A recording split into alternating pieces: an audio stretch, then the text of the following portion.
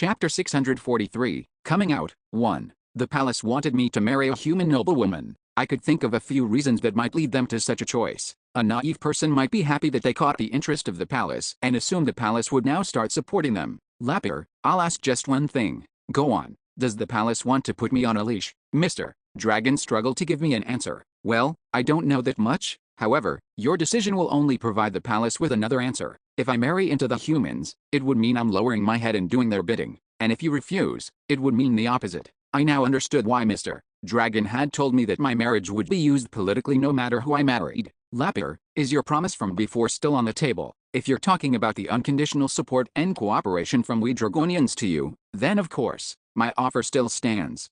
In all things that don't involve the king, of course, just as I said back then. Right. Might I say, you are taking far too negative of an approach to this. I've got a habit of thinking about the worst case scenarios first. I would probably need more time to mull it all over by myself. With that, I asked Mr. Dragon a few more questions before moving on. He doesn't know if this is the action of the king, or who my potential fiancé is going to be. Still, since I'd gotten this warning, I would be able to keep my calm during the palatial meeting and respond accordingly. So, if marriage was the first point, what's your second one? What Mr. Dragon wanted to tell me next came as a complete and total surprise. It is about the sealing of the labyrinth. And by sealing, you mean, as I said, no more, no less. I don't know the reason either, but the sealing of the labyrinth will be a topic that is brought up during the palatial meeting. So you're saying it's not confirmed yet? No, it is. It will only be brought up as a sort of formality, but the decision seems to have already been made internally. I see. I asked what this sealing was going to be about, but he didn't seem to know much about it either.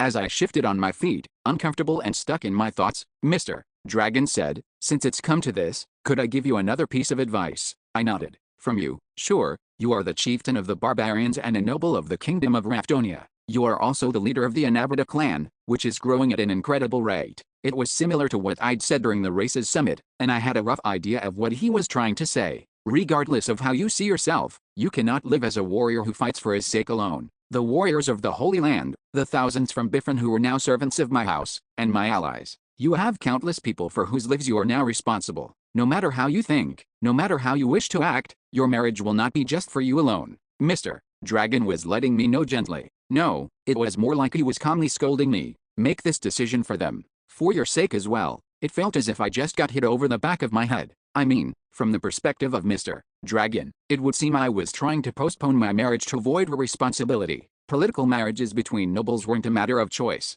For them, love was a luxury, and luxury always carried the connotation of inefficiency in every age. That was all I wished to tell you. I hope you don't take offense. None taken. You aren't wrong either. Maybe I was a romantic. I still hadn't been able to shed my shell of modern values, yet really, that didn't apply here. There were cases like this in modern times as well, and I didn't mean just those marriages of convenience between rich people. Everyone needed to face the reality of what marrying someone meant. I hope this was helpful for you. Don't worry, it definitely was. That wasn't lip service. I was being genuine. Thanks to him, I got an idea of what I needed to do. Where's Ravine? Who can say? That child doesn't come by the Holy Land these days. To be honest, even I don't know what she is doing. Do you not talk to her regularly? You will understand when you have children of your own. Conversations don't happen just because I want to have one. I see. At some point, it becomes difficult to talk with them when the conversation isn't necessary. Ravi, she wasn't like that when she was young. It was a little funny to see Mr. Dragon complain about it. Maybe all parents ended up like that. In any case, after finishing up with Mr. Dragon, I took his suggestion and met up with the little dragon pen for the first time in a long while. You're here? I thought you were never coming back. Are you saying you don't know what happened to me? I'm relieved. You came back alive. Her annoying behavior seemed to have mellowed out, and she was more tender overall, perhaps because I was the one who brought the heart of the dragon slayer. So, she began. Do you notice anything different? No. I got taller. By this much? Oh. Now that she said it, I did notice that she had grown a little, though she did still have her childish personality. Right, her body's internal clock froze because she'd cast a curse on that dragon slayer. Thanks to her body recovering, her growth seemed to have resumed once more. Just you wait. I'll become like my older sister soon. Aiming for Raven's looks might be too greedy for her. Even if she grew at the same rate for another year, I doubted she would be able to escape her small classification. But even I wouldn't say something like that to a child who only just regained her health. Yet, I'll cheer for you, I said instead. Anyway, since you're here, tell me some stories. Afterward, I passed the time by telling her about my adventures on the underground floor. then spent the night in the Dragon Temple. When I woke up, I had breakfast with Mr. Dragon and Pen before leaving early for the royal capital of Karnan. The life of a noble is pretty good. I arrived at the Palace of Wisdom, where the palatial meeting would be held, a day early. I then spent the day lazing inside a VIP room where I was assigned. Well, I tried to, at least. Knock, knock. I didn't know how they knew, but as soon as I entered the palace, nobles kept coming to meet me. Haha, I came to stop by after hearing that you arrived early, Baron. Could we share a conversation over tea? Some came purely to gain social points with me. I have an offer for you, Baron.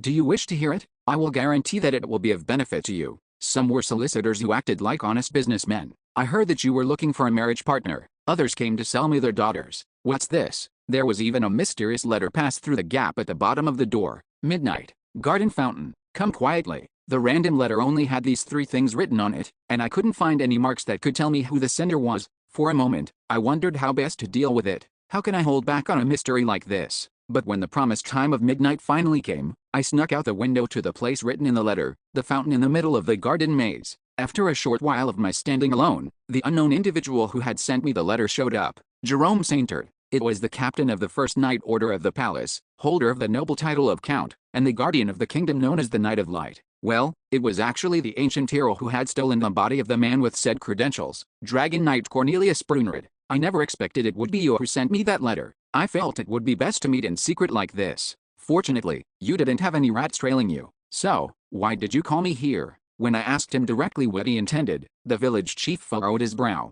Do you really not know? Or are you saying that because you have no intention of keeping your promise? Oh, right. I promised to give him back his item as soon as we left the floor. I quickly opened the subspace and took out the heart of care I'd been holding on to for him. Something's nagging at me, but I did promise him. I didn't have a choice to begin with. The village chief could take a myriad of extreme measures if I didn't give this to him. After taking the item, the village chief looked closely at it, trying to see if there was anything wrong with it, before putting it in his pocket. Are we done here? I probed. That was the most important matter. So there is more. I got the feeling that handing over the heart was only the appetizer. I heightened my focus as I stared at the village chief. The palatial meeting will bring up the topic of your marriage. I know. Then this will be simple. I told myself to maintain a poker face no matter what he said. If possible, marry that woman. This is the last lifeline the palace will throw for you. Lifeline. I echoed slowly, fighting to hide my surprise. What are you trying to say? Just as it seems. If you do not take their offer, there is a very likely chance that you and your allies will not be safe.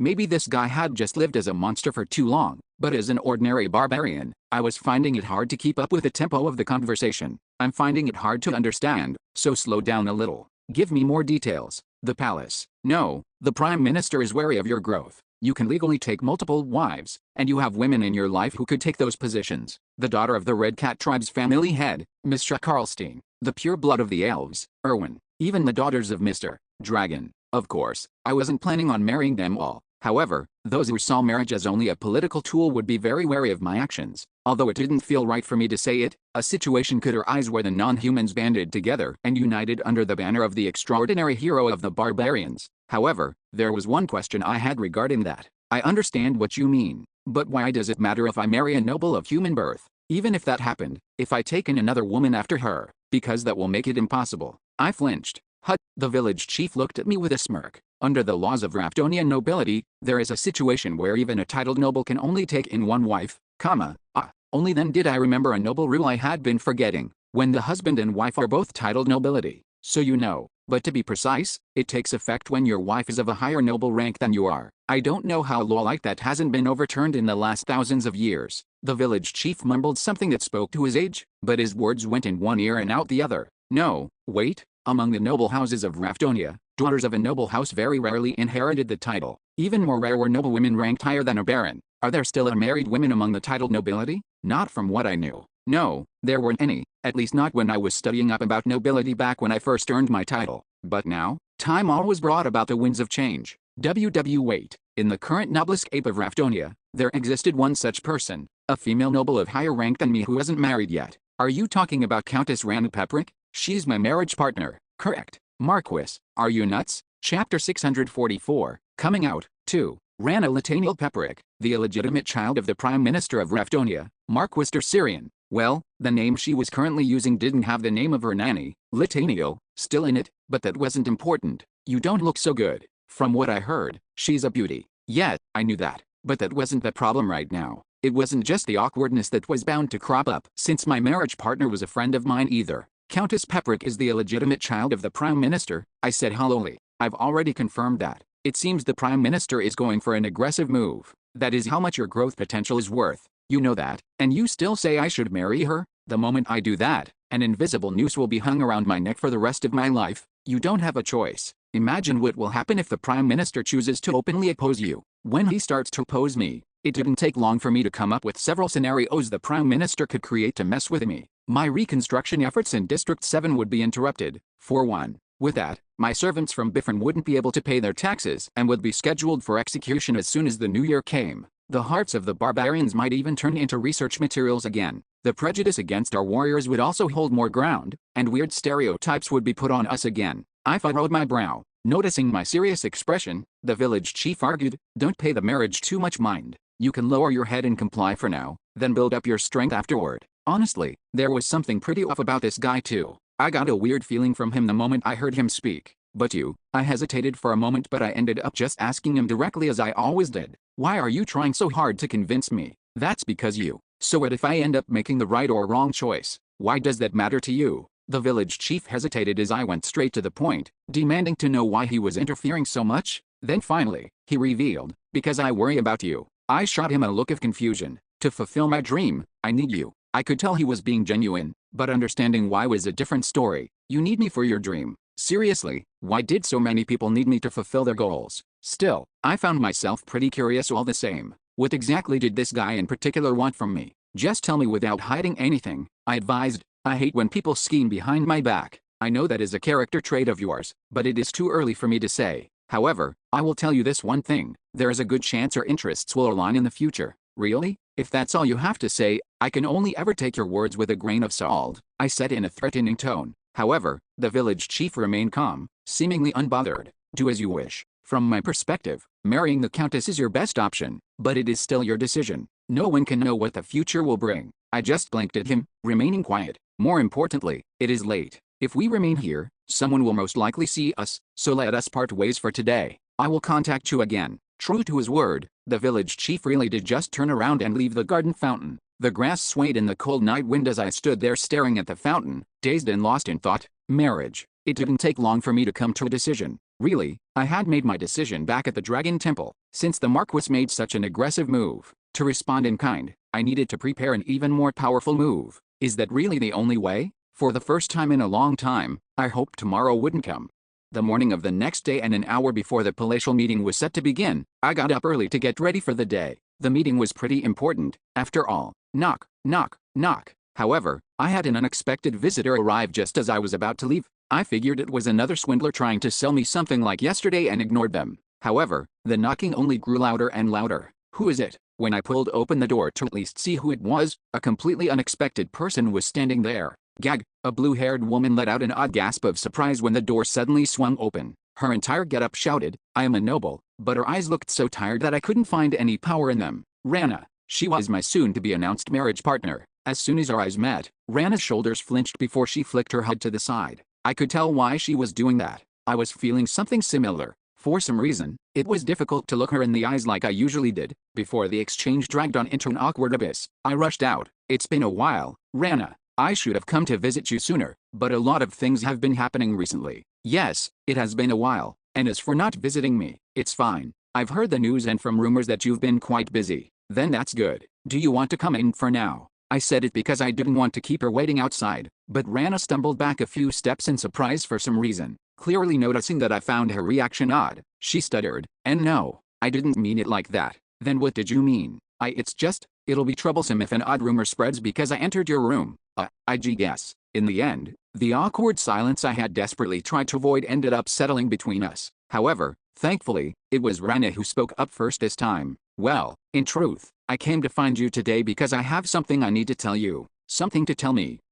Rana seemed to find it hard to get the words out, as her words trailed off, and the way she was acting allowed me to notice what she was trying to say. "During this meeting, an unexpected topic may pop up. I hope that you don't get too surprised. Bjorn Yondell, aren't we both nobles? Yet, for people in our positions, there are situations where things progress outside of your own will or intentions. You understand, right?" She was probably having a hard time by how long she was dragging this out. I wanted to wipe the slate clean and resolve the issue right here and now, but for my plan to work, I needed to act unaware for now. So what do you want to say? I can't tell you right now, she admitted. But my father has proceeded with a few things on his own. So no matter what is brought up during the meeting, please do not misunderstand. Got it. I don't know what might come out during the meeting, but I won't get the wrong idea about anything.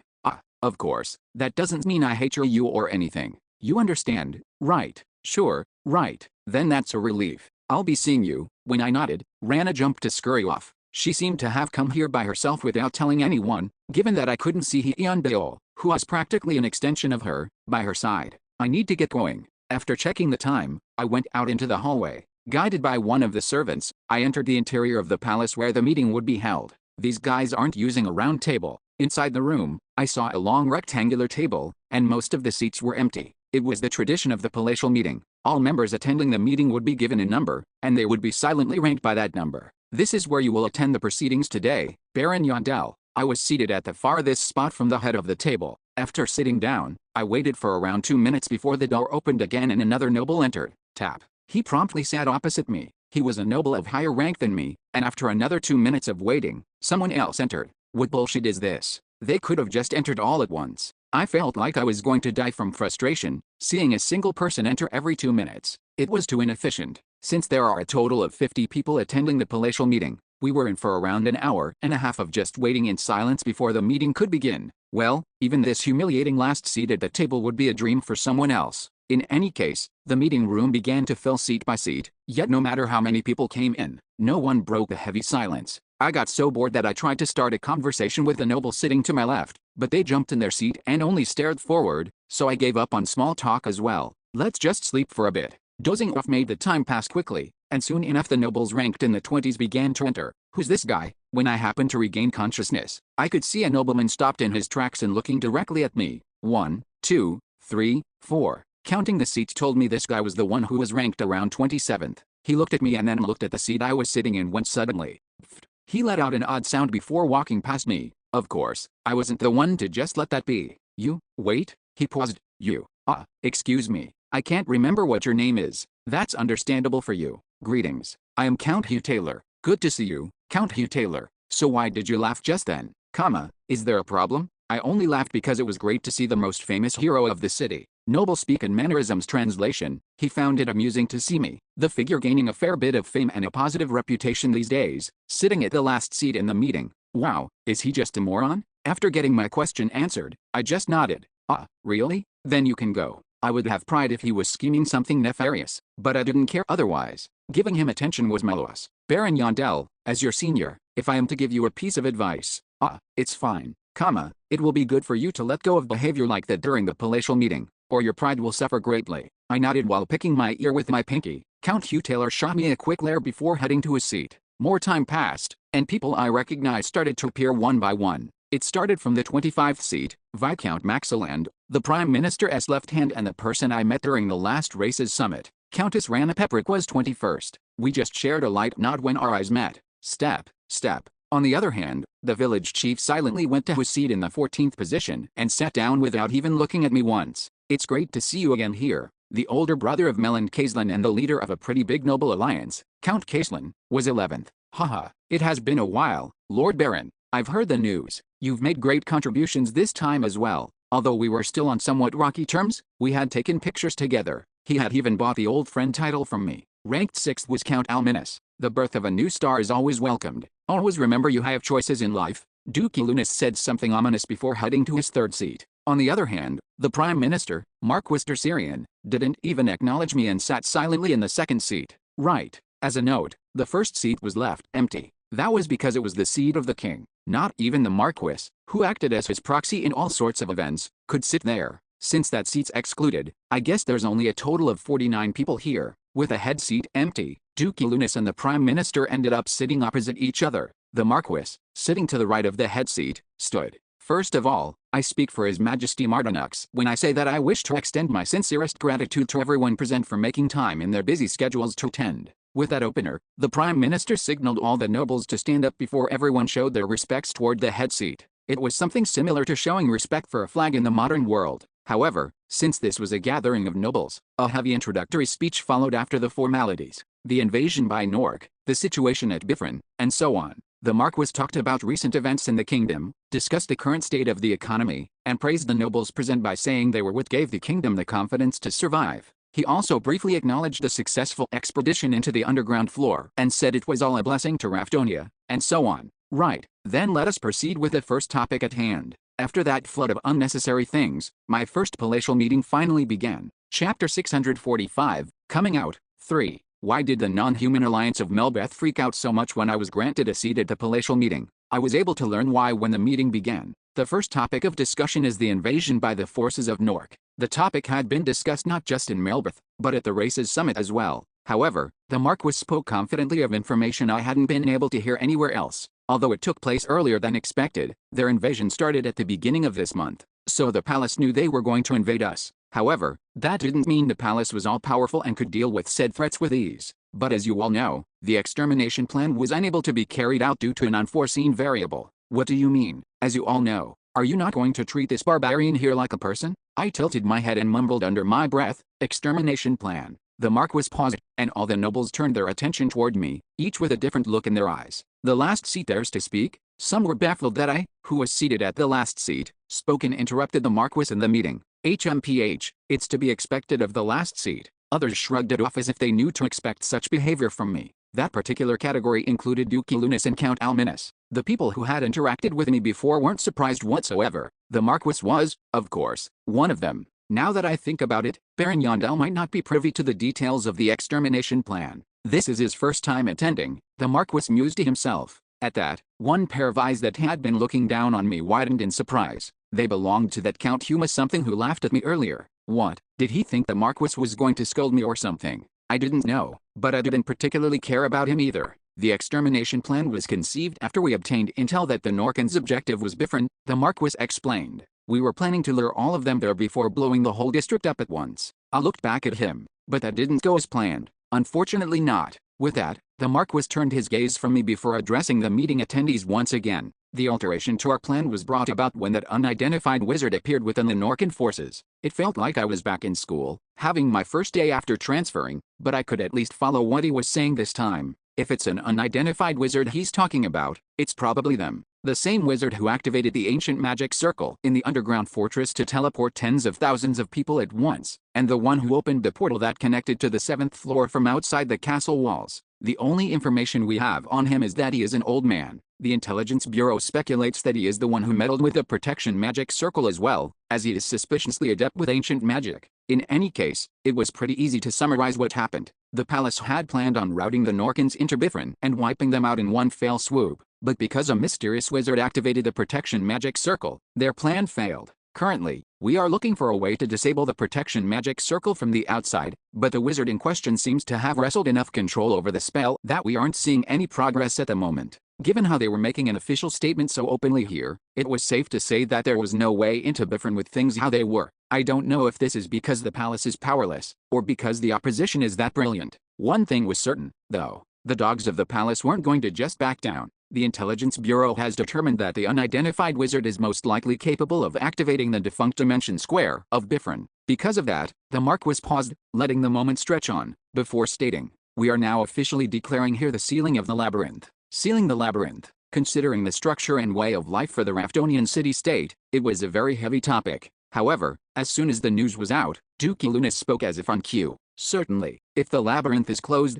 not given they will be able to do anything. After the Duke, it was Count Alminus. They will have to make a choice, either walk out of their own will or starve within. They were all rehearsed lines. I doubted today was their first time hearing about this. Under normal circumstances, a scenario would have been crafted in which a vote to close the labyrinth would take place just for show, and the decision would have been near unanimous. However, I was a barbarian with no understanding of social cues. Marquis Tercerian, I have a question. He was slow to respond. Go on. Do we have to seal the entire labyrinth? In response, Count Hugh whatever in C27 couldn't hold back and commented, think about it. If there were another way, do you think the Lord Marquis would speak of sealing the labyrinth? Well, he wasn't wrong, but the existence of other methods wasn't what I was curious about. I wanted to know why it was the only method available. Is that true? I asked, turning to the Marquis after ignoring Count Hugh. The Marquis looked at me with open annoyance but proceeded to kindly explain. The dimensional magic governing the labyrinth is more complicated than you can imagine. However, I will give you a brief overview of the subject. He said brief, but he actually went rambling on about some long and boring tale.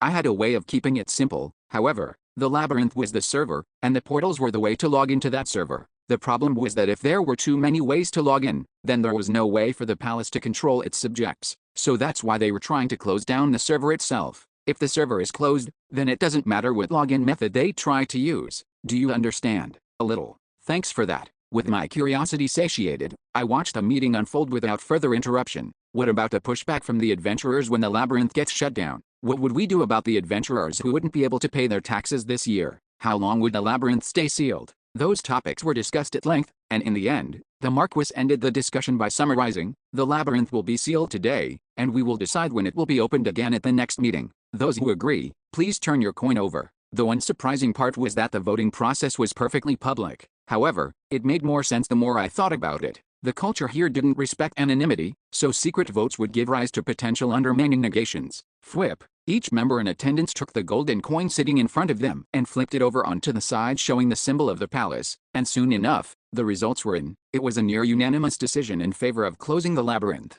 It was no wonder, then, that the eyes of all the people present landed on me once again. Why wouldn't they, when I was the only one who voted against it? Baron Yondell, may I ask why you did not turn over the coin? It's clear that everyone will have a hard time if the labyrinth is closed. Well, we're living good, so the labyrinth closing won't affect our livelihoods too much?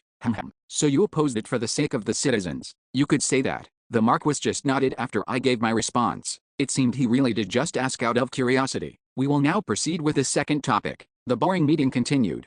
The meeting that began in the morning continued without rest into lunch. There were a few breaks in the middle, but why is the schedule so hardcore? We were only given enough time to go to the bathroom or things like that. Definitely not enough time to eat. It was a long-standing tradition of palatial meetings or something along those lines. Haha, that is why on the day of the meeting, everyone eats a hefty breakfast before coming in. Why did a tradition like that even start? If you're invited to attend, your time is worth your weight in gold. Since gathering the attendees here is a feat itself, everyone wants to minimize the time wasted, even if it inconveniences them a little. But if that was the reason, wouldn't it be more efficient to just get straight to the point instead of using all that flowery language and dancing around the issues? Honestly, if the only attendees of the palatial meeting were barbarians, we would have been able to finish everything before lunch and eat on time. Seems the meeting is going to resume. You can go in first. With that, Count Almanus and I parted ways. I stuffed the rest of the jerky into my mouth before entering the room, and the meeting resumed. The second topic was about the reconstruction of District 7 and District 13, the third about taxes, and the fourth about accepting evil spirits. Speaking of, the evil spirits thing only got a brief mention. It received a lot of opposing votes and was dismissed. Then, now on to the ninth topic. The Marquis, who was acting as the host, gave a quick perusal of the room before settling his gaze on me. I glanced to the side only to see Rana looking embarrassed while trying to school her expression. It immediately tipped me off to what would happen next. Looks like it's finally time. The ninth topic was about my marriage, between me and Rana, at that. However, before the ninth topic is discussed, I will say this for the benefit of all those in attendance. This discussion may be a bit personal. A personal matter. That is how it should be categorized, but it is still a matter of great importance to the kingdom of Raftonia. Then we shall leave it to you. Duke Lunas nodded at the Marquis's explanation. No one would step forward against such a display. That grandpa's acting again. He knows what we're going to be talking about. Duke Lunas and Marquis Turgeon. What an interesting relationship those two had. Even though they were set up as rivals, they cooperated well whenever it came down to it. Baron Yondell, what has you so lost in thought? I wasn't thinking about anything. Then please pay attention to what will now be said. The person directly involved with this is you, Lord Baron. I asked with an innocent tilt of my head. Are you talking about me? The Marquis sent me a look of suspicion before talking in his usual flowery noble speak. Baron Yondell, everyone here recognizes just how busy you are in your daily life, and just how many things you have accomplished in your time. However, it is a great loss to the great royal house of Raftonia for a person of your caliber, and a family head of a noble family, to remain without a partner. What are you trying to say? Isn't it time you find a life partner and build a family? If you agree to it, I wish to recommend Countess Peperick to be your wife. The moment the words were uttered, the meeting room livened up. Baron Yondell and Countess Peperick. Judging by their reactions, I could tell that a few of the nobles present didn't know about my marriage. The house of Countess Peperick is in a similar situation to yours, Lord Baron. Under the law, the two houses cannot become one, but if the two are connected through marriage, this will be a great blessing to you in the kingdom. At least, that is how I see it. What is your take on the matter? The question dangled a crushing weight above my head, not like he was actually asking for my opinion or anything. He brought it up deliberately to try and pressure me, yes or no. As always, those were the only two choices given to me. If I agreed to the marriage, I would be submitting to the Marquis, who would then work to control me in countless ways. And if I refused, I would be kept in check in plenty of other ways too. Of course, we are not asking you to make a decision right here and now, after you collect your thoughts. However, I wasn't going to be changing my mind. It was a pretty extreme tactic. It made me shiver just thinking about it again. Damn it. But I still had to do it. I don't want to, I shouted, cutting off the Marquis. I won't be marrying. The Marquis narrowed his eyes a little at my blatant refusal. Those eyes were telling me he was contemplating how he was going to keep me in check for rejecting his proposal. I hastily said, not just Countess Pepperrock. I won't be marrying anyone. That was the decision I came to after a lot of thinking. If the Marquis was worried that the Yondell barony was going to actively use marriage to explode in power, then it should be fair for me to declare solitude to combat that. I truly do not understand. Are you saying you would remain single forever? However, the Marquis didn't seem to trust me. I didn't blame him. A mere declaration could be overturned whenever I so pleased depending on how I felt in the moment. Do I really need to do this? I needed a more guaranteed method, and that was exactly what I had prepared. The problem was that the very thought of it had me sighing. Yet, let's try it. In the end, I clenched my eyes shut, decided and ready. Marquis Syrian, I shouted loudly. I'm sorry, but I'm not interested in women. For some reason. No, I had a pretty good idea as to why. When I slowly forced my eyes open, I was met with a crushing stillness, as if the world had come to a halt. Once the frozen time resumed, looks of horror were directed my way. You are not interested in women? No, then perhaps. Many drew their own conclusions and expressed disdain. It was understandable since homosexuality was considered taboo in this world. But it's not men I like. I proceeded to take out the doll I prepared from my subspace and presented it to everyone. I love this doll, what? I will marry this doll, pardon. It had to be done. Chapter 646, coming out. 4. Green buttons for eyes. Skin as smooth and white as silk, lips woven in with red threads. It wasn't even a realistic doll created through hours of craftsmanship by a master dollmaker. Only the ribbon stitched to the right of its forehead signified that the doll was intended to be female. It was a cheap, hand-sewn doll that children from ordinary families would have played with when they were young. So, Baron Yandel, Rana began carefully. You feel love toward this doll? I felt a surge of shame flood my senses as blood rushed to my head. It felt as if my hair was falling out. I want to die. It was truly an odd thing. In the Goblin Forest, at Ice Rock, no matter what hardship I encountered, I had never once thought about wanting to die. I forced myself to nod and agree.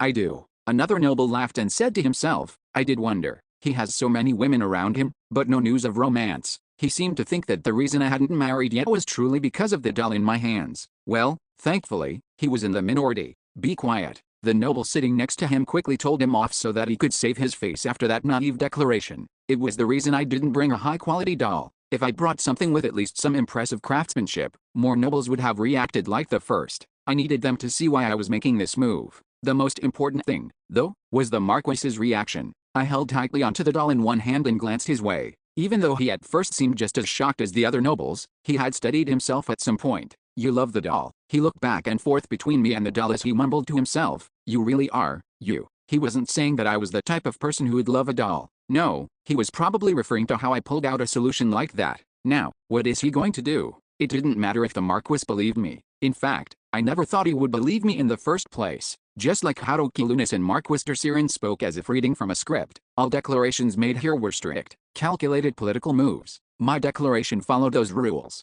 My determination to not marry anyone would, thus, be expressed in a roundabout way.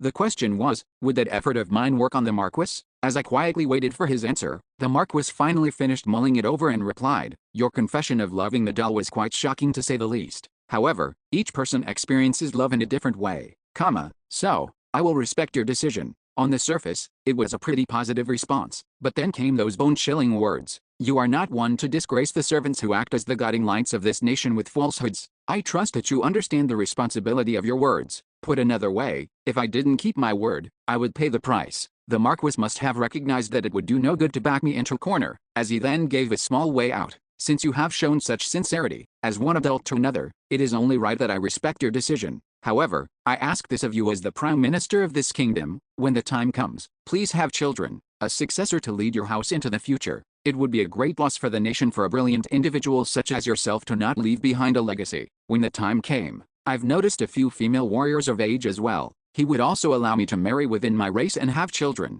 To the Marquis's offer, I responded, I'll think about it. That was all I said, but truthfully, it was subtle acceptance on my part. I mean, it wouldn't make sense to just agree with him outright here, right? Alright, then we will leave that subject there. Thank you all for waiting. We will now continue with the next topic. That seemed to have worked decently well.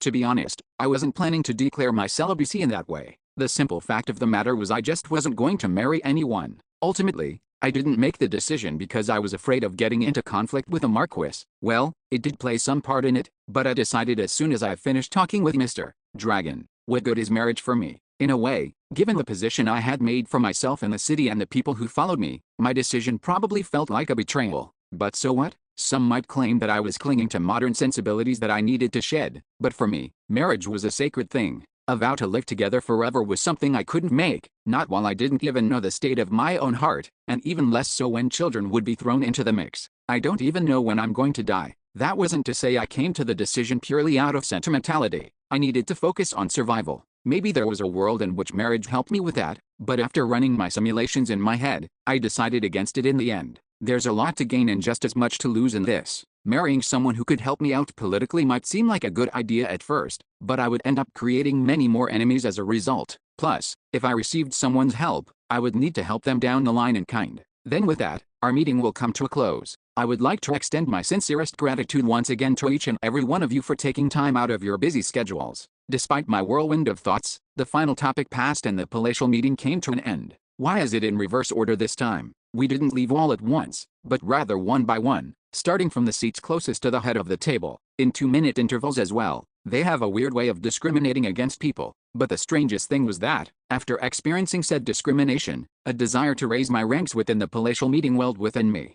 Maybe that was the reason it became tradition? If even I gained the desire to raise my ranks from that alone, what would those power-hungry monsters be feeling? With that, everyone except me had left the meeting hall. I felt a little saddened for some reason, but then got up out of my seat and left the room. As I was about to leave for home, though, someone called out to me from behind. Excuse me, Rag, someone could see us, so I should probably maintain some distance. Countess Pepperrock, you haven't left yet. No one is around. You can call me by my name, like usual. It's better to be careful about these things, Countess. Yeah, mistakes happen without one realizing it. That was why I had to keep calling Amelia Emily too. So, I said, trailing off, were you just waiting for me the whole time? Yes, I had something I needed to discuss with you. What is it? That doll from before. Rana seemed displeased when she mentioned the doll before continuing.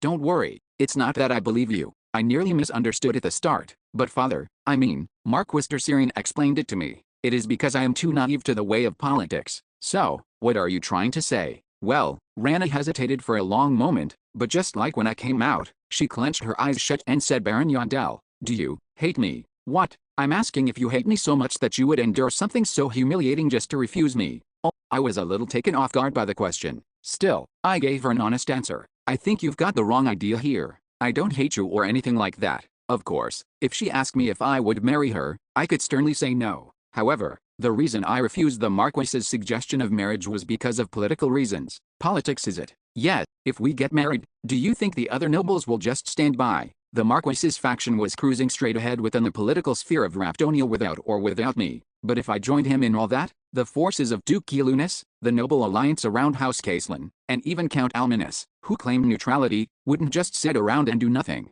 They would try to protect themselves by forming alliances or something along those lines. Because of something like that, but we're capable of stopping them. Well, we probably could, but I don't want to make a headache out of trying to deal with the relationship drama like that. I see. So you get it. Yes, I do understand. You're saying you had no choice but to refuse given my current status. Oh, I guess it could be interpreted in that way. The subtext seemed a little off, but even if I tried to look deeper, she wasn't technically wrong in that. Well then, I'll take my leave. Bjorn Yondell, you must be tired as well. Please go and rest. Yeah, it was good to see you. Let's meet up later. Of course. After a short farewell, we parted ways. I stepped outside the palace itself and went over to the carriage station.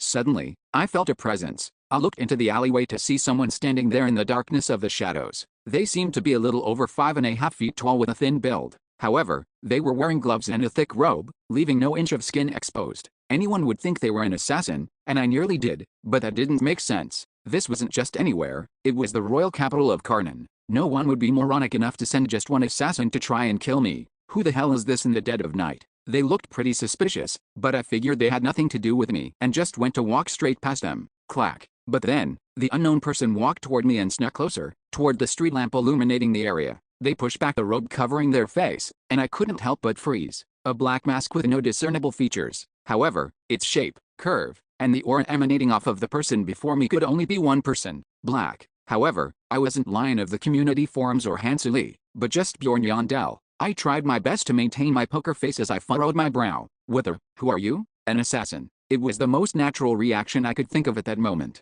However, the unknown masked person just shook their head at my question. No way. The familiar voice of a woman entered my ears. Swish. Then, she took off her mask. Black hair and black eyes, and facial structure and skin tone that looked vaguely Asian. Heron Savi. No, to be precise, the evil spirit who had taken over the body of Heron Savi, Heian Bilil Kang. For some reason, she silently looked at me with a smile. An inexplicable chill raced down my spine, and I tried to speak while hiding that fact. What are you doing here? Did Rana send you? No. Then why? Didn't I tell you before? I'm going to do what I want to from now on, and that we'd see each other on the outside. Of course I knew that Heian Bilil had sent me that message in the end. However, I acted as I usually would for now. What do you mean by that? As I was about to ask that, Heian Bilil cut me off and took off the heavy robe that had been concealing her body. But I didn't expect back then that I would need to wait this long. But it's fine now that I can see you. She used her long legs to take another step closer. I think she's gotten taller since the last time I saw her. Bjorn Yandel. Clack. No. Hansu. How the hell did she? Chapter 647, Coming Out, 5. I'd known for a while that Heian Bilil had been suspicious of my identity. She had even flat out asked Bikoli when I wasn't around. She keeps asking if you're Bjorn Yandel or not. After asking her later, there were 3 big pieces of proof that Heian Bilil had. I know exactly when you came here, Hansu. Time. Of all the adventurers who appeared around then, there isn't anyone who grew in name and power as much as Bjorn Yandel. Growth.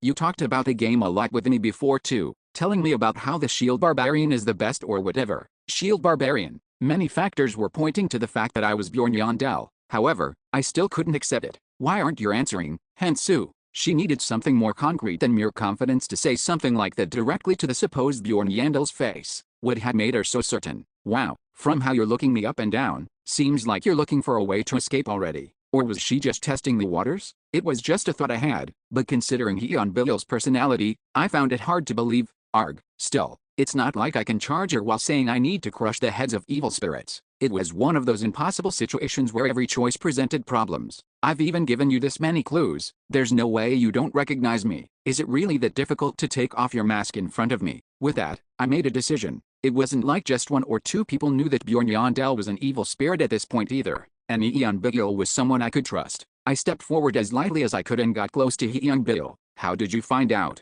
Once I took off the invisible mask hiding my face, Heian Bilil smirked and shrugged. To be honest, I wasn't sure, not until now.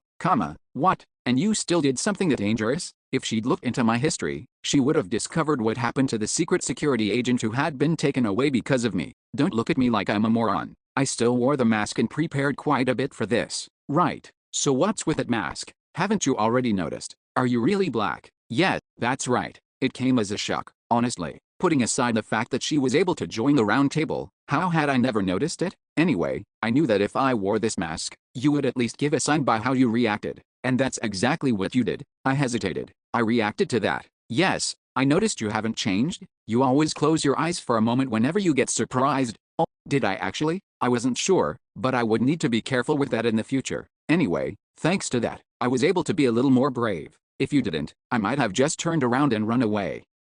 No, but why did you need to go that far? Well, I could ask the same question of you. What do you mean? You scared me by pressing me with questions, asking who I work for. You acted like you were going to kill me. That, was true, but that was only because I thought I would turn her down the wrong path. It's not that I hated it, or anything. Heian Bilil then looked at me and asserted, but you're the one who crossed the line first. Hansu. There was nothing I could say to that. No matter what the reason was, I had forced her to reveal her identity, and it would be laughable for me to now get angry at her for forcing me to reveal my identity. I sighed. That was why, rather than reprimand Hyunbil, I decided to do something more productive. So, how did you get into the round table? Did you get GM's help? Yeah, I said it might help figure out your identity, and I found a way to ask to join. And what about the information you shared during the round table? Did you get that from GM as well? No, they're all things I got on my own. I went back and recalled all the information shared by Black during the roundtable meetings, and two with the biggest impact immediately came to mind. Other than opening the gate of the abyss, dimensional magic is the one other way to return to Earth.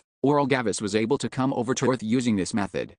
Thinking about it, there were others as well. Bjorn Yandel and Mr. Karlstein. Were those two really dating, as the rumors say? That wasn't information but the last question asked of me, so I skipped that. So she was sure of my identity at least from that point. In any case, how was Hyunbil, who wasn't even an adventurer, able to obtain such high-quality information? I've said this before as well. Countess Peperick trusts me pretty deeply. While helping her from her side, I had a lot of opportunities to obtain all sorts of information.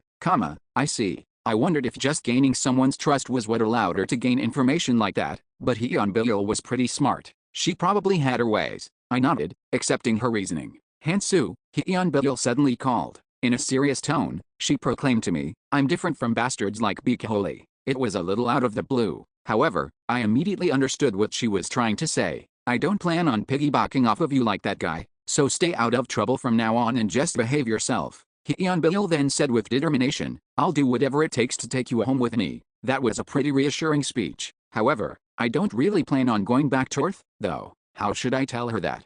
In the end, I wasn't able to tell her. My response may have been different at the start, but now after so much time had passed, I didn't really care about going back to reality. And if I told her that, it was obvious things would get messy. Later. I'll tell her later. Not much would change just because I postponed my announcement. Regardless of whether I wanted to return, Hyunbil was still going to look for a way back, anyway. So, how did that marriage talk go? I waited to meet you, so I still don't know what happened in there. Oh, that? How should I explain that? My head started to hurt, so I just told her the result. I rejected the marriage proposal. Oh, really? You can hear the details from her later. It seems like she tells you everything. That's true. Rather than a right-hand man, my position is closer to a friend right now. Hyunbil then said that we would be discovered if we talked for too long here and picked up her pace. Take this for now, what is it? Nothing good will come out of us being caught while meeting in private, right, so what is this? It might be easier for you to look at it. After ripping the page in half and giving it to me, she took the other half and wrote something on it with her pen, and as she did,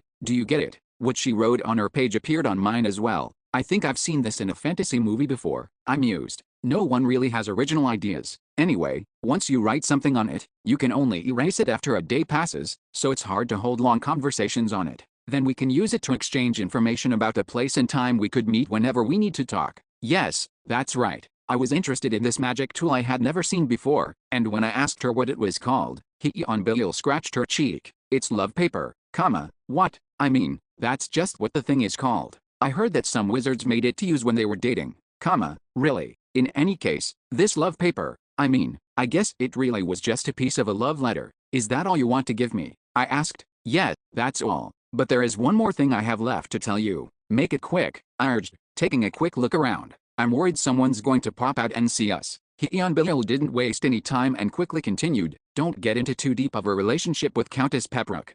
That woman has a big secret she's hiding. It's not just the fact that she's the illegitimate child of the Marquis. You might get tangled up in a dangerous situation if you're too close. A dangerous situation. Got it. I'll keep it in mind. Then, that's all for today. I'll contact you again later. Hyunbil disappeared into the alleyway. Then I quickly left the area and headed back into the Holy Land. Chieftain, an object came for you. A few days later, a delivery addressed to me arrived. It was a suspicious parcel without any mention of a sender. However, the contents of the box made it obvious who sent it. Black hair and black eyes. It was a piece of trash doll without any distinct facial features, but the legs were dyed with black ink. I was left speechless, and I took out the paper I received from Hyunbil to say something back. Swoosh. Letters appeared on the empty paper that could never be interpreted by any resident of Raftonia.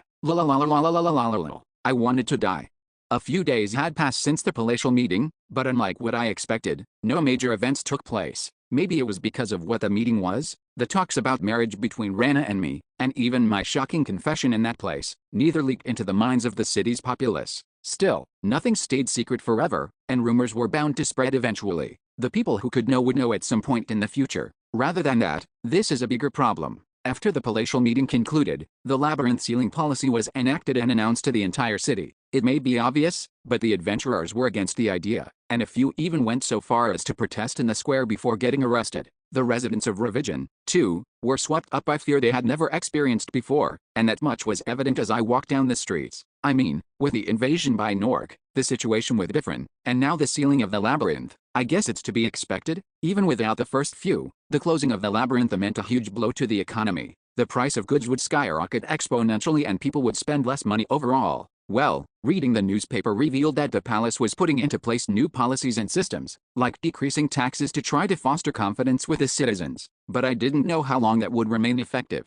Let's just do what I need to do. I left the Holy Land one day to meet the alliance leader of Melbeth. The Gramps and I met alone, and I told him everything that happened during the palatial meeting. I didn't have a lot I could do with the information, but it was a different story for the other noble houses of Melbeth. Thank you. The information you have shared with me today will be of great help in navigating the chaos that will soon unfold. I will never forget this debt, and vow to repay it in the future. Just by attending it and silently listening to what everyone said, you could obtain power above the ordinary nobles, and that provided proportional authority. Maybe that was why all the nobles fought tooth and nail to obtain a seat at the table. Oh, and like I said, I decided not to marry. You don't have to worry about that anymore. To be completely honest with you, we are grateful that you fended off the Marquis's offer. Then, it won't be immediate, but I will certainly work to make sure that all of Melbeth can be mobilized for your sake.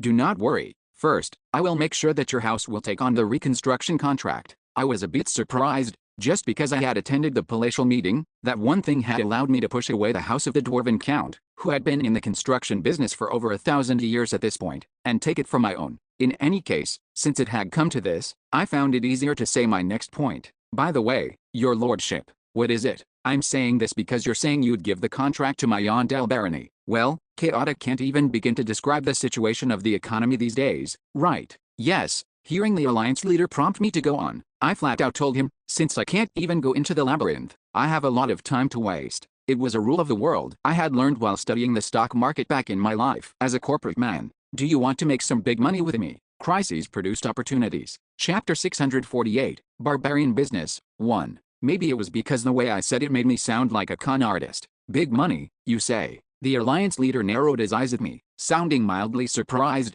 That look told me if anyone else had been the one saying that to him, he would have immediately kicked them out. Tell me this first. What is this plan you have? Still, since I got permission from him to continue, I quickly explained myself before things took a turn. I'm talking about investing in this opportunity. He paused. An investment? Do you have a business you're looking into? No, I'm not investing in a business. Then, let's invest in the land of District 7. The land. The leader didn't seem to understand what I was going for with my nonsensical talk, but it was understandable. I had expected as much. In this world, buying land was not all that attractive of an opportunity for the people. Or, more accurately, it wasn't something people thought of as a good to invest in. Only the nobility could buy land, anyway. And honestly, it's closer to an alternative income stream that produces monthly earnings. Nobles with land to spare would rent the land and its buildings out, even though there was hardly ever a case where the land appreciated as they did. It was only natural. In this deformed society where mana stones replaced every single material, where the currency was simultaneously consumed and circulated, the value of money very rarely fluctuated.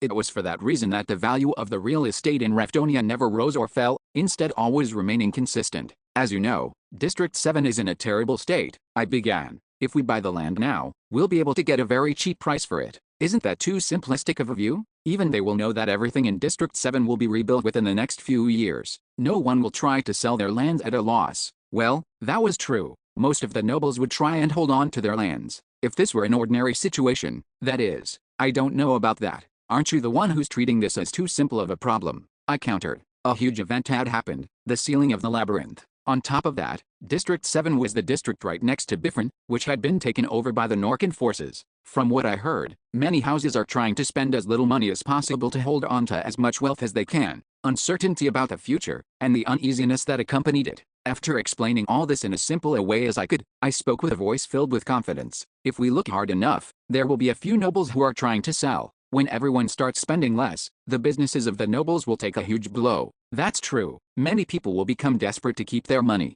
The leader seemed to understand my point now, but that didn't mean he was fully convinced. However, the same goes for us as well. Even if we can buy those lands at a cheaper price now, it would be a long time before we'd reap the benefits of this investment. True. Just as you said, we don't have the luxury of looking so far into the future when we can't even see what is going to happen directly in front of us. Not me, nor any of us. He was as wise and experienced as he was old. Even if the other noble houses were trying to sell their land to acquire more funds, the houses of Melbeth needed to hold on to their own wealth. We couldn't afford to invest in something that would pay that far into the future. I think I'm nearly there. Grinning, I lowered my voice as I said, but what if we can buy the land and hold on to our wealth? Then what will you do? The Alliance leader, who had lived in Rafdonia for his entire life, could never accept such a hypothetical. It would only sound like the fantasy of a random barbarian, and he took it as I expected him to. That is a meaningless dream. Even so, answer me. What will you do then? I pressed. The leader was forced to give me an answer in the end. Why bother asking me again?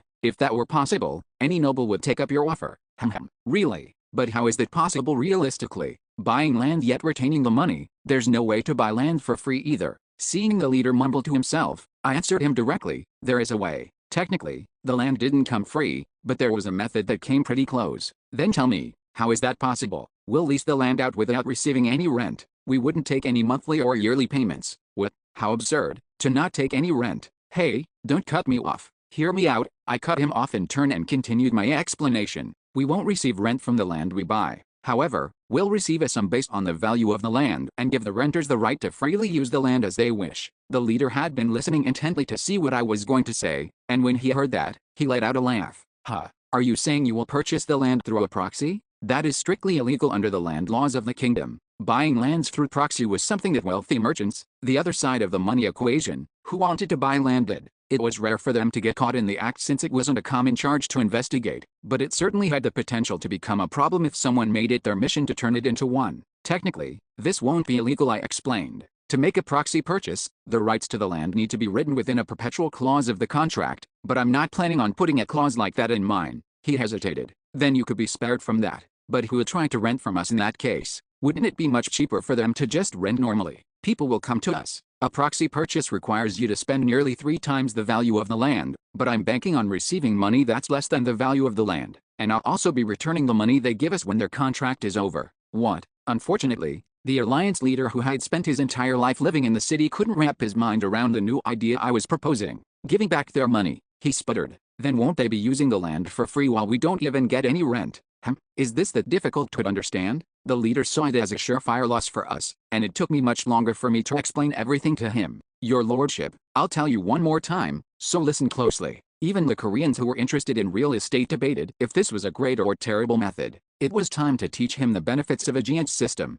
My plan was pretty simple. We would buy the land of District 7 from nobles who needed money, and then we would take a high-value deposit from merchants or other rich individuals and give them the metaphorical key to the land to use it as they pleased. And then we'll use that money to buy more land. Rinse and repeat. The old man wondered if that would even work, but with some persistent persuasion, he couldn't help but come around to the idea in the end. That's true. If a decent building can be reconstructed on the ruined land, it won't be difficult to find those who want to enter the contract with us. It will be much cheaper in the long run for them as well. Giants, or a key money deposit, would require a lot of money upfront from the client side. However, if they had the money, the lease would be much more financially beneficial for them. That's because they don't pay any monthly rent. I mean, this wasn't even a world where putting money into the bank gave you interest. If my predictions were correct, some people would borrow money from the bank to pay the deposit we were asking for, and the monthly interest would then go to the bank instead. I'm going to talk with Count Almanis, the bank director, as well. I'll see if ordinary civilians can take out loans with me as a co-signer. At a certain point in my explanation, however, the Alliance leader mumbled, "This is unbelievable." His tone was completely different from before. If in the past he said it in a mocking and disbelieving tone, now, it was closer to him being overwhelmed and amazed. And didn't the palace promise to pay for most of the reconstruction costs for all the destroyed buildings? Yet, if this plan progresses as you say, money that was once enough to buy a small street could buy the entirety of District 7. Since he was a native of this world, he was slow to pick up on new ideas. However, he was still pretty adept in the way of finance and business, so he ended up understanding what business I was trying to pitch him. Well, it wasn't a perfect picture, but that was fine. I think you've misunderstood something, Lord Viscount. My goal isn't to buy the entirety of District 7. We'll buy the entirety of District 7 and sell it later when its value increases. That was the core of the plan. If I bought all the land and gave it to everyone under key money contracts, what good would that do me? If the value of the land didn't increase, it would only be a loss to me. Well, if the value did increase, on the other hand, I would see tremendous profits. Your lordship, you know this as well as I do, I began. When the dust settles and District 7 returns to normal, the prices will return to how they were before the disaster. It was a guaranteed win for us. I mean, that was unless the Narkans came through the walls again and destroyed District 7 one more time in the middle of us reconstructing everything, of course. Oh, that won't happen, right? I didn't want to jinx myself and shove the uneasy thoughts aside. Anyway, think carefully about it, Lord Viscount. When that time comes, how much money do you think we'll make? What can I do to help? Alright, that look in his eyes tells me he doesn't need more convincing. To be honest, I had already told him everything I needed. We couldn't even attempt this plan if Gramps here didn't actively help me out. From finding nobles who wanted to sell their land, to capital to buy the land, and then even to gathering more funds to survive until the buildings were erected and our tenants could be acquired. Every single step of the process required the leader's aid. Since I myself didn't have many connections, I would falter at the first step. I'll say this one last time, but unless they want to sell it for cheaper, do not buy it from them. We're probably the only ones reckless enough to try buying land in this climate anyway. Don't worry about that part, the old man reassured. Negotiations in that field are something I have done countless times in my life. Yet, this was it. A house with thousands of years of history, and the connections that came with it. On top of that, I developed negotiation skills that had been honed through years in politics and business. With a leader here, I could trust him to carry out the work. However, I'm afraid I cannot make such a weighty decision right this instant. I will think more on it before contacting you again. He did take a step back at the end, but I nodded without trying to convince him again. I had already seen the change in his eyes. Sure, he would contact me soon. Creating a giant system in Raftonia was sure to provide great profits. However, the one small worry I had was that such a capitalistic system might make me seem too much like an evil spirit. There's no specific technique that's being applied here, though, and the giant system is something that anyone can think up. Of course, the Koreans who knew about the system already would become suspicious of my actions after seeing it, but there are only 3 Koreans here, Bikoli, Hyeon Biol, and me, and all 3 of them knew my identity. Well, there could be more Koreans in the world who were living in hiding, but I decided that it was worth a risk. I wasn't the weakling from before who would cower in fear from evil spirit hunters from the Ministry of Security. I now had ways to protect myself, and most importantly, I had put a few insurances in place before enacting the plan. Was this all something that you planned in advance, Baron Yondell? Not at all. It was thought up by my head administrator. Seems like her brain was working in that direction since we started building houses in our holy land. Are you talking about Administrator Chavanemore? That's right. She was promoted not long ago. I truly can't understand. I don't know if these talented individuals flock to you through sheer luck, or if being around you has allowed them to shine even brighter. The way the leader's eyes sparkled with jealousy made me feel a bit embarrassed. However, an expert warrior never let a single opportunity pass. Well, won't you be able to see which one it is in the future? I grinned as I said, after all, you and I are on the same side now. It may not be obvious, but emotional phrases like this worked best on old people who had experienced all sorts of hardships in their lives. Chapter 649, Barbarian Business, 2. After wrapping up my meeting with the Alliance leader, I went and met with a dwarf for the first time in a while. Hikard Murad. Bjorn, why only now? Why are you here only now? I've sent you so many letters. His reaction to a reunion was stronger than ever before. Justifiably so, given that his forge was swept up in the situation this time and he'd practically become unemployed. It was also why I was meeting him in the lobby of the Kamalbi Inn. Sorry, I should have visited you earlier, but I was busy. Busy? It's already been a month since you've returned.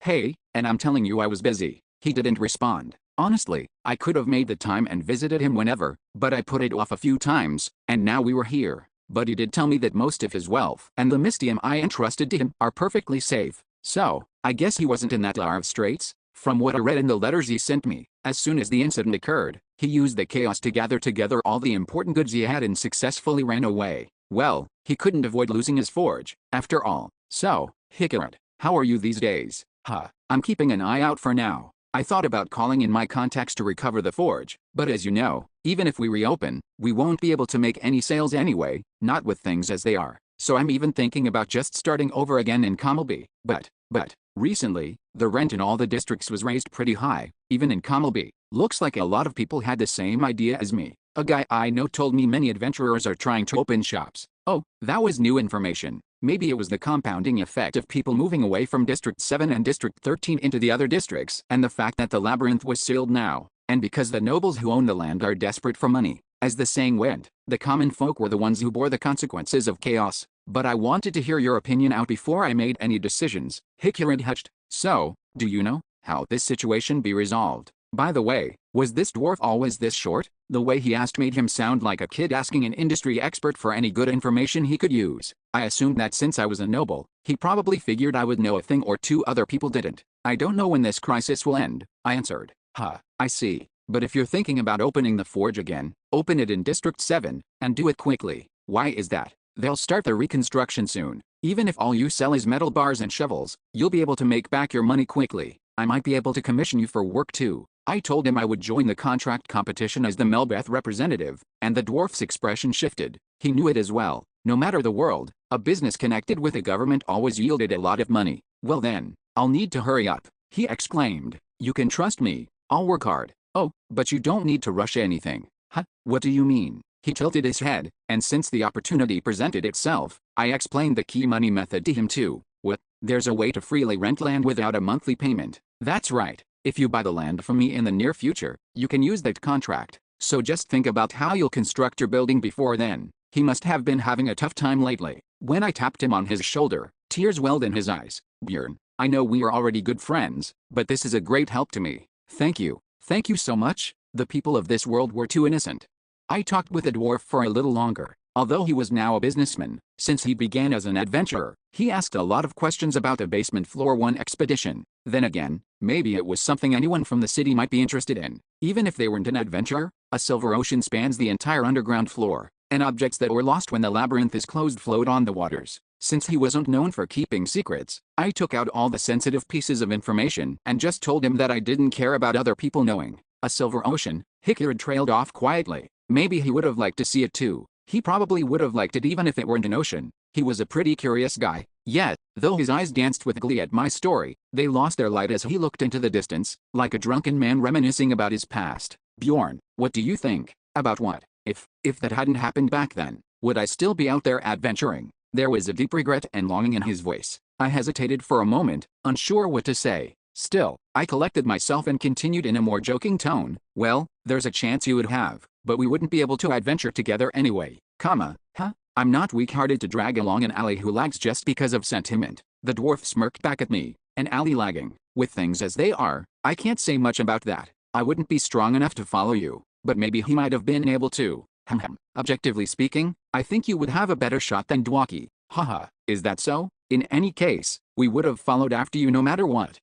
Didn't you just hear me? I said I would have just left you behind. That's a good joke. Aren't you the type of person who can't bear to abandon his allies? What joke? Before that incident even happened, I had thought about disbanding Team Halfwit. That was why I regretted it so much more after the fact. I should have made that decision much sooner. The dwarf broke the silence that fell over us. Still, a part of me is relieved after seeing my forge completely destroyed. Relieved? Did you hurt your head somewhere? No injuries here. It just felt like my friend was pushing me from behind. To let go of all that has passed and move forward. I ended up having a solemn moment myself, because now that I thought about it, that forge he ran, it was originally remodeled from Dwaki's home. The dwarf went on to share his ambitions about creating a bigger forge with better and newer facilities than before. I don't know why I talk so much whenever I meet you. My apologies. But could I ask one last thing? Of course. That friend, if he saw me now, what do you think he would think? I'm not an adventurer or a forge master. I'm just a businessman now. Would he think I'm pathetic? I ended up laughing at the shakiness in his voice, though I did feel a little bad about it since the moment had been so serious. He might think that you are pathetic. So you think the same. When he hears you worrying about moronic things like that, I'd been expecting some grand question when he prefaced it with that, but it ended up being ridiculous. We had been talking for a while already by that point, so I started to wind down the conversation and stood up. Right. No one should technically know this yet. I leaned down and whispered next to the dwarf seer, Dragon Slayer, Regal Vagus. Hickard flinched at the sound of the name as if reacting to some buried trauma. The reaction helped me let go of my hesitation. Don't think about him anymore. For most secrets, the less people knew, the better. But this guy had the right to know. He's no longer in this world. The dwarf had never voiced it, probably because he didn't want to put pressure on me, but he must have hoped for this desperately in his heart. And now, it was practically like his hope had been answered. I see. Still, he went silent with those words. Just how? How do you know? Did you do it? He didn't ask any of that. It was as if he realized my circumstances. After a long moment of silence passed, he only said one more thing. Thank you. I awkwardly turned away from him. Don't mention it. There were still many more I needed to pay back in full.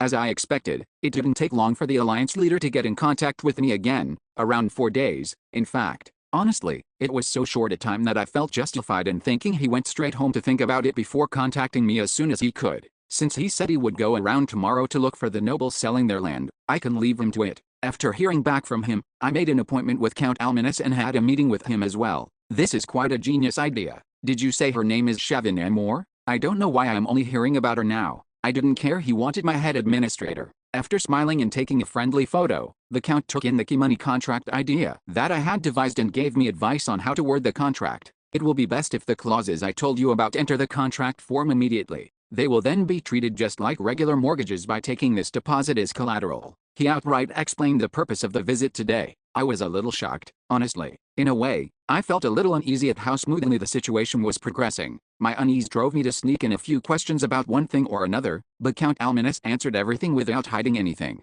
If the business would succeed, you ask. To be honest, I am on the fence for now. It's a strategy you can employ now because of the situation being as it is, but that's also the reason why nothing is certain.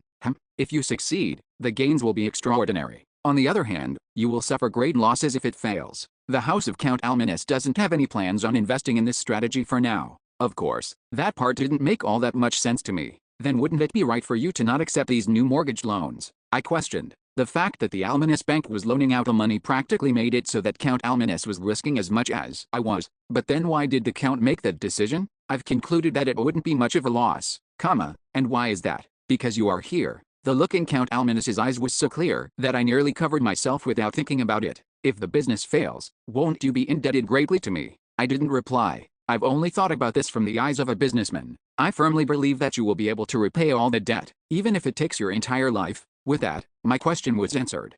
He was taking the risk because even if he lost all that money, it would be worth it if he could use me like a slave for the rest of my life. A chill went down my spine for a moment. How about it? Do you still wish for my help? Of course. I nodded without even a hint of hesitation. The Count let out a chuckle. I thought you would say that. Honestly, it took some getting used to, but it's far more comfortable than I expected. What do you mean? Conversing like this. Since we don't have to drag out our talks by hiding our true thoughts, we can save time. It is more efficient, too, because we can lessen the mental load. It would be great if I could do this with others as well. Since the Count had spent his entire life crawling out of trickery and schemes, he seemed to like how a barbarian did his business. Anyway, I'm heading out now, I declared. Won't you at least share a meal with me? I have more plans after this. Haha, then clear your schedule before coming over next time. After getting used to how you speak, I find that I enjoy conversing with you. Got it. After finishing my meeting with the Count, I immediately headed toward the Prime Minister's mansion. Baron Yendel, the butler of the mansion, looked surprised by my sudden visit.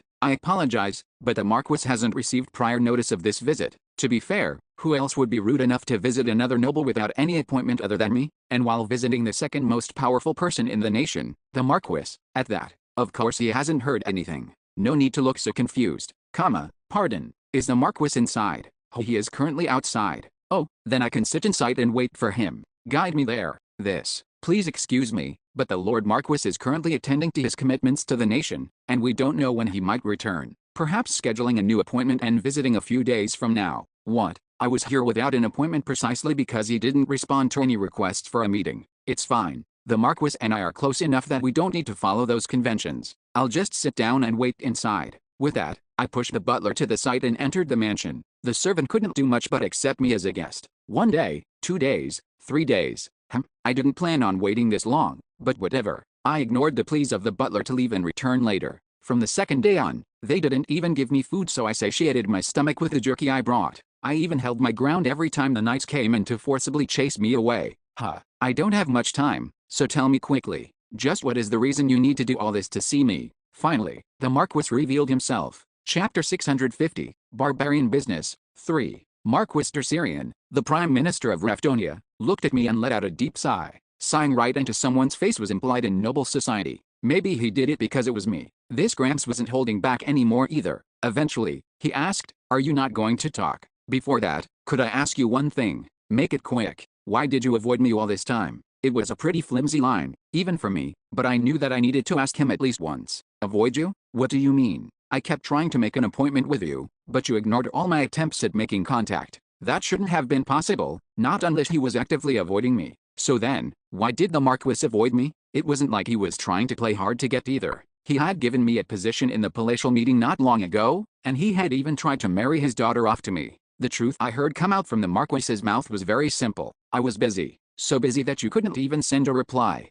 I didn't even know you tried to contact me to begin with. I've spent the last few days working in the palace. I looked him over again and noticed a deep-set exhaustion shading his eyes. Was that why? He sounded much more sensitive and aggressive than usual. And I've heard from my head butler that he told you that was the case. No, he pressed.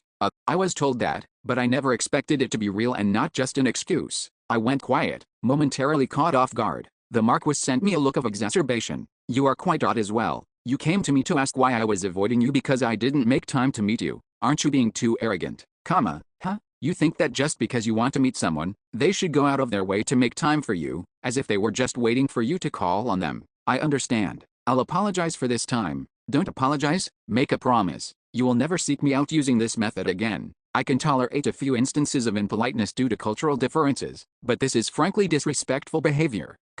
I said I understand. Maybe it was because I had no excuse for my actions, but seeing him get openly angry at me was pretty scary. I'm curious why he's been busy these days too. Why was the Marquis so busy that he, someone who lived and worked in Kernan, needed to stay in the palace for days in a row without being able to return home? My curiosity was piqued, but I ended up keeping it to myself, unable to ask him in the end. He didn't give me an opening either. Alright, then tell me the reason you are here, he instructed. I can't waste any more of what little, precious time I have to rest. Since the Marquis had conveyed just how exhausted he was in the past few exchanges, I also did my best to cut to the chase. I came here to ask that you choose my house Yondell for the reconstruction efforts of District 7. Maybe it was his first time hearing such a shameless request, or maybe he didn't expect someone like me to make a direct request to him.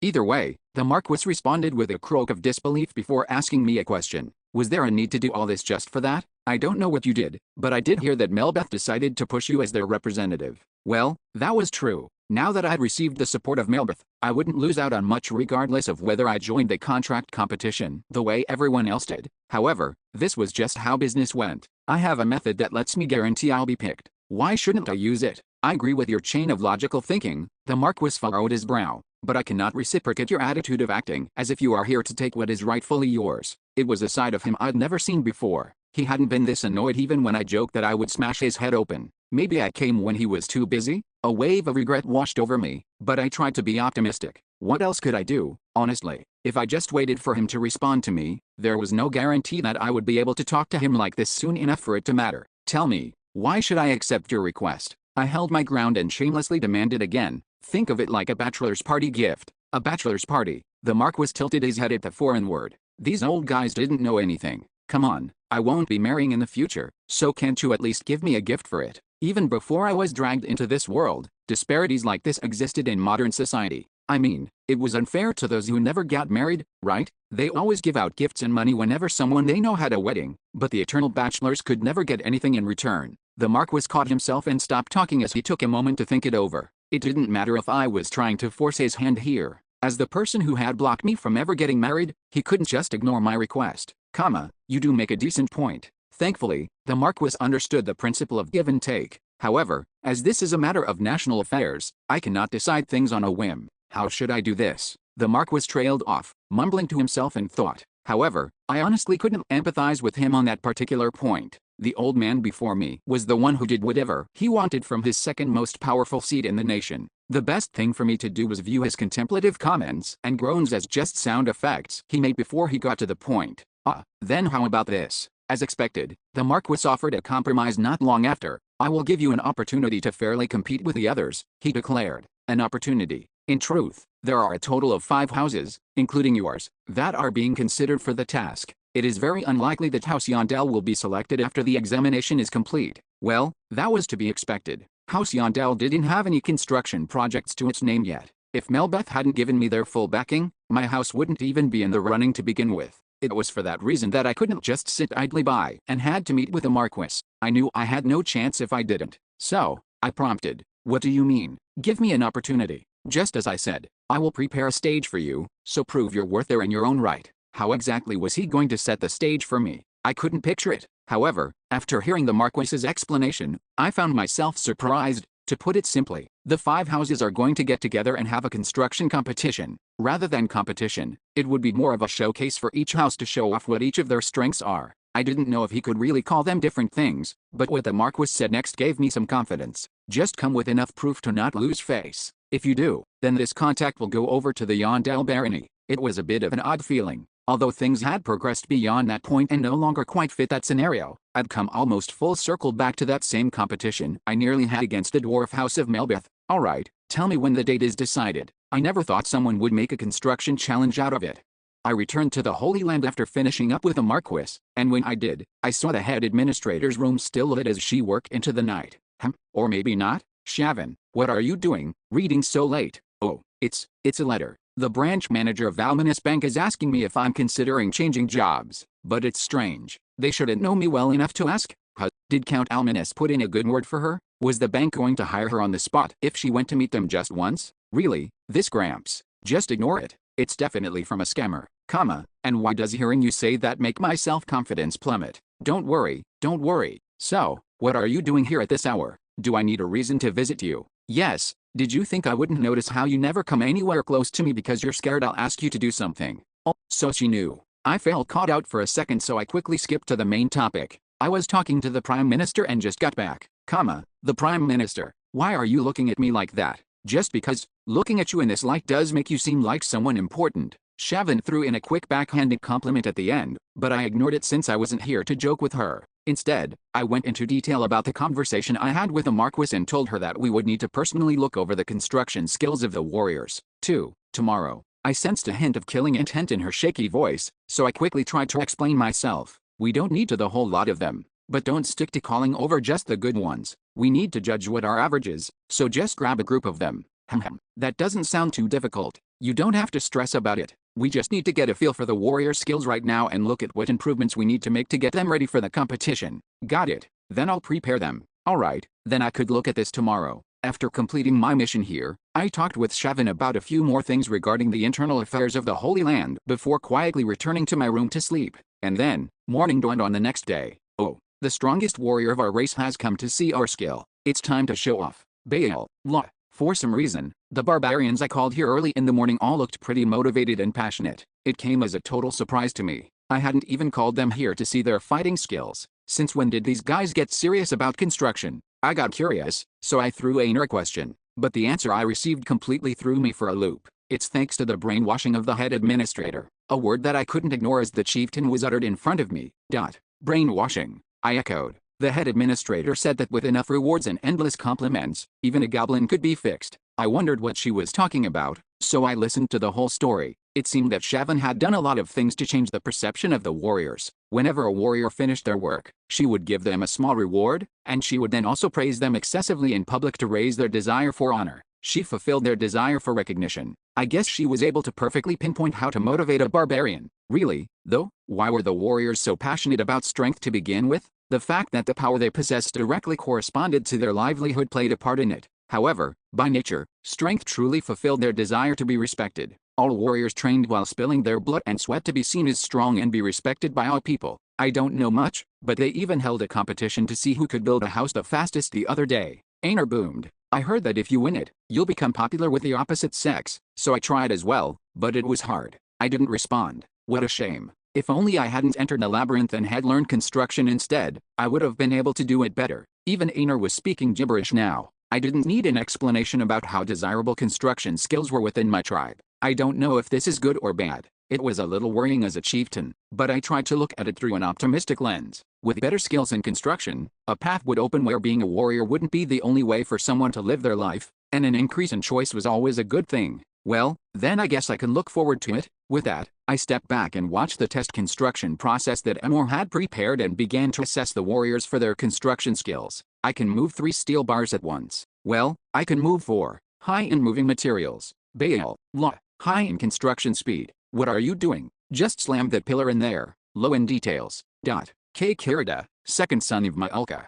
The window doesn't fit here. What do we do? Low in difficult construction techniques. Keep going. If we finish building today, the chieftain will give each of us 10,000 stones. Low in labor costs. Also, a few more interesting characteristics to point out. They could only build rectangular buildings. They didn't know how to make round roofs. They were overall quick with the construction but made many mistakes. And they didn't know how to read a blueprint at all. So this is their limit. I sucked in a breath as I looked at their clear weaknesses. What could I possibly do about it? Chapter 651, Barbarian Business, 4. After the overall assessment was complete, I took a moment to think through all the results, and in the end, I decided to request help from Count Goldberg. I was attending the contest set by the Marquis as a representative of Melbeth. After all, there was no need for me to limit myself to only the barbarians, especially since after the contract was secured, the reconstruction efforts would be carried out by all the construction businesses of Melbeth. The problem is dealing with that old man's ego. The alliance leader ended up deciding on his own that House Yondell would be representing Melbeth. I was worried that it might cause issues down the line, but thankfully, Count Goldberg sent us experts the day after I sent the request to him. He put more importance on the profits he could gain than keeping his pride as a noble.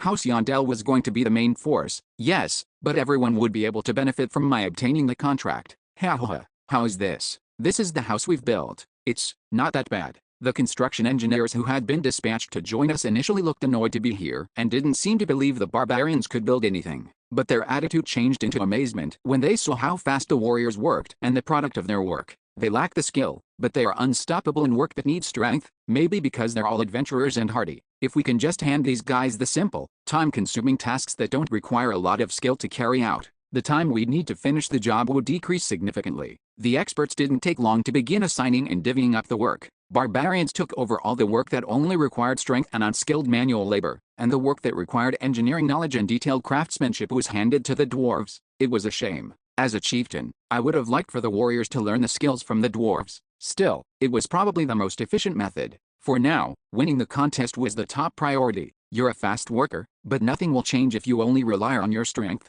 You might get away with a few days, but at this rate, you will never be able to continue for long. We'll need to educate you. After identifying the barbarians' most pressing shortcomings, the experts immediately held special lessons to fix them. Look here, when you lift the steel bars, you need to hold this part and use the strength of your back, like this. Oh, and when you put them down, use this angle to put this on the ground first. How is that? It's easy even if you don't use much strength, right? When putting up a pillar, having two people is always the best, but if needed, use this stance and posture. The dwarves taught their expertise in construction to the barbarians, who passionately listened and took them in. From my perspective, they were learning pretty quickly. Even if they were sometimes slow to learn other things, they were all talented in tasks that needed physical labor. Not there. Put some force here. So like this. That's right. You just need to do it like that. After the training curriculum was put into place, I spoke with the dwarven experts about how to run the construction operation. In the end, we decided to put a dwarven engineer as an overseer who would guide 10 barbarians on the scene. A day will come when a group of barbarians alone can construct something decent. Such was the process of learning. They just needed to learn one thing at a time as they went about their menial tasks. At some point, they would become experts in their own right. Tomorrow, we will send word to the Count asking for more engineers. We alone can't manage this many people. Alright, thanks. So could we hear more about that contest the Prime Minister is hosting? We might be able to focus our preparations more toward that goal. I told them how the contest was going to be operating, and having seen the professionalism shown by the dwarves until now, I entrusted the contest preparation to them.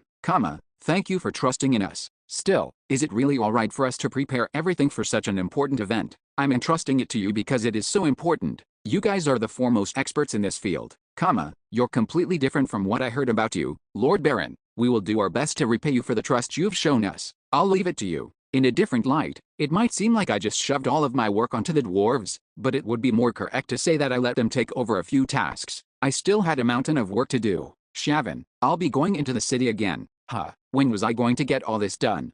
Even though Raftonio is a brutal city that treated the lives of people lightly, it was pretty modern in other aspects. They had banks that didn't take any interest, for instance, and a huge sewer system beneath the entire city. Thanks to the existence of magic here, everyday objects sometimes surprised me because they were impossible through science. That aside, let's continue the story. Due to how powerful the governmental authority was, there were a lot of steps you needed to complete before you could start a business. It was impossible to just buy and sell land with other residents to build buildings and build up sales. Things got even more complicated when a layered method like mine was being implemented. Fortunately, it got accepted this time. The business application request that I had drafted with the help of Shavin Amor had been rejected twice already, but it was finally accepted today. It was pretty rare for a titled noble with a known identity like mine to have such difficulty getting a request accepted, but it couldn't be helped. We truly congratulate you on the construction of the Yondell business. To explain one more time, a total of 10,000 people are allowed to be registered as workers. A business usually never began at such a huge scale from its start. Naturally, a lot of things needed to be confirmed, and I needed to hand in a plethora of documents as well. However, that didn't mean I could start the business small either. If I wanted to mobilize the barbarians for work, I needed to register them as workers first. The dwarves probably had their own company as well, so they just needed to be incorporated under an outsourcing contract. But our barbarians had none of that.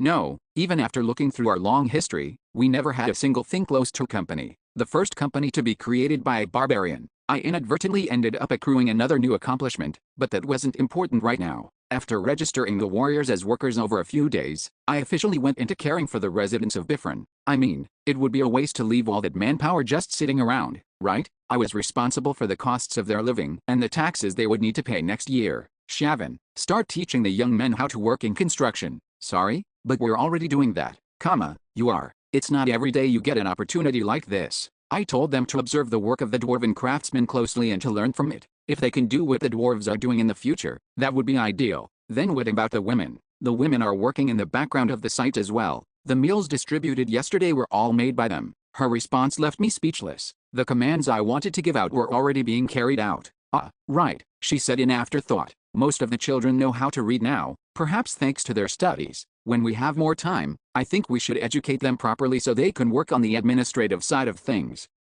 really? I suddenly recalled what the Alliance leader had told me, I truly can't understand. I don't know if these talented individuals flock to you through sheer luck, or if being around you has allowed them to shine even brighter. To be honest, I didn't think much of it back then. I was the one who had thought up the giant system, after all. However, I was now thinking back on his words with fresh eyes. Which one was Shavin? Was she one of the former or the latter? I thought about it, but the conclusion I drew was that it didn't matter. I was the one who was lucky to have met the talented Shavin, and I was also the one who gave Shavin her job and freed her from any limitations so she could do whatever she wanted. Are you angry? Shavin asked out of the blue, interrupting my thoughts. What do you mean? Well, it's just that you looked pretty serious, because I just assigned them to work as I pleased. You don't need to worry about things like that, I cut her off. The reason I looked serious was because I was seriously thinking that it was great we brought you here. Shavin looked a little embarrassed at my honest words. That's good to hear. Then, with a bashful expression that was rare to see from her, she said, and I think it was great as well, even though I'm busy, I feel like I made the right choice to leave my previous work behind and follow you. And, I met a lot of great people here as well. Wow, I mean, I did notice that she was looking like a maiden in love. So you mean, for example, people like Rottmiller? I asked with a smirk. Shavin's eyes went wide with shock. How did you know? I didn't. Until just then. She clamped her mouth shut, looking caught off guard. After a long moment of silence, she asked, can you keep it a secret? If you don't, I'm going to abandon this head administrator position and everything. She then gave a very frightening threat. Oh, of course, I'll keep the secret, so don't worry. Then, that's good to hear. But do you need to keep it a secret? From what I can tell, Rottmiller, that guy, he seems pretty interested in you as well. Really? Did Mr. Rottmiller say that he's interested in me? He didn't, but I got a feeling he does. Wow, are you just messing with me right now? Now that I saw it, I could tell that it wasn't just a mood thing. I didn't know what Rottmiller felt, but Shavin seemed to have fallen head over heels for him. This is my first time seeing her like this. I only got a moment to let how odd it was sink in. Knock, knock. I heard knocking from the outside, and Shavin quickly fixed up her hair. What are you doing? I wondered. That's Mr. Rottmiller's knock. Come in. After calming her voice by a notch, Shavin invited the person in. As the door slowly opened, I saw that it was really Rottmiller on the other side. Yandel, he asked in surprise. You were here as well? Oh, it was just for work. I was about to leave. Since you're here, I might as well talk too. I'm busy right now. We can have our talk later, just the two of us. With that, I quickly scurried out of the office. Those two can figure it out on their own. No matter how I thought about it, I wasn't in a position to comment on anyone's love life. Time passed quickly. This had to be something everyone felt, right? No matter how busy someone's life was, whenever they looked back on it, they would feel like everything passed by in an instant. It was no different for me. How am I more busy than when I am in the labyrinth? I met the noble introduced to me by the Alliance leader, who had been promoted to real estate broker, and afterward, I was called upon by Count Almanus since he needed my arbitration for some work regarding my business. I also went and investigated what sort of things the other houses attending the Marquis's contest were doing to prepare. I also figured out how the work and reward would be divided among myself, Count Goldberg, and the other houses I would be working with if we won the contract. and so on. Mister, are you awake? Wash up and get ready to go. You'll be late. After multiple busy days where I couldn't even take naps, that day finally arrived. Ah, that's today, right? Oh, it's time to show the world the innate greatness of our warriors. With that, I finished getting ready and walked out to the appointed place. In the open field, I could see the warriors standing there with their shovels. 90 barbarians and 10 dwarves. Under the rules of the contest, these were the 100 best workers chosen among the warriors. Look at how reliable and manly they look. After checking the fire in each of their eyes, I only said one thing. Let's roll out. It was something I wanted to say at least once. Chapter 652, Event 1. Thunderous cheers that I didn't even hear during the victory ceremony bellowed out from all around me. Woo! Just how many people were here? No matter which direction I looked, I just saw people, and more people. I could see the barbarians flexing their shoulders and back muscles, probably in reaction to the crowd. I didn't realize this event would be this massive. I did hear from the Marquis that it would become a pretty big contest, but there was a difference between hearing about it from him and hearing, seeing, and feeling the atmosphere of the event. This is massive, chaotic national politics and an uncertain future, or maybe because it was an event that people could enjoy during such times. The Marquis had advertised it pretty openly, but I suspected the success of this event came about because all those factors compounded each other. Well, the event itself was pretty interesting. I mean, the many aloof noble houses were saying they would compete with each other using construction skills, so it was only natural for it to draw the attention of the nation. So handsome, Bjorn Yandel, Kaya. But I did feel a bit awkward because I didn't expect it to be more like a festival. Although, I didn't plan on just standing still like a rigid log. You have cast transcendence. You have cast giantization. I enlarged myself enough so that even those sitting at the far back of the spectator seats could see me. Then I let out a roar. Baal, La. The roar enveloped the shouts of the thousands of spectators and echoed out around the entire stage. As expected, the response was also explosive. Woo, Kaya, it's the giant. The cheers bounced around like an echo. Your fame stat has increased by +1. Your fame stat has increased by +1. Your fame stat has increased by +1. Your fame stat has increased by +1. Did that give me a bit more fame? I couldn't read the system log, so I couldn't know, but honestly, it didn't matter much if I gained more fame or not. Since I was the entertainment here, I didn't mind doing a bit more fan service. Everyone was having a tough time these days. Joy like this was necessary. Alright, then with that, the craftsmen of the House of Baron Yondel have all entered the stage. Once I was standing at our designated spot with my craftsmen, the host continued with the festival. He gave a short introduction to the 5 houses competing, the goal of this contest, and how the contest would be carried out. Please, give us something easy. After a general explanation, we went straight to choosing lots. The 5 houses each picked one part of the test that would be carried out for the contest. The first lot will decide the floors needed for the building. The box is filled with balls with numbers on them. Which one will be selected? Unfortunately, Viscount Kimbroda ended up drawing the number 4. 4 floors. In today's contest, the craftsman will need to construct a 4-story building. We've already gotten a very difficult task ahead of us. Considering that 5 was probably the highest number, we just got a 4-star difficulty test. The second box will decide the main building material used for constructing the buildings. Broadly speaking, the options were separated into stone buildings and wooden buildings, but the details of each category varied from bricks, compound mud, logs, wooden planks, and so on. It's reinforced stone.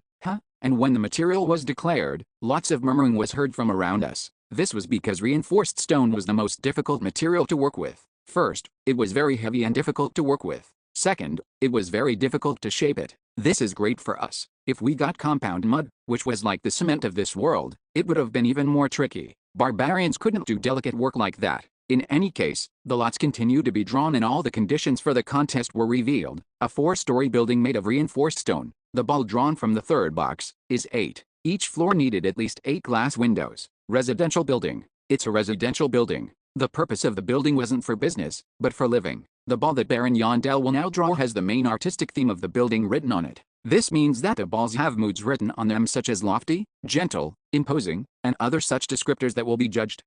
The ball was drawn. The theme of the building. Joy. It's happiness. Somehow, I ended up drawing the theme that was the furthest from me.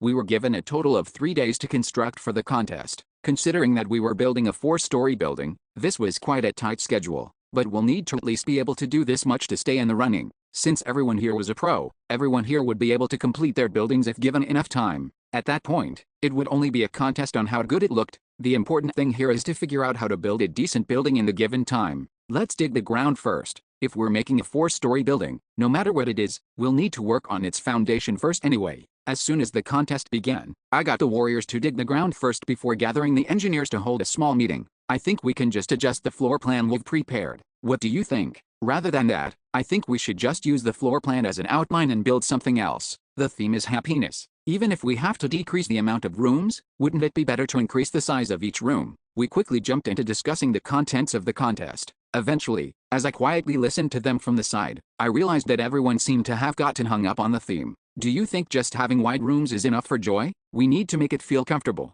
Nah, rather than something like that, wouldn't it be better to create a great interior that anyone would be jealous of? The children. Let's decorate the children's room and make them beautiful. Everyone felt joy in their own way. Meaning, I felt that there was no point in discussing this so deeply. It's an art criterion in the first place, right? From my perspective, the whole concept ended up falling into the category of interpretation. I mean, there was that saying, the most important ability of a modern artist was the ability of the artist to convince the audience. How about this layout? Pardon? Isn't this obviously far from the idea of joy? The craftsmen tilted their heads in confusion when I suggested a new layout. However, after I gave them the artistic reasoning for choosing this layout, everyone was shocked. They seemed to accept it even while thinking that it was a bit nonsensical. Well, even if we can't get the art point with this method will definitely raise our overall assessment. The goal of this contest isn't even to create the most visually pleasing building to begin with. And from what I heard, it seems that the audience will cast their votes as well on the final day. Maybe we can get a high mark with that.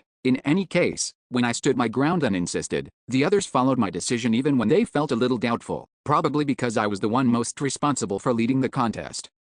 Then we'll choose this layout as the final build. Any objections? Not at all. This is great. After finishing the floor plan around an hour into our discussion, the ground digging process ended around the same time. Warriors, begin moving the materials. We'll begin working on the sewage installation. Since this is only for the contest, it'll be done in no time since it's simple. After that, the dwarven craftsmen began constructing the underground sewer connection, and the barbarians tirelessly transported the materials. They were all passionate in their work, as if they were competing with each other. He's lifting 2 of those big things at once. That guy, he's lifting 3 at once. That one's just running. Oh, over there. 4. Someone's lifting 4. It's all on the ground. Maybe it was because they got overexcited at the attention of the audience, but the echoes of things dropping and crashing continued without end as they pushed themselves beyond their limits. Honestly, I'd expected as much. I didn't plan on telling them off either. Soon, this would be a mistake of the past. Anyway, as the construction began, the audience numbers that had filled up the stage were quickly draining out. They said that the final building will be revealed 3 days from now on. Right. I'll have to come back then. Even though this was a contest between nobles, it was still just a building competition in the end. The people are leaving. Is it because we're doing badly? 5. I'll try lifting 5 of them at once. So don't leave and keep watching. The warriors went even more overboard to try and keep the attention of the audience, but as the people began to lose interest, most of the audience just turned back without thinking twice about it. Ivarion is gone. I am not worthy of being a warrior. Why were they doing this now? Since their motivation was dropping straight off the cliff, I had no choice but to intervene. It's normal for them to leave around this point, so stop worrying. In the first place, construction during the 2nd and 3rd days is carried out in secret. Oh, then they didn't leave because they didn't like us. Exactly. So work hard. When we show off the fully completed building on the 4th day, the audience will be back and filing those seats. Do you want to disappoint them? No. Baal. Alright, then that should be enough to motivate them. After that, I kept an eye on the other houses' progress while immediately giving feedback to our building whenever something was required of me. But as I stood on standby nearby, I never expected I would see a barbarian construct a building in my life. I wonder if that building's just going to collapse on the final day after all this. I could hear the whispering of the members of other houses nearby. Their eyes were filled with prejudice and disdain for the barbarians. 4. I lifted 4 at once. Thankfully, our barbarians were too focused on the work to hear their mutterings. Tisk. Construction isn't done just with brute strength. Don't say too much. They haven't learned that yet. Aren't they quite the pitiful people to begin with? They don't have a way for their race to earn money, so now they're out here doing this. The conversation grew worse and worse the more I listened to them. However, rather than get angry, I was instead baffled. I don't know why those meatless guys feel comfortable enough to say that here. What if a young warrior heard them and threw a shovel at their faces? What? Were they hiding their strength or something? Considering the way they carried the materials, that probably wasn't the case. As I cleared my throat, the ones who were talking behind their back noticed me and were startled before they scurried off to their place. After that, just in case any more problems arose, I stopped other people from approaching us. With that, time passed by quickly. 1 day, 2 days, 3 days, it's over. The judging will begin tomorrow, so no one is allowed to touch the buildings any further. If foul play is detected, then they will be immediately disqualified. That is what the Marquis declared. At midnight on the third day, the construction ended, and the workers who had completed the tiring task collapsed. Our warriors were no exception. They had worked for 3 days straight without even getting proper rest, and they had produced results that matched their sacrifice. But, well, it's a little late now, but I do wonder if this will really work. Did it the Baron command it? Just stop thinking about it now. Well, the dwarven craftsman still looked a little worried, but in any case, swoosh, the cold night wind and a light drizzling sound of rain filled the dusty arena. Good work, everyone. Looks like we've done better than at least those guys. I never expected a formless building like that to be created in a large contest like this. Haha, is that the best they had? I didn't respond to any of the people from the other houses who were making fun of the building created via my warriors' best efforts. The calm before the storm. It was time for the results to tell us if they were right, or if we were. Chapter 653, Event 2. The awaited fourth day when our efforts would be graded finally came. The spectator seats were abuzz, filled to capacity with audience members from the moment the early morning breeze began to blow. The onlookers took in their view of the middle of the stage and were greeted with huge drapes covering the buildings that had been built over the past 3 days. The structures were hidden away to draw their attention and curiosity. It seems that Baron Yandel's building is pretty large. The representatives of each house being graded today were seated together. The man sitting to my right initiated a conversation with me. I'm greatly looking forward to this. Let's see what kind of building those veteran warriors have constructed. I couldn't detect any hostility or sarcasm in his voice. Rather, it seemed as though he still considered me an opponent yet didn't really care either way about winning the contest, just that he wanted to use the opportunity to get a little closer to me. It's fate that we met like this, truly. Do visit our house later. I will give you a proper welcome when that day comes, when I get the time. By the way, Viscount Kimbroda, I don't think you've visited the buildings here after the first day. Haha, I am quite busy with work, so it's difficult to find the time for leisure. Nice lie. It just meant that he wasn't that eager about it. To be fair, he wasn't alone in the sentiment. Even among the other representatives, only one of them personally came over to oversee the construction process. Not that I didn't understand it myself. Still, the manager I chose in my stead told me the work was done well, so I am looking forward to it. Of course, with how skilled the other houses in attendance are, I don't have my hopes up. Every one of them was taken up by the habit of dumping all the work on their subordinates. That way if they lose the contest, it wouldn't be their fault but instead the fault of their underlings. You're quite modest, Viscount Kimbroda, a voice remarked. It was the noble to my left, who had apparently been irritated by our conversation. At least you know you'll avoid last place. Surprised, the Viscount asked. Count Ranglestern, what do you mean by avoiding last place? Right, him. He was the only one among the other representatives to stay on the scene like me and oversee the construction process. Naturally, that meant he saw my building as well. Did you not hear the news, Lord Viscount? House Yandel built a building that is far from the theme of the contest. It seemed the Viscount had heard, as he only shot the Count an annoyed expression in response. I sighed. Why were there so many people who made a point of annoying me when I wasn't even doing anything? When I ignored him, the Count seemed to lose interest as well and turned away from the conversation. The Viscount sitting to my right also looked annoyed at the interference, judging by how he focused his attention back on the event. Alright, then we will now reveal the first building. An explanation about how the buildings would be graded was given, and it finally came time to begin revealing the buildings. Wah! The cheers of the crowd swelled as the first building was unveiled. The host went into a back-and-forth conversation with the main craftsmen who began to present their building, including what the traits of the building were, why it was built the way it was, and how much detail was put into it. They also talked about the realistic cost of living in the building and even boasted about the internal stability. The judges will now give their scores. The judging process followed immediately after and was divided into 3 main categories: 25% from the construction experts, 25% from the Noble Judges Committee, and 50% from a random selection of 100 civilians seated in the crowd.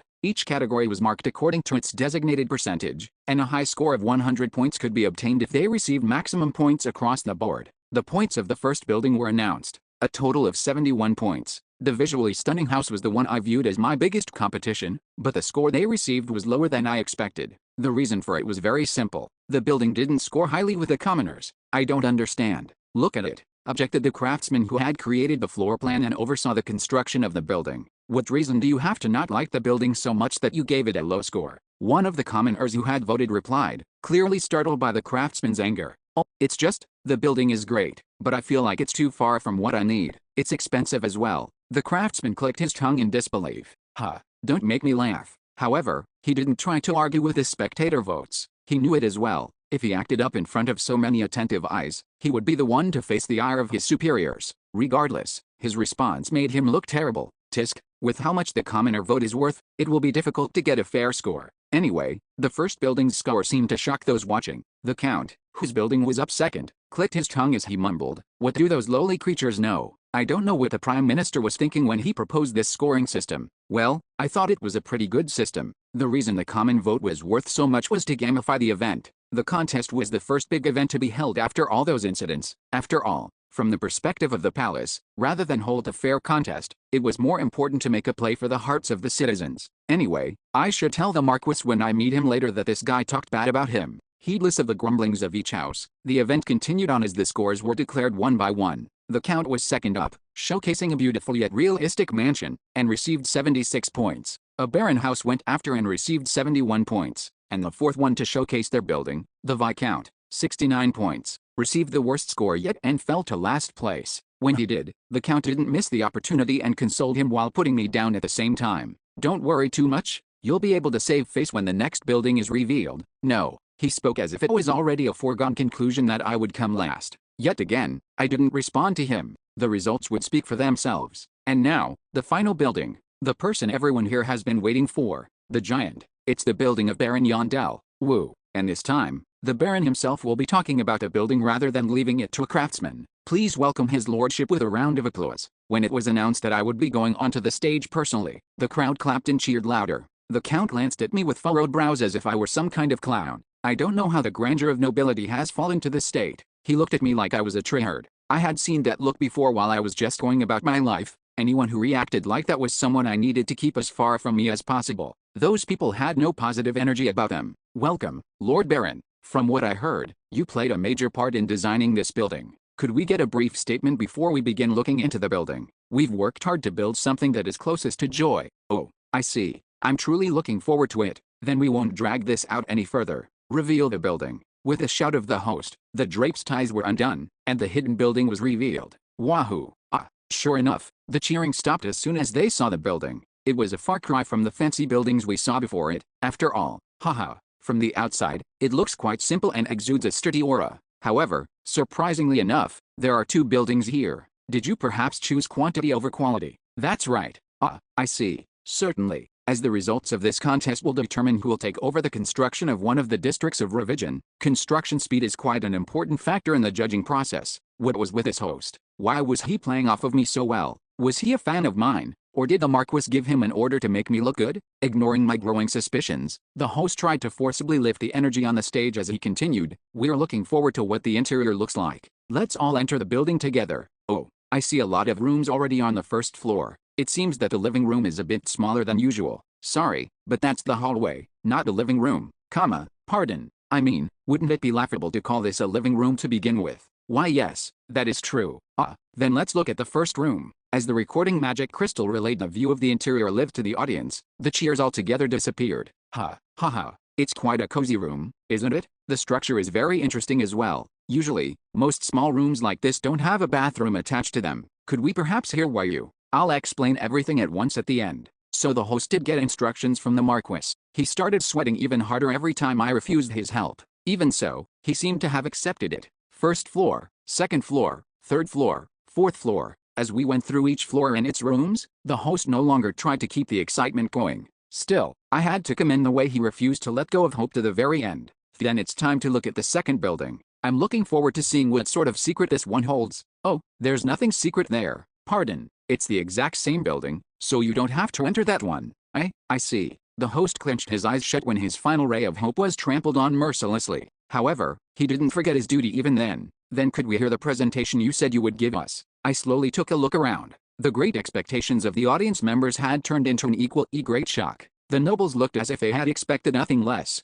and the host just looked at me with eyes that asked me to not make any more of a mess of the situation. Tap, tap. It was the perfect opportunity for a reversal. This house is small. Even if you live alone, you can't keep many things here. And forget a child, even living with your partner will be difficult. No garden or even a terrace to enjoy the air, and the kitchen is also so cramped, you'll have a hard cooking. I drew their attention by openly declaring its weaknesses as a way to raise their curiosity. After all, who knew what I would say next? However, Even without a sound amplification device, I shouted loud enough for everyone to hear. I will say this here. This is the house closest to joy, comma. Could we hear the reason you believe that? The host asked. A world where everyone can be happy does not exist. In truth, even with modern-day technologies and advancements, it was still impossible to create a system where everyone was happy. This house is a house made for a future of happiness. I introduced my building with more passion than ever before. A house where you can dream of happiness that you might not have right this instant. Even if not everyone can be happy, this is a house where you can hope for a chance of being happy in the future. 24 homes in a single, 4-story building. Its name, Happiness Mansion. To put it simply, it was a studio apartment complex.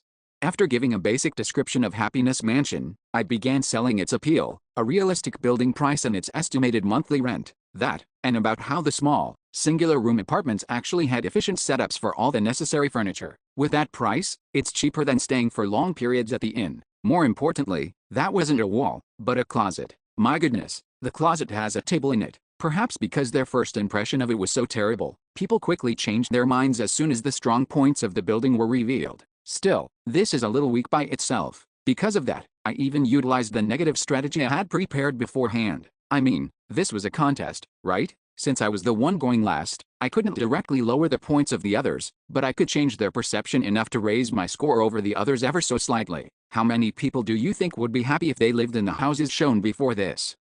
Won't most people living in it be happy? Honestly, if I could, I would want to live in those houses. Well, I don't know the exact count, but over 90% of the people in the city won't be able to. They will be crushed under the monthly rent, and they'll need to earn money even if they get injured, because they'll need to pay their taxes.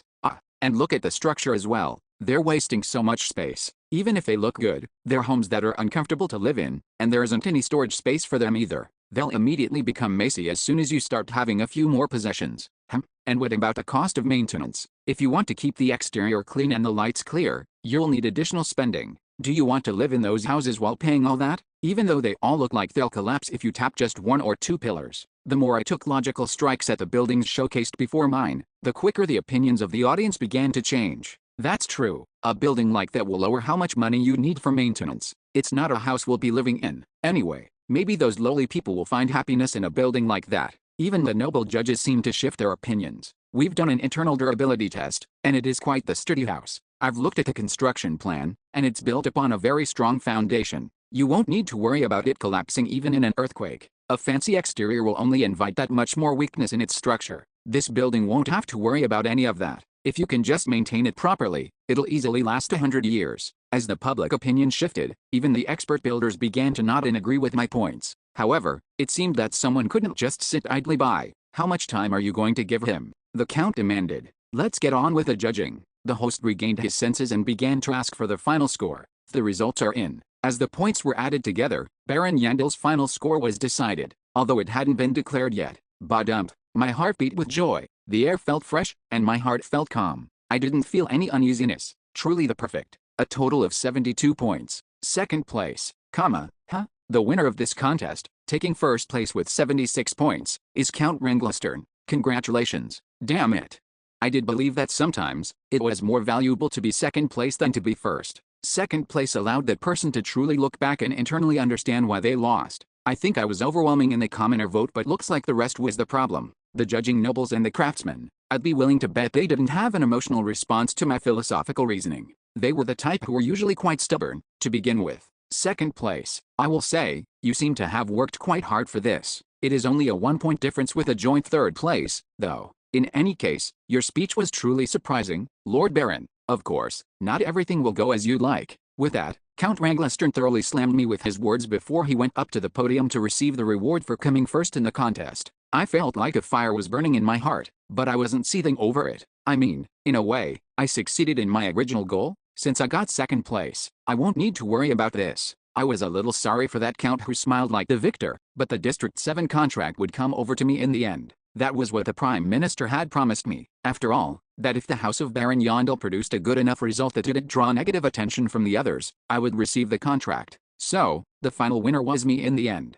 I sighed. But why was I still so annoyed by that guy? And they could have just called the first place house up. Why did we have to go up with him? I grumbled inwardly and glared at Count Ranglistern standing in front of the Marquis. A light? Then suddenly, a bright light flashed from the spectator seats. There was no moment to register that something was off. My body instinctively reacted before I could think. Ba-dump. My heart began to race, sensing the threat. Magic. Only then did my mind recognize the situation for what it was. Danger. Not to me, but to them. I didn't know what was going on, but I need to stop it. It didn't take long for me to make my decision. The instincts of the shield barbarian overtook my body. You have cast Scales of Greed. Your mana resistance is above 500. All magic damage taken will be decreased by 50%. I cast all my skills and jumped in front of them. Boom. An explosion boomed out as I enveloped the targeted person with my body. PSHHH. Heat seared down my back.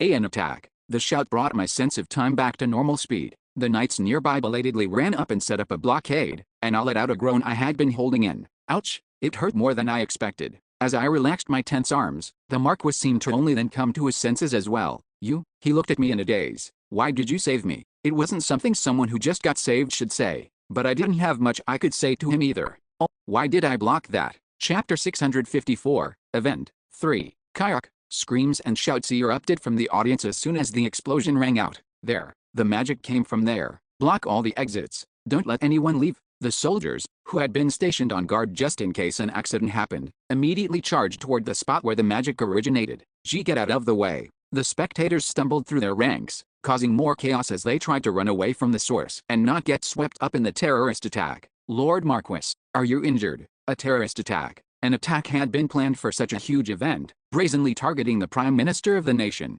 I haven't experienced something like this in quite a while. He seemed pretty experienced in that sort of thing. Though momentarily dazed, the Marquis quickly soon himself out of it and stood, dusting off his clothes. I am fine. Look over that friend first, he said, speaking toward me in a much gentler voice than usual. At that, a priest who had been attending the event quickly got up to me and began healing me. We need to quickly move away. Give me a moment. Even as the knights tried to hurry him off the stage, the Marquis waited for me to heal somewhat before approaching me. He didn't wax eloquent about his gratitude. Thanks for today. Yet it felt strange to hear it. Thinking about it, had I ever received any mention of thanks from the Marquis? I don't think so. I could probably remember a time if I tried hard enough, but it was probably much different from what I was hearing now. I had never done anything that prompted a truly genuine display of gratitude from him either. I'll call on you later when all this is settled. With that, the Marquis left with the escort of the knights, and I was left alone to replay the events that just transpired in my head. It wasn't really something I should be thinking about after receiving his thanks already, but why did I do that?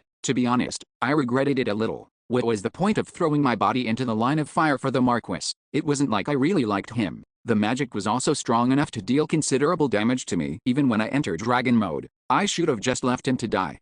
Maybe not that. In the past, when I asked Piccoli if he could kill the Marquis, he answered with this. Yeah, about that. Even if I kill that bastard, he's just going to revive in the palace. Revive? What are you talking about? Oh, right. I guess you didn't know since it wasn't in the game. Anyway, there's a royal treasure that can revive you, and the Marquis is currently holding onto it. No matter if I flung myself in front of him or observed from behind, the Marquis wouldn't have died anyway.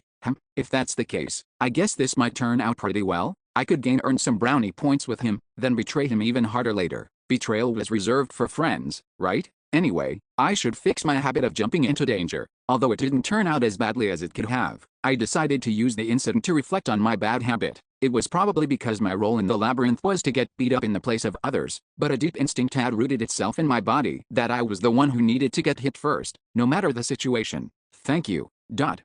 What was this now? As I checked to see who was talking to me, it was Count Ranglistern, the one who came first in the contest. If you didn't push me out of the way in time, I would have gotten hit by that explosion as well. Baron Yondell, you saved my life. I suppose my actions could be interpreted like that. Well, it was true that he would have gotten seriously wounded if I didn't push him away. When the magic attack flew in, this old man was right next to the Marquis. I'm glad to see you're okay. As I gave a generic response, Count Ranglistern carefully asked, but this may be odd, but why did you save me? Fortunately, he asked the same thing the Marquis asked. I responded with a smirk. Why shouldn't I save you? Well, he trailed off, then spoke frankly, admitting, I am your competitor. If I wasn't here, you would have ranked first in the contest. I was honestly baffled. Did he take the contest that seriously, like a battle royale? Or, maybe the way he thinks is just the way nobles think. And even if not that, there is no reason for you to be looking out for me either. To put it simply, he was talking about how he had talked down to me before. Honestly speaking, he had just gotten swept up in the atmosphere of things. I had forgotten the guy was even here until he came up to thank me. However, there was no reason for me to tell him that. I don't care about things like that. I saved you because I could, I said, patting him on his shoulder. The Count looked up at me with an odd expression. Baron Yandel, you truly are like the stories say. I truly apologize for the disrespect I showed you before. Hearing something like this from someone who used to hate me, that felt pretty good. Your fame stat has increased by +10. Your fame stat has increased by +10. Your fame stat has increased by +10. The construction contest received a lot of attention. A terrorist attack had even taken place at the end. Naturally, as soon as the next day came around, the whole affair became the talk of the town for everyone living in Raftonia. An assassination attempt against the Marquis, and the hero who stopped it, the giant, Bjorn, son of Yandel. The headlines were all different, but they were all talking about the same topic and nothing else. That it was an assassin sent by Nork, that it was a political attack, or maybe that his son was aiming for his position and other such rumors. Although many rumors were being created and spread around on the streets, the papers didn't talk about any of that. Even the third-rate newspaper agencies that lived off of controversy and drama kept quiet about it. The Marquis's power is incredible. It was amazing, honestly. Even the papers that would normally try to twist the narrative to paint me as the bad guy were falling in line this time. I mean, maybe I should have expected it. This was related to the second most powerful person in the nation. After all, wow, this guy still hasn't gotten caught. In any case, 3 days after that day, as I opened the paper today to check the news, Miss Shaw pushed her face up to me from behind. Bjorn, who do you think it is? Nork, a political opponent, or just his son acting out of line? Dunno, but I think there's a high chance that it is from Nork. But why are you so close to me? Why am I closer to you than an ally should be? Lately, I've gotten the feeling that Miss Shaw had become more active. Did something good happen to her? Since it was the first time in a while that it was just the two of us, I asked her about it, and I was able to learn why she had become so energetic. Not really. I don't think I've done anything big. I just exercise with Ainer in the morning, and draw a bit after the afternoon tasks are done. Drawing. I took it up as a hobby not long ago. I went to the art gallery with Ms. Rains before and got interested.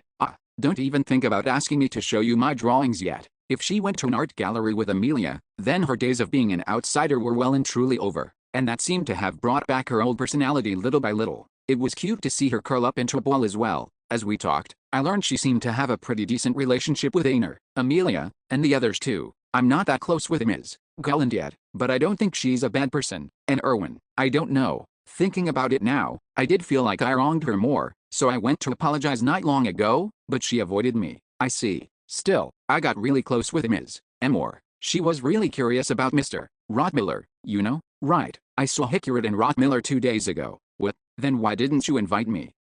You left that day too, saying you were busy. If it was 2 days ago, it was when the palace's Department of Intelligence came to question me about a few things related to the terrorist attack. I sighed. If I knew something like that was going to happen, I would have postponed the talk with the intelligence agency. So, what are you doing today? Miss Shaw asked. Today? Yeah, if you have nothing to do you want to go to Commelby with me later? I saw yesterday that my sword was a little damaged, so I was thinking about replacing it.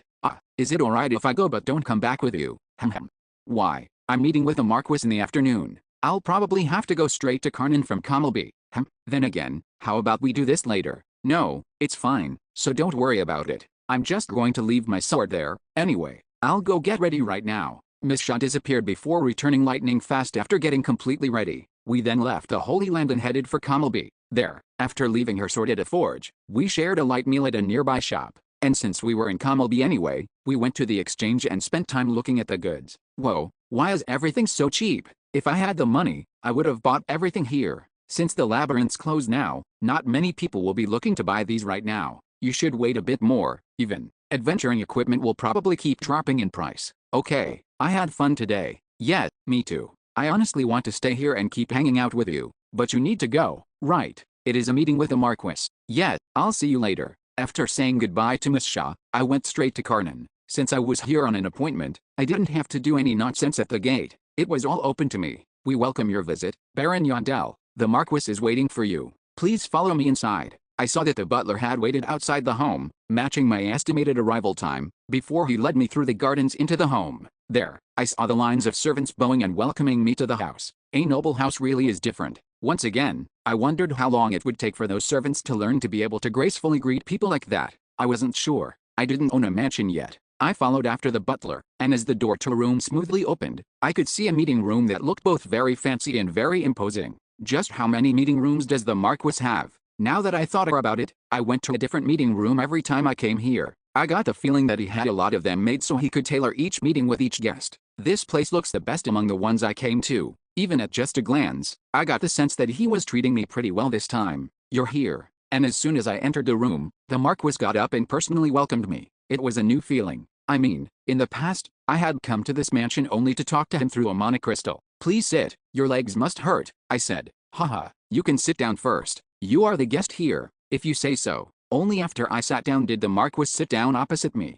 We then naturally transitioned into a conversation. All everyone is talking about is that incident these days. Have you figured out who the culprit was? Not yet. The more we look into it, the more we realize that it has been in the works for quite some time. If it weren't for you, I would have been in a lot of trouble. Anyone would have done the same thing. A lot of trouble. So he still had no intentions of revealing the revival item to me? I couldn't tell what he was really thinking, but he continued to praise me. Anyone would have done it. Who knows? There were many nobles there, along with their many knights, yet when it happened, only you were the one who jumped to my rescue. You just got lucky. Through the news, I was able to hear what you said to Count Ranglistern as well. You saved him because you could? Is that truly what you said? Well, it is true. Since I didn't like getting complimented straight to the face like this, I tried to change the subject. So, why did you call me here today? I thought it is only fair that you know about the situation this time as well.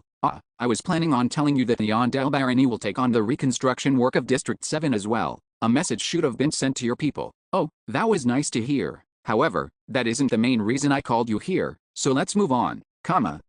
I tilted my head. If that wasn't the main topic, then what was? Since I know your personality, I'll be frank. The Marquis erased a gentle smile that had been on his face and called my name in a cold voice. Bjorn, son of Yondell, I believe that you are an evil spirit. Chapter 655, Event 4. He wasn't asking if I was an evil spirit or not. He was sure of it. I went to make an excuse, but the Marquis didn't give me the opportunity. Of course, you won't say anything close to admittance here. You may think it is a trap. So just listen to me talk until I finish. I kept quiet. No matter what you tell me, I believe you are an evil spirit. That is why when you became a noble, I dealt with the internal details without anyone knowing. If it became known that a hero like you was an evil spirit, there would be discord in the minds of the citizens. It was a topic I had talked with Amelia about in the past. How was I able to become a noble without any investigation? It's possible the palace knowingly kept quiet, since you were nothing short of a hero in the city even then. So that really was the reason. The evil spirits are without question the enemies of all people, and that is the truth. They who strip us so wholly of our lives and futures are more dangerous than any monster in the labyrinth. A deep-laid rage seethed just under the surface in his voice. When it was declared that you died in the labyrinth, my heart was filled with relief. It was the best scenario in my mind, as someone charged with leading this nation, that you die before you were revealed as an evil spirit.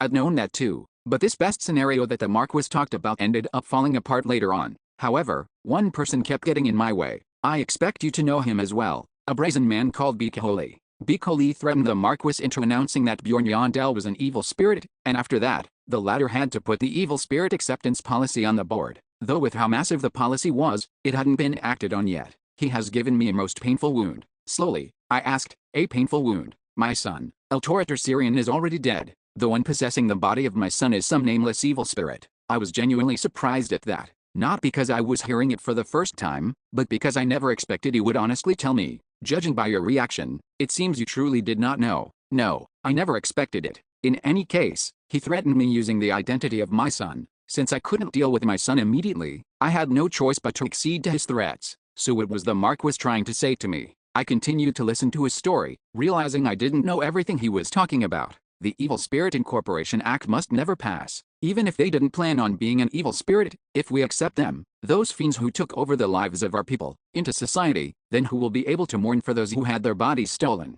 During our conversation today, I got the feeling that I was looking into the Marquis's true thoughts for the first time ever. When you returned after disappearing, that was the reason I had to immediately craft excuses for you. Paradoxically, to stop the plans of that man, you couldn't be an evil spirit, so you've already been preparing. That's right. I created false information from behind the scenes and brought the off-the-books infiltration mission into reality. I prepared so thoroughly that no one would be able to tell that it was fake. My questions were finally being answered. I did wonder why Duke Lunas and other powerful people believed something that seemed like a hastily made-up plan so easily. I never expected that he had been thoroughly planning for all that while I was away. Of course, the original plan was to inform everyone that you died while carrying out his plan. But that plan also fell apart when you returned alive. Even though I finally understood his intentions, I couldn't help but clench both my fists. So is that why you sent us to Ice Rock? The Marquis affirmed my question without any change in his expression. There's no point trying to hide it at this point. That is right. That is why you were sent there. If you died there before you could regain your name, then I believe no problem would arise from it.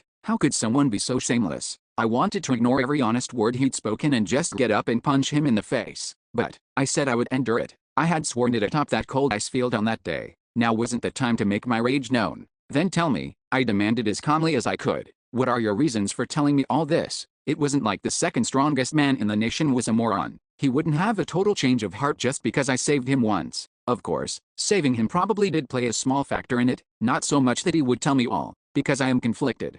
There was no reason for you to save me. In fact, you wished that I died, and you're not someone who tries to look good in front of me either. No. That was true. Then why did you throw your body in front of mine to protect me? I truly could not understand it. However, after thinking about it for a long time, I realized that it wasn't just me. The Marquis looked me over and declared, in your life, you have saved countless people. However, you didn't have a reason to save any of those people either. In the end, I was able to conclude, no, I was able to finally admit it. What is it? Even if you are an evil spirit, you are someone who possesses the traits of a hero. A hero. To be honest, even if he said that, I couldn't really believe it. All I did was struggle as hard as I could to survive and bring the people around me along with me. No matter if you are an evil spirit or not, you are someone who will prove a positive influence on the world. Anyway, who cared about what I thought? I could instinctively tell that what he was about to say next was the real reason he called me here. So, I will make you an offer. The Marquis then looked at me with fire in his eyes. Stand on our side and truly become a citizen of this world. Use your power to maintain the balance and peace of this world. All that build-up led to a passionate declaration, spoken directly to me as he faced me head-on.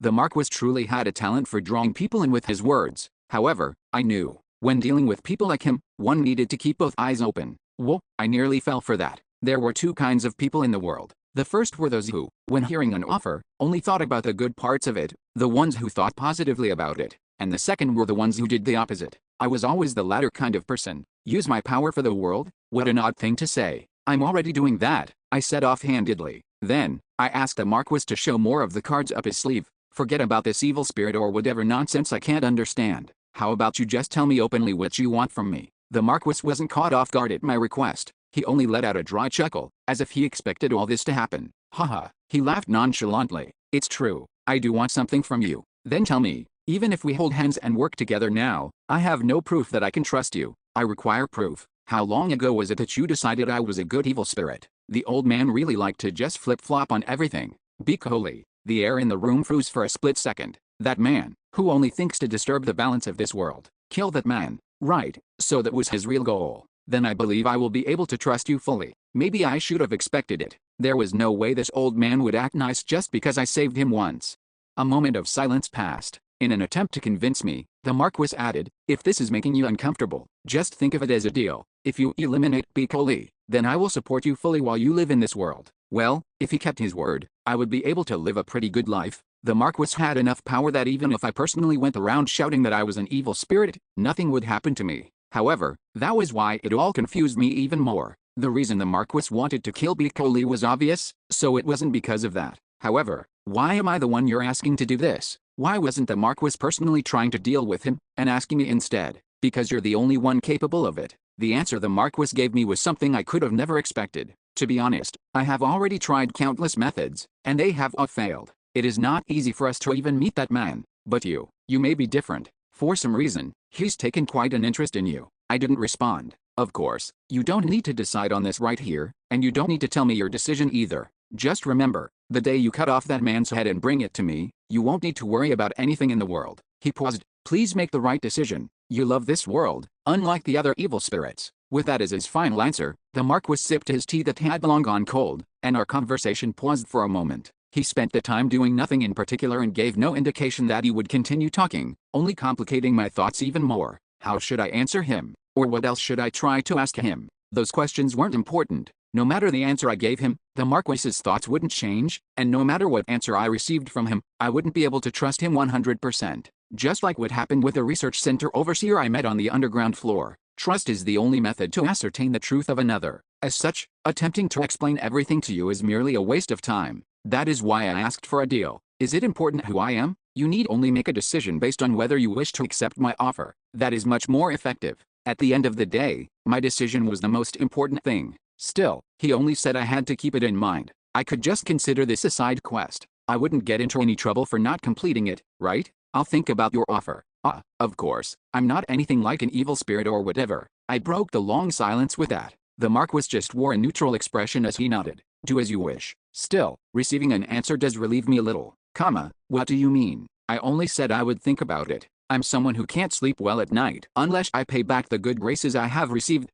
You're talking about the District 7 recon. I am not talking about that. The Marquis continued with a slight shrug, providing the right path to you. That is my repayment for you saving me. Though, I do not know if you will trust me on that or not. Tisk, this guy really was talented in making people feel terrible. I'll be going now. How about you and I share a meal here? I'll be at ease just sending you off like this. I'm not too hungry today. My head felt like it would explode if I stayed and ate with a Marquis, so I left the mansion as if fleeing and got on the carriage he had prepared for me. On our way to the station, I clenched my eyes shut. Today was draining on my mind, for multiple reasons. Rattle, rattle. The wheels of the carriage rolled along the road. I used it as background noise to empty my head, and soon, sleep came too. Bro, was I hallucinating? Why did you save the Marquis? My eyes flashed open when I clearly heard that voice. Then, I looked out the window. How come? Do you want to be friends with a Marquis or something? Wow, what the hell? Why was this guy here? Chapter 656, Event 5. Platinum white hair pulled back in a pomade style and clear skin without a single blemish accompanied his cold eyes. Just that alone would give the impression that he was a handsome fellow. Urine. But those crude actions, words, and expressions just didn't quite measure up. What is it? You look like you've seen a ghost. Biko, after using the side window to enter the carriage, sat opposite me and greeted me shamelessly. You're getting surprised a lot today, it looks like. His mouth was smiling widely as he said that, but his eyes weren't. Like someone who's just got caught after doing something dirty in the back. He spoke those piercing words while glaring with his sharp eyes. Well, he wasn't wrong. When I saw him, it felt like I'd just been caught talking behind his back. Still, that didn't mean I was going to be caught off guard. Looks like he can't hear us. After glancing forward to see the carriage driver looking ahead none the wiser, I returned a question to Biko in an even tone. Shouldn't I be surprised? You appeared out of nowhere and came in through the window. But I don't think that's the only reason you got surprised. You're not wrong. Just how thin are you getting? Eat up and exercise a little. How the hell can a man enter through a narrow window like that? I'm not thin. You're just abnormally big. Big bro. Hey, watch it. How are you here? What are you here to do? Instead of asking things like that, I steered the conversation by scolding him, and Biko reacted with a hint of embarrassment. Then, an uncomfortable silence settled between us. In all honesty, we weren't close enough to be meeting like this to catch up. If anything, our parting moments were the worst of them all. So you wanted to use the stone of revival on me? Yes, you're the one who can't cut those people out of your life, so I was just trying to help you out. These relationships won't mean anything when we return home, you know that, right? The day Ghostbusters closed its doors when those schemes he had been plotting behind my back were revealed, Biko didn't even apologize to me. No, he had spoken brazen words of aggression toward me, and my decision was made in my heart then, that when I met this guy again, I would fulfill his wish. So, I began, did you come to me because you want to leave? Leave this damned world, like you kept talking about? Nah, big bro, are you still pissed about that? That, right there, was the biggest reason I didn't want to get involved with him. He was like a soulless husk of what should be a person. It was difficult for me to understand how he could act like nothing happened, even after everything that had happened. Not yet, but it was too early for me to punch him straight in the face. Of course, I was confident I wouldn't lose against him in a fight even now, but I supposed I wasn't confident I could win either. This scheming rat, as soon as he thought things weren't going in his favor, he would scurry away, and there was a chance that the people around me could be in danger. Just 'cause, he cried, I just came by because I could. I got the feeling that you were scheming something dirty in the background. Hearing him say that openly, I smirked. That's hilarious. Hey, what is? Isn't that what you're doing? When he looked at me in question, I explained, you're the one who's always cooking up something heinous from behind the scenes. The carriage was too small for us to be sitting face to face like this. I let my killing intent leak out a little as I stared at him. However, he only seemed to enjoy my attitude.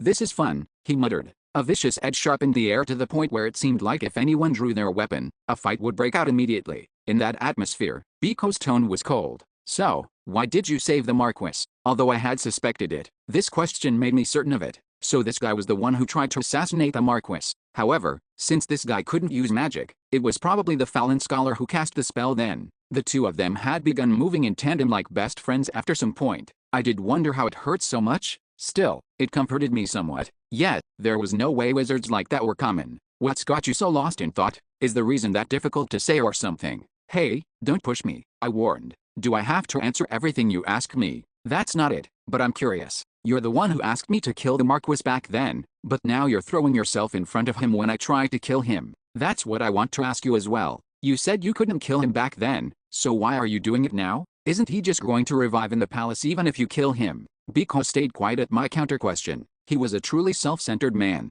Then, finally, he said, just know that I had my reasons. Then you can know that I had my reasons as well. It was a clear declaration that I wouldn't reveal anything to him unless he revealed something first. Biko looked at me for a moment before letting out a deep sigh. There's a chance the Marquis lost that revival item. I wanted to check, at least once. If he died, good. And if he revived, that'd ever been fine too. Would have been fine even if he revived. Didn't you say that the item doesn't have a use limit or anything like that? That's true, but it seems that it takes some time for him to fully resurrect. I was going to use that opening. Since the proxy will suddenly disappear, the King of the New World might act as well. King of the New World. Yeah, that guy who always avoids official meetings by making excuses like he's sick or whatever. Why are you trying to get the King of the New World to act? He's hiding too many things. But if we can get him moving out in the open, he'd at least drop a little something somewhere, right? He probably didn't tell me 100% of everything that was going on, but I didn't get the feeling that he was lying. Alright, then since I told you, you tell me as well, big bro. Why did you save the Marquis?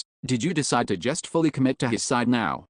Then how should I respond to that? Should I just say that I didn't want to tell him? Knowing him, he probably wouldn't take it personally even if I backed out of this exchange. Still, it's best to not make things weird between us. The logical choice here is to use him while I can. After coming to that conclusion, I came clean about everything that happened on that day. And surprisingly, it could be summarized in just one sentence. It was a mistake. It was a mistake to save the Marquis on that day. It may be obvious, but Biko had a hard time believing it. You jump out of habit and block the attack? Are you telling me to believe that right now? It's your choice if you believe me or not, but I didn't move because I sensed the attack beforehand. It was something I never would have been able to block if I consciously acknowledged it and then moved. In the end, though, he seemed convinced by my honest explanation. Or maybe it was because my words pinpointed something he had pegged as suspicious. Either way, he nodded, despite wearing an openly displeased expression. Well, what you say does make sense. It doesn't just make sense, that's just what happened. Do you know how much I regretted saving him? Then, what was that today? You went to the Marquis's house and talked for a long time. That was to receive his thanks after the incident. I don't know if this is the reward for that, but I did receive confirmation that I would take the construction contract. Although it was only half the whole truth, it was still the truth. Of course, the main reason the Marquis called me was for conciliation, and the condition ended up being the assassination of Biko. But it wasn't like Biko was being fully transparent with me either, right? Is that really all? You do know that is the most useless question in the world, right? Right. I misspoke. With that, Biko paused to stare at me for a moment, then seemed to come to a decision. I don't know. I really don't know. Everyone else is so easy. But why are you so difficult, bro? Honestly, I thought the same about him. Here he was saying all this to my face, yet I couldn't be sure of anything. Was he telling me he didn't know what I was thinking, or if it was an act or not? I used the opportunity to demand. Still, since we've met like this, tell me something. Just what are you going around doing these days? Now you're trying to sound friendly? You acted like you were about to kill me at any moment just then. Do you want me to beat you up? Not really, but I just got the feeling that you and I are a similar breed of people. Big bro, what are you talking about now? I mean, you get it, right? Emotions are only temporary. In the end, we both think logically before moving for our own gains.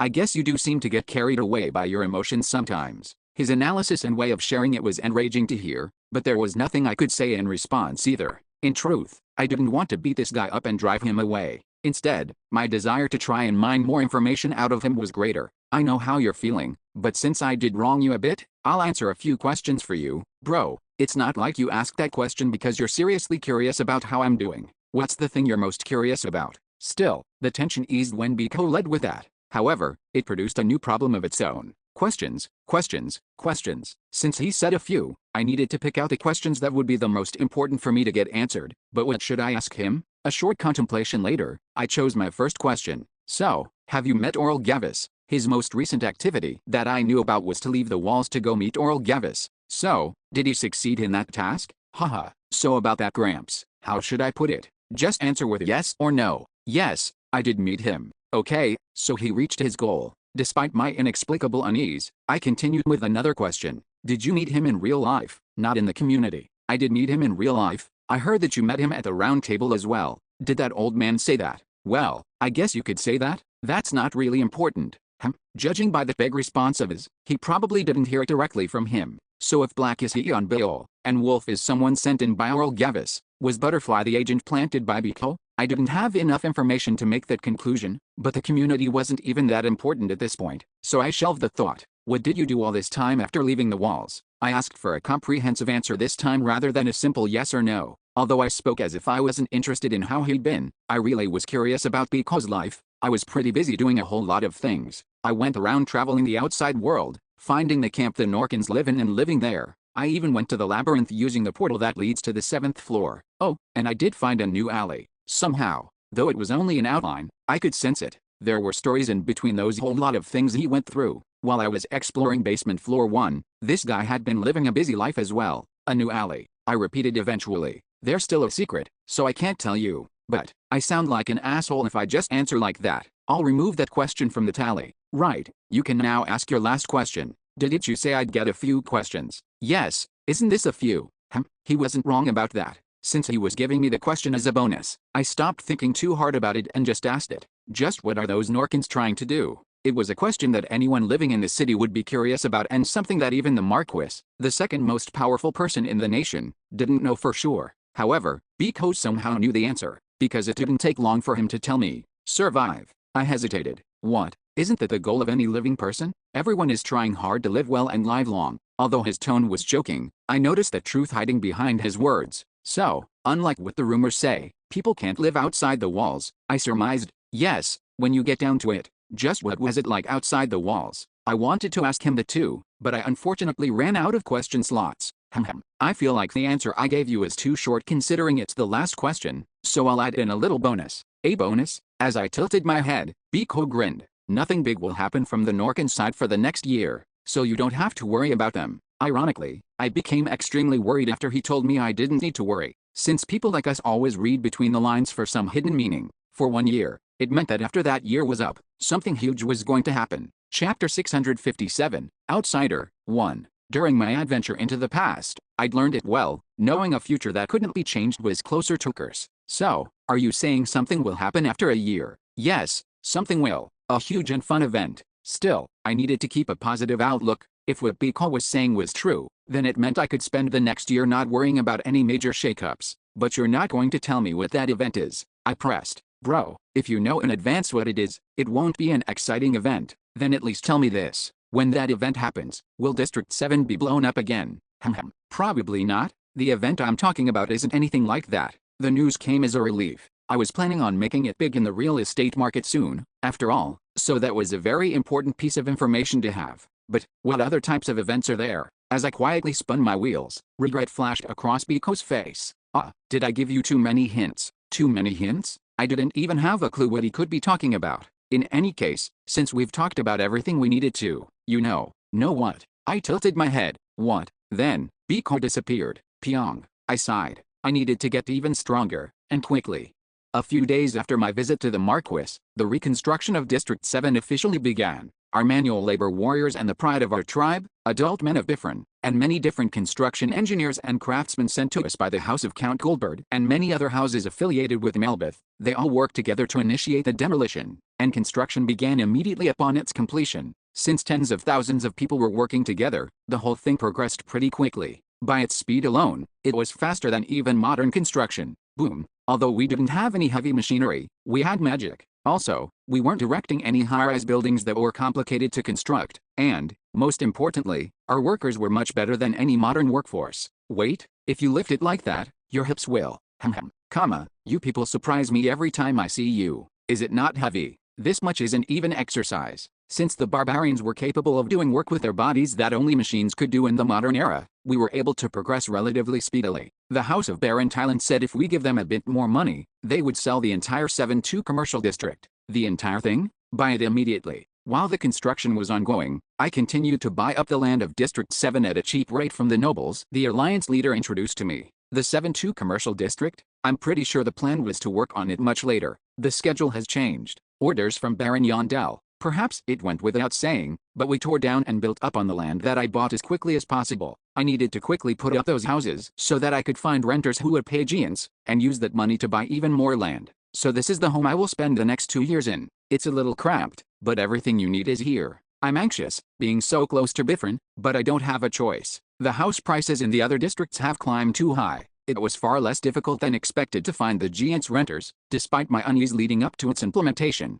Since each of them only took one room, each building was able to house dozens of people at once. The success allowed me to feel a bit more relaxed, and the fact that the bank lent out money with low interest rates along with the residential funds given out by the palace to the original residents of District 7 helped out a lot as well. With how dense the population is here, I realized that even if I set up shop here, I won't be in trouble. Also, as more and more people settled into their homes, it led to more interest in the merchants setting up shop nearby, and a subsequent harmonious spike in business. Of course, that itself did come with a few troubles. Ahem. I apologize, but please forget about the offer to sell my land before. Since District 7 was rapidly returning to normal rhythm once again, the nobles who were going to sell their lands began to rescind their offers. So, Lord Baron, I'm busy here. Why do you keep looking for me? I'm only here to ask why only our house's land isn't being worked on. Don't rush me. Can't you see everyone working hard? That's not the problem. All the buildings nearby have been constructed, so why is only my land empty? I've already sent over the construction plans for the building, and you can just build it now. Oh, I'm telling you to wait. Who said I wasn't going to build yours? It'll all be done in time. The other houses didn't have the option of employing their own workers to erect their buildings. The reconstruction rights of District 7 were held solely by my Yondell barony. Fine, we'll sell the land. Many houses couldn't handle my open scheming against them and raised their white flags, but many held on until the end. We can build these guys last. And so, 1 month, 2 months, 3 months. Time flew by, and when the business found its groove, the things I needed to worry about slowly began to decrease. Because of that, I began to focus on things beyond the business. Although it was nice to earn a lot of money, nothing good would come out of focusing solely on it. We're finally a family. Welcome. I didn't expect it to take this long. Sawtooth Clan's Vice Captain, James Calla, Paladin Sven Parav, Noble Officer Melon Caselin, Magic Troop Soldier Lilith Maroney. After leaving their respective organizations and becoming ordinary citizens, each of the members of the Ice Rock Expedition team was recruited into my clan. Is Ms. Akira Vinod joining us? I don't know yet. I contacted her to say I wanted to meet her, but I haven't gotten a response. Looks like it's a similar situation to with Ms. Ravine, it's not an easy decision. A lot of time has passed since then as well. Still, I don't get it. I still can't sleep at night because of what happened then. Please calm down, Ms. Marone. They must all have their own reasons, right? Well, rather than anything to do with logic, I was thinking of it as more of a personality thing. Some people were like Lilith Maroney, but most believed it was better to just forget and let live. It was even easier to actualize as well. So, we ended up joining you now. Is there anything for us to do, though? I second that question. With the labyrinth sealed, I don't know what exactly we could do by gathering like this. Is the labyrinth going to reopen soon? I shook my head at the new members' questions. No, even I haven't heard any news about the labyrinth reopening. But I did hear something else, and by that, in the festival of the 13th month, there is going to be a great competition. It was a bit of high-quality information I obtained through my noble connections, so not many people knew about it. What do you mean by competition? The details might change, but I heard that it's going to be a competition between clans. Our primary goal will be to win that competition. I do remember hearing that competitions like this happened a few times in the past, but I don't understand why they would run a competition like that in times like these. They are running it precisely because of the times. The palace always wants to conceal trouble from the eyes of the people, so if that's our primary goal, are you saying we have a secondary one as well? Sven Parav seemed more curious about this than the competition itself, and I smirked in response. Of course, but that's a secret for now. Pardon, don't make that face. It's only an idea in my head for now. I'll tell you later when I work out more of the details. With the acknowledgement of the secondary objective out there, I didn't need to talk about it any further. Follow me. Everyone is waiting for you. I took the new members inside and began the welcome party. It was an event meant to allow the new and old members to sit down together and mingle with food and alcohol to deepen their friendship. You look a lot better, Ms. Karlstein. Do I? I don't really know. You've definitely brightened up. During the underground floor expedition, I found it a bit difficult to approach you. Really? Goblin and Caselin had spent time with us during the underground floor expedition, so we had seen them then, but there were others here who were seeing each other for the first time. James Calla, good to meet you. Good to meet you too. I've heard a lot about you. I heard that you use a bow? Try shooting at me. Right now. Fighting is the best way to make friends. James Calla and Lilith Maroney, who hadn't joined the expedition, were probably seeing Aner and Misha for the first time today. Maroney, say hello. This is Misha Karlstein, and this is our navigator, Arian Rockrobe. Yes, it's good to see the two of you. I didn't do too much, just going up to introduce them to each other and leave. The three people took the conversation from there. That was, of course, until they caught Aner's eye. Hey, what are you three talking about? Let us in too, pardon. Oh, right. Do you want to see it too? This guy is going to fire an arrow at me, I haven't said anything yet. Everyone seemed to get swept up in Aner's tempo, but I didn't intervene. I mean, it was fine. Events like this needed at least one extrovert to smooth out the atmosphere. Yandel, come here for a second. Amelia stealthily approached me from where I was standing at a distance and watching Aner before dragging me to a quiet corner. What is it? I'm here to tell you about the thing you asked me to do. I immediately lowered my voice. Did you find out? I'll need to verify if it's true, but I did find something. To be honest, I was surprised. Although I asked her to do it, I never expected her to return with the results so quickly. It's fine even if the information is totally wrong. Just tell me, I pressed. She revealed all the information she had gathered, and I listened to everything without interrupting. So, after finishing her explanation, Amelia looked at me with worried eyes. Are we really going to do it? She didn't seem to believe me, even though she had found the method that I asked her to find. We don't have a choice. The Norkans were hiding a lot of things, and the palace hiding even more. Biko and Clown had held back any useful information for their part, so there was nothing I could work with. But in this situation. So, are you saying something will happen after a year? Yes, something will. A huge and fun event. Something was brewing in the background, and with my personality, I couldn't just sit back and wait for it to happen. It wasn't a choice befitting an adventurer either. Emily, don't worry so much, it's just time to do it. It was time to begin exploring outside the walls. Chapter 658, Outsider, 2. The land outside the walls, known for thousands of years to be inhospitable due to the curse of the witch. Even I didn't know much about what happened there. The day the army of the palace destroyed Nork and went down into the underground, a mysterious wizard suddenly appeared and saved the forces of Nork, who all escaped outside the city walls. And that day was the second day of the 6th month of New World Year 154. The players mixed in with the Norkans were the first to spread the news through the community, and that soon spread to the entirety of the city. However, two things were strange about it. 1. The speed at which the news spread was too fast, as if someone wanted the information to spread. And 2. Despite that, not one piece of useful information was floating around. We were suspicious that there was an organized effort of information control going on. Also, even the loose-lipped clown never really shared any information regarding the world outside the castle walls during the round table. Well, except maybe one thing. Coming out of the city and wandering here and there, I realized there may be differences in topography and structure, but the land we are standing on looks exactly like the 7th floor of the Dark Continent. If what Clown said was true, then the area where the final citadel of Rafdonia was situated was very similar in nature to the Dark Continent of the 7th floor.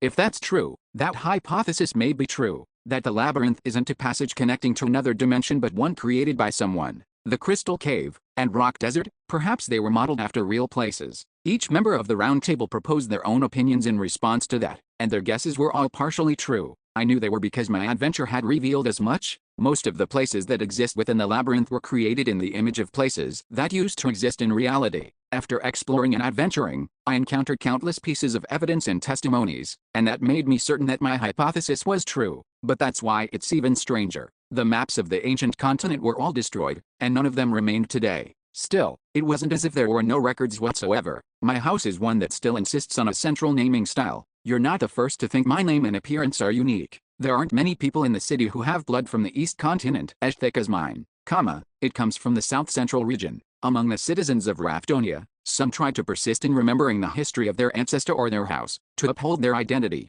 Even we barbarians were like that. By our records, the barbarians were a race who lived in the savage lands to the north and south, and who lived while fighting against monsters. The problem is, I heard that it took over 2 years for them to come down to Rafdonia from the northern regions. That was the distance passed down in our records at least. However, in the case of the Dark Continent inside the labyrinth, it only took, at most, 2 months for a group to go from one end to the other. Then where did this incongruence come from? Well, honestly, this is nothing. The old vampire in basement floor 1 had told me, you only had humans back then. Non-humans didn't exist in ancient times. And if that was true, that meant that all records and histories of this world were fabricated. What was the truth? And what secrets were hidden in this world? Until now, I had merely gone around doing what I felt I should or needed to do, never really actively looking into the matter. However, the situation had changed. The Norkans had recklessly invaded again and had taken over an entire city district. The way the palace was responding to it felt fishy as well. I need to know. The only way I would be able to prepare for the future was if I knew the information they had. It was just like in the games. The ones who didn't know had no choice but to get beaten up, powerless to do a thing about it. Yandel. Sorry, I was thinking. I left the thought there and returned to where the others were. Ha. Did you see that? My spear is stronger than your arrow. It's because I fired it loose to not hurt you. One more time. Let's go one more time. Where were you, mister? Yeah, let's rest for today. The welcome party continued deep into the night, and the next day came around. After waking up around the time the sun was setting, I took 3 guides and headed for the sewers. By the way, the guides were Amelia, Erwin, and Versil. Whoa, it's been a while since we've been in the sewers. But mister, why are we here today? I'm looking for something. So that's why you called us 3. Amelia and Erwin were the members of the Anabrata clan who specialized in searching, and Versil was our one and only wizard. So, can you tell us what we are looking for? Versil asked. I'll need to know to actively look out for it. I told them all honestly why I'd come. What we'll be looking for today is a way that connects outside the walls. Outside the walls. I nodded in affirmation. Versil was momentarily startled, but then regained her calm and asked carefully, are you planning on going outside the walls soon? Yeah, we'll need to go out at least once to see what is true and what isn't. Don't tell anyone else for now. Understood. Since they weren't the type to go around telling random people, I only gave that short warning and focused on moving forward. It wasn't like the secret path leading to the outside world would be situated among the areas where vagrants lived in hiding. We needed to at least go down further into the sewers and reach where the old Norkan citadel. Tap. Just then, Amelia, who was walking at the front, stopped and gave a signal to us to be quiet. Erwin also looked at me and nodded, tipping me off that they both felt something. Slowly. Go back. This way. Reading the hand signals Amelia gave me, I moved into an offshoot path and hid myself. Soon, I could sense someone as well even with my dull senses. Splish, splash. At least 2 people were walking through the sewers, and the sound of them approaching us grew louder and louder. Are they vagrants? It was my first thought, but Amelia wouldn't have told me to hide if that was the case. As we quietly waited with bated breath, the people making the sound soon passed by our hiding place. Knights? They weren't ordinary knights either, nor were they part of a specific house. It was a 2-man night patrol in full armor and loadout, with the insignia of the palace on their chest. Emily, what is this? Why are they wandering around the sewers now of all times?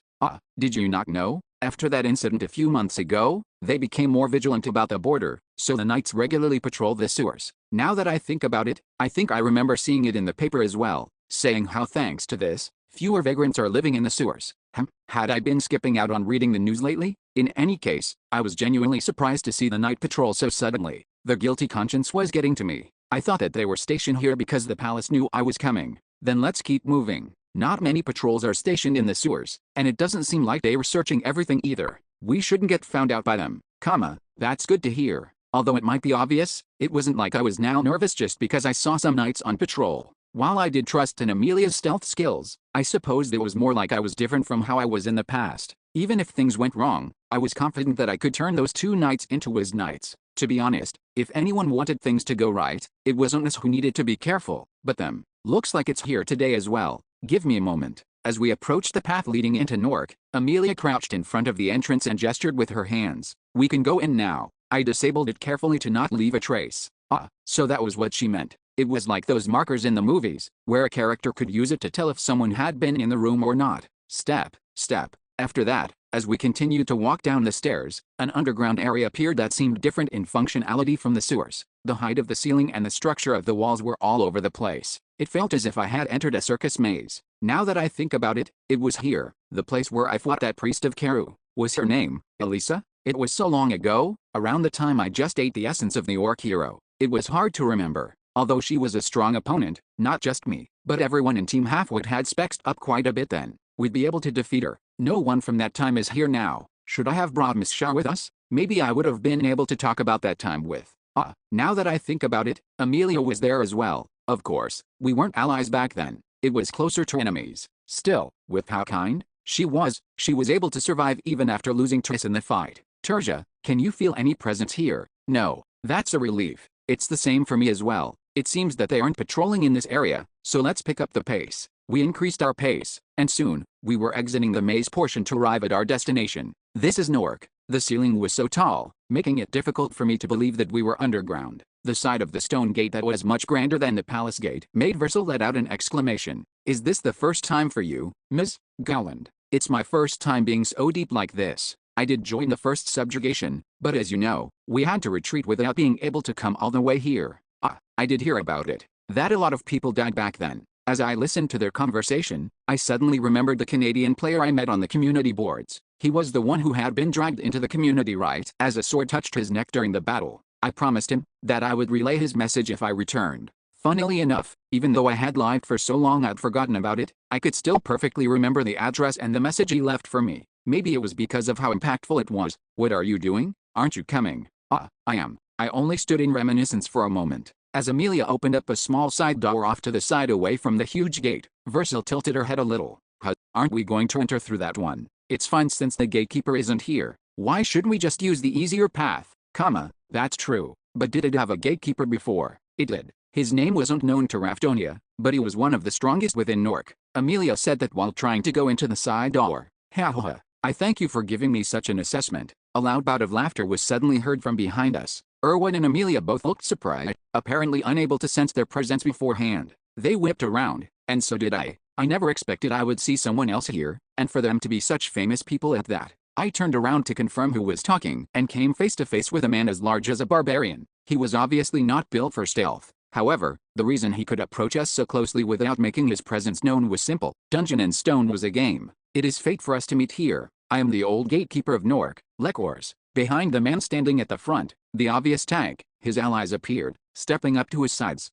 And these are my allies. 1, 2, 3, 4. A total of 5 people. They had the numbers advantage, and they were probably more skilled as well. It may be crazy to say it with our members here. But everything was relative in the world. Biko, why are you so quiet today? Didn't you say you were close with Baron Yondel over there? I never expected we would meet these guys here. Chapter 659, Outsider, 3. It may be obvious, but Biko had a team of his own, and I knew quite a bit about them. The reason? Because, before I returned, Mistra was a member of that team.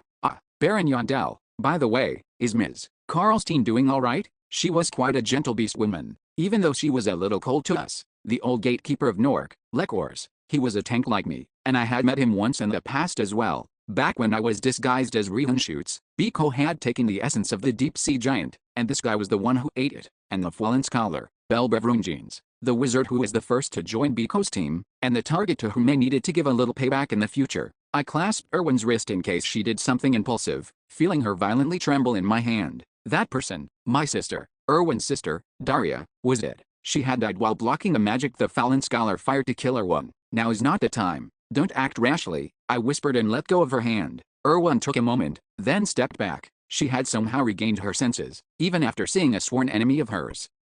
Impressive. To lose so much light in that period of time, the fallen scholar mumbled inexplicably, looking at Erwin from afar. Is it because you are near someone with an even greater fate? His mumbling was unpleasant to hear, like the ramblings of a heartless killer. My eyes scanned past him to see 2 more people. Judging by the outfit, that's probably the archer Ms. Shaw told me about. The last person's entire form was shrouded, bound in a robe. From the shape of their body, they were probably a man. Regardless, he seemed to be the new ally that Biko had told me about. Someone who couldn't be made known yet. Considering the team composition, he's probably a healer. Either way, now was the time for that. Not when that guy seemed to have woken up.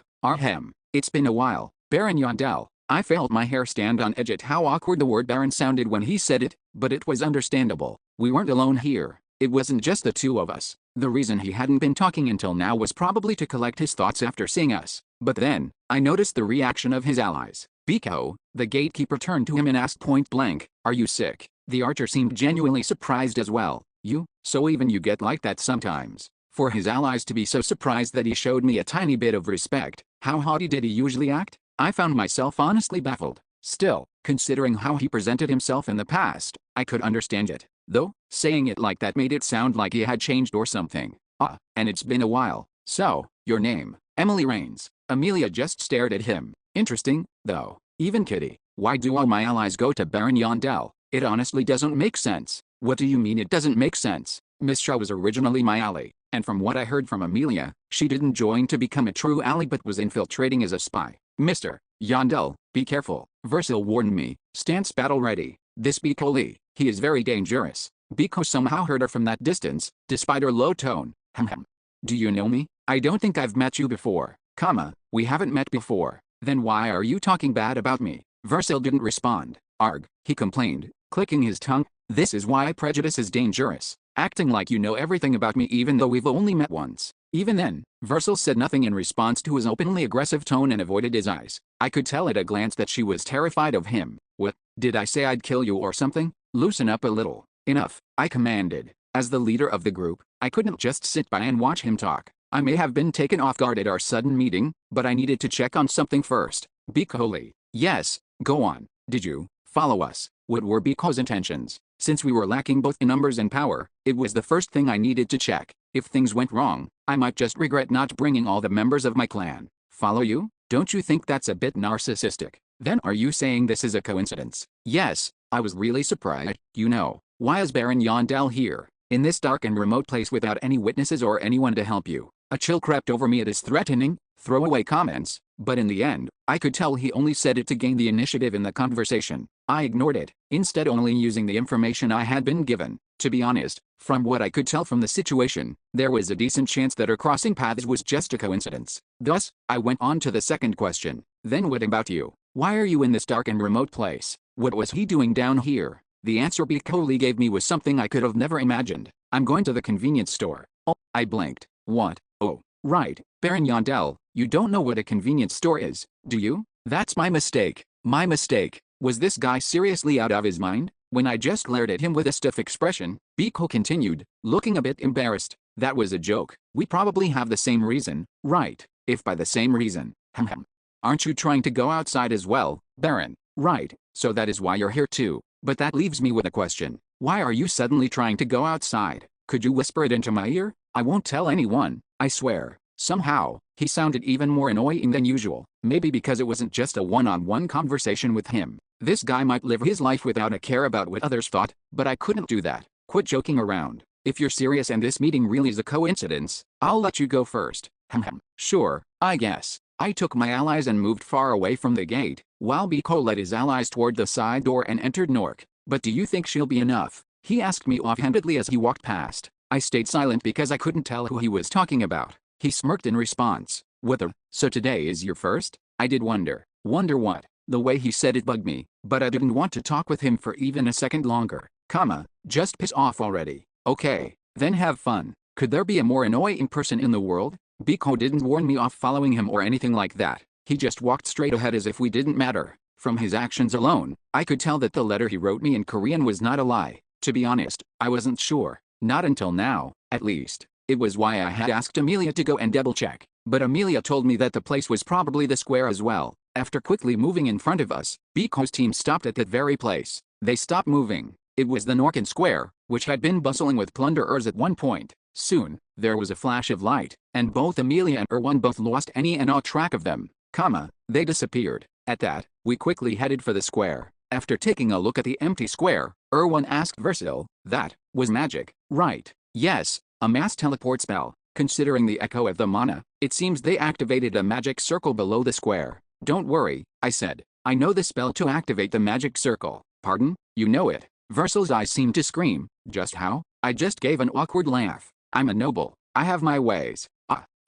I couldn't tell her I heard it from Bikoli, right? Alright, I'm starting it. Once we were all standing in the middle of the square, I huddled my allies around me just in case something happened, then slowly spoke the activation spell. Honestly, it was pretty embarrassing to say the chant because it was more like a poem, but it couldn't be helped. I just had to accept that this was how the ancient wizards thought about such things. My body is a sword. My blood is steel. My heart, glass. Still, it got me curious. It was a magic spell, so why was a sword being mentioned? Whatever the case, I continued to enunciate each word carefully, and that body is formed from swords. I endured the embarrassment and completed the spell, and then, there was no flash of light or a thunderous echo. My allies looked at me with questioning eyes, but the one who was the most confused was me. Why did nothing happen? It didn't take long for me to understand what had happened to me. No, to be precise, I realized it. So today is your first? I did wonder. I realized what Biko's last comment meant. I should have noticed it when he didn't get angry. I'd been tricked. A seething rage welled up from deep within my heart. Still, just getting angry wasn't going to help me. Oh, maybe the information you got was a bit wrong. That happens.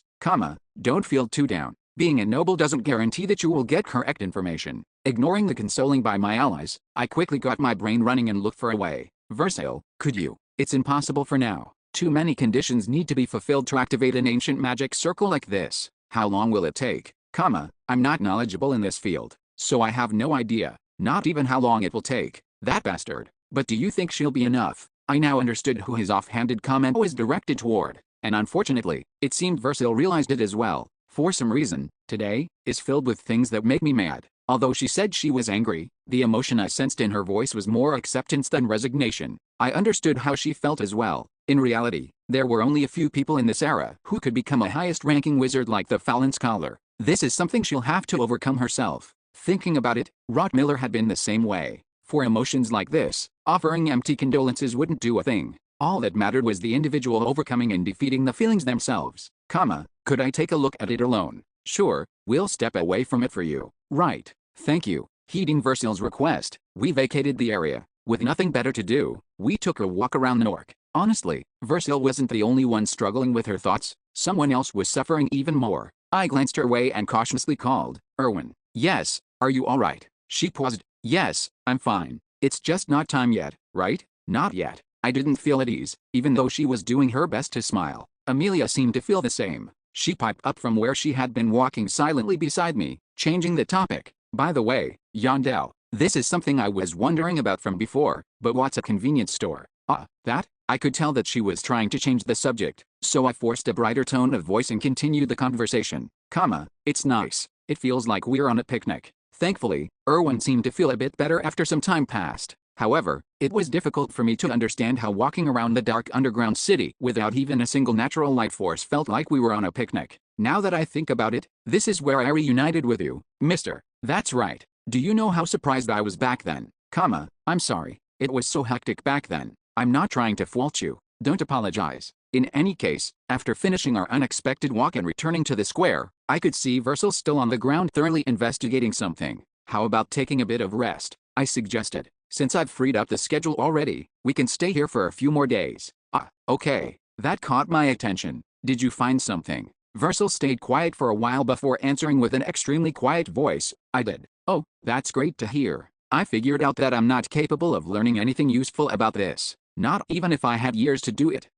Her admittance left me momentarily speechless, yet I could tell she wasn't in complete despair, considering what she said next. Honestly, it's only natural. I've never studied in this field in the first place, only battle magic. It didn't seem like she was trying to rationalize it either. It was more like she was accepting of the reality of the situation. So I'm just giving up. Please don't say I lack grit. Wasn't even a thought on my mind. It's really embarrassing, but, well, it can't be helped. I'm sorry. If you want to look into it more, you'll need a wizard who is much higher ranking than me and more specialized for this. A specialized wizard. Do you have anyone you would recommend? 1. If it's him, he might just be able to do it even faster than the Fallen Scholar. Faster than the Fallen Scholar? I asked with a tilt of my head. Who is it? The name of someone I never expected to hear exited Versailles's mouth. Yervin Havelion. Yervin Havelion. The person nicknamed the Magic Engineer, the head of one of the schools of magic, and the god of production-type wizards. Although Versailles's explanation was correct, looking closely at it, she missed out on one important piece of information.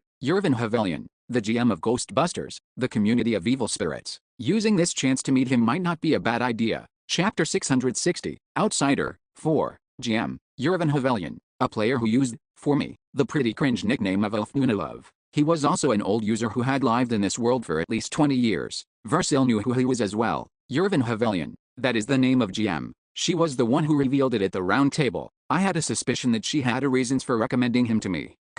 I know of the Magic Engineer, but is it realistically possible to call him right now? I heard that he doesn't really go out to work. At Amelia's sharp question, Versailles nodded to give her confidence. You don't have to worry about that. I know him. Well, there's a chance it might not be possible, was the undertone to her statement, meant to lay some insurance. However, I could sense the confidence in Versailles's voice. How was she able to be so confident? The reason was simple. Since there's no way Versailles is friends with that shut-in GM, she's probably trusting in the weakness she has over him. However, I wondered if threatening to use his identity against him would be effective. From what I could tell, even the palace seemed to know who he was. Were they using him because he was useful? Something like that? Since the community is gone now, I do wonder what sort of situation he is in now. To be honest, he had drawn my interest a while ago, but I was cautious against approaching him recklessly. There was no reason to, not really. The guy was stuck up in his tower every day and wouldn't even attempt to meet me if I suddenly rocked up to his door, and I would only look suspicious for having tried to meet him out of the blue.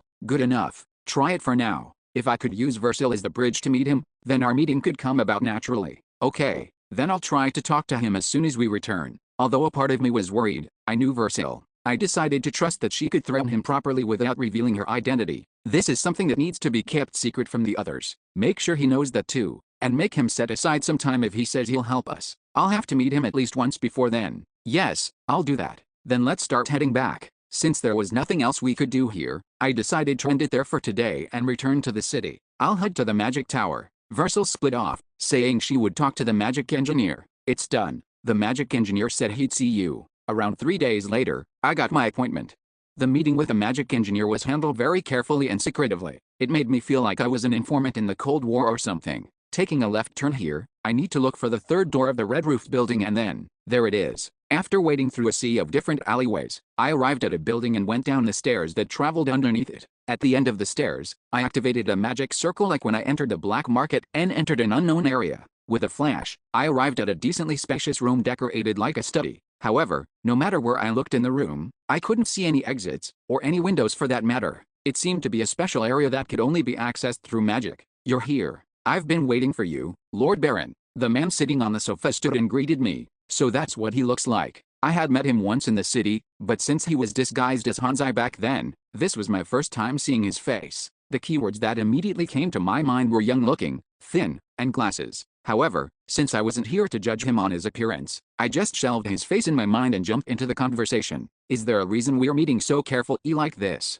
I apologize for making the process cumbersome. However, I have recently had a lot of enemies around me, so please understand. Enemies. Well, I did hear that Pico had gone around looking for him at one point or another. Anyway, it's good to see you. You're Van Havelion. I am Bjorn, son of Yondel. After giving him a firm handshake, I sat down on the sofa that seemed to be my seat. Crunch. Ha. Discriminating against barbarians from the get-go. It's fine, so you don't need to apologize.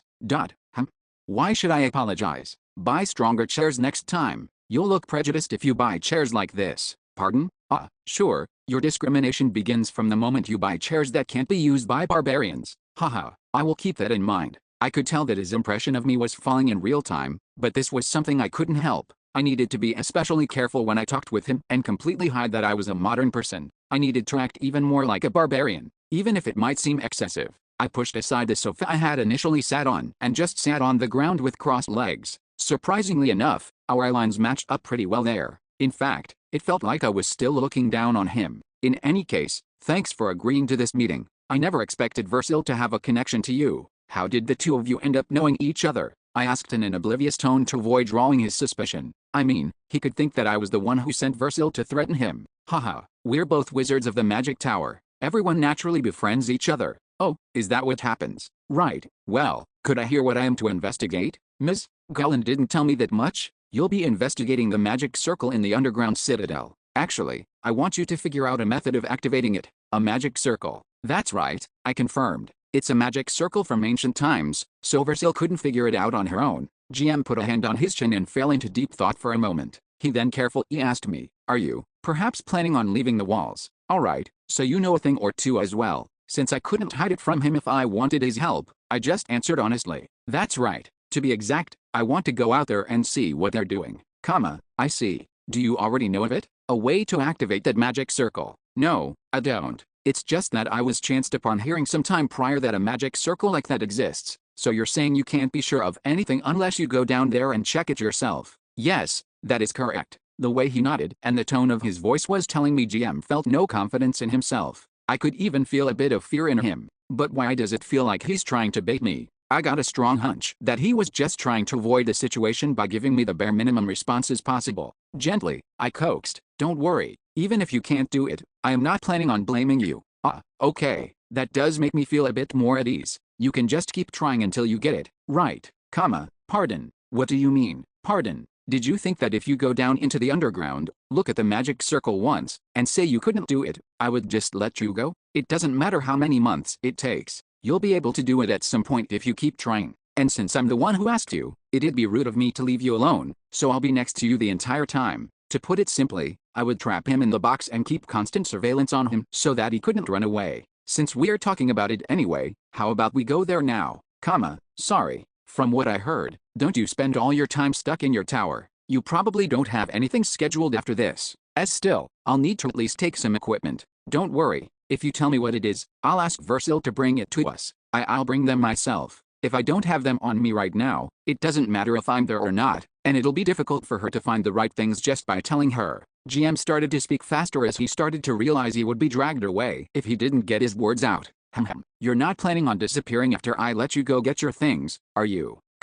Pardon. I let out a hearty laugh at his shock. Ha, that's a joke. Why would you disappear? I am not worried. Is that so? That's right. Even if you somehow get into a situation where you can't leave, I can just come and get you myself. I boomed, then going on to explain that I knew the layout of the magic tower pretty well from my previous visits. GM paled, seeming to remember the last attack on the magic tower. Please do not worry. Just 1 hour will be enough. With that, he left. Exactly 1 hour later, he returned.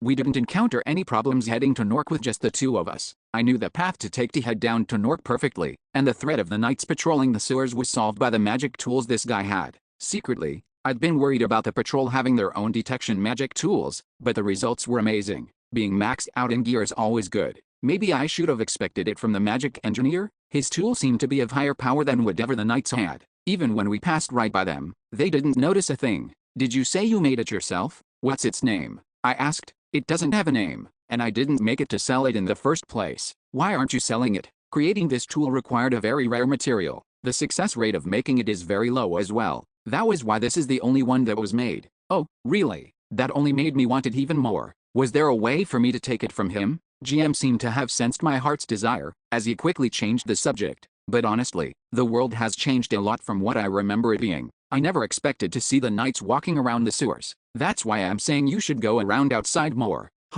Maybe I should. Maybe it was because he was uncomfortable with this situation, or maybe he was stressed at just being outside in general. Either way, until we arrived at the square in Nork, GM never initiated the conversation, and he just deflected most things I said to him. This is less fun than I thought. Well, his personality aside, it didn't matter if he just did the job I asked him to do. Alright, it's this. Can you figure something out? I will try. As soon as we arrived at the square, GM took out his equipment and looked pretty professional as he touched up and looked at a few things. Excuse me. I had been standing off to the side to merely observe him and not distract him when he suddenly approached me. It's all done. It took me a moment to process what he said. It's done. Yes, here's the formula to activate the magic circle. Even a 4th rank wizard should be able to activate the magic circle using it, GM said, handing me a parchment covered in writing. Still, I found it difficult to believe him. Was this something that could be figured out so quickly? I narrowed my eyes in suspicion and scanned him up and down, and he quickly rushed out as if to save himself. It was easier than I expected.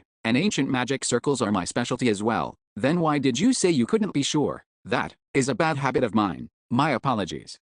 There was nothing I could say to that. Well, since the work is done, could I go now? If possible, I would like to eat my dinner at home. To be honest, I still couldn't believe him. Yet not even I could openly say that to him in this situation. What do you mean your work is done? I demanded. Pardon, you haven't checked if it works or not. Go and activate it. As I gave a decent excuse, GM couldn't find a way to refuse me as he nodded with a sigh. Yes, understood. Then please wait a moment as I do my preparation. After putting away all the equipment he had taken out, he took around 5 minutes before calling me over, saying that he was done. Once I was next to him, he counted out loud from 1, 2, 3. A bright light enveloped us. This is, when I opened my eyes, a place I didn't recognize yet that still felt familiar greeted me. It was a wide, circular tunnel, big enough for an emoji to move through. One wall was littered with symbols that I didn't recognize. That is the magic circle laid on this side, GM explained. From a glance, I can tell that its activation method is the same. A glance. I misspoke, but the information shouldn't be wrong, so you don't have to worry about it. And if I am to give you one warning, you need to be careful not to destroy the magic circle. Unlike the magic circle in the square, since this is exposed to the elements, what happens when it is damaged? There is a permanent recovery magic on it, so it will repair itself if given the time. But it'll take at least a year.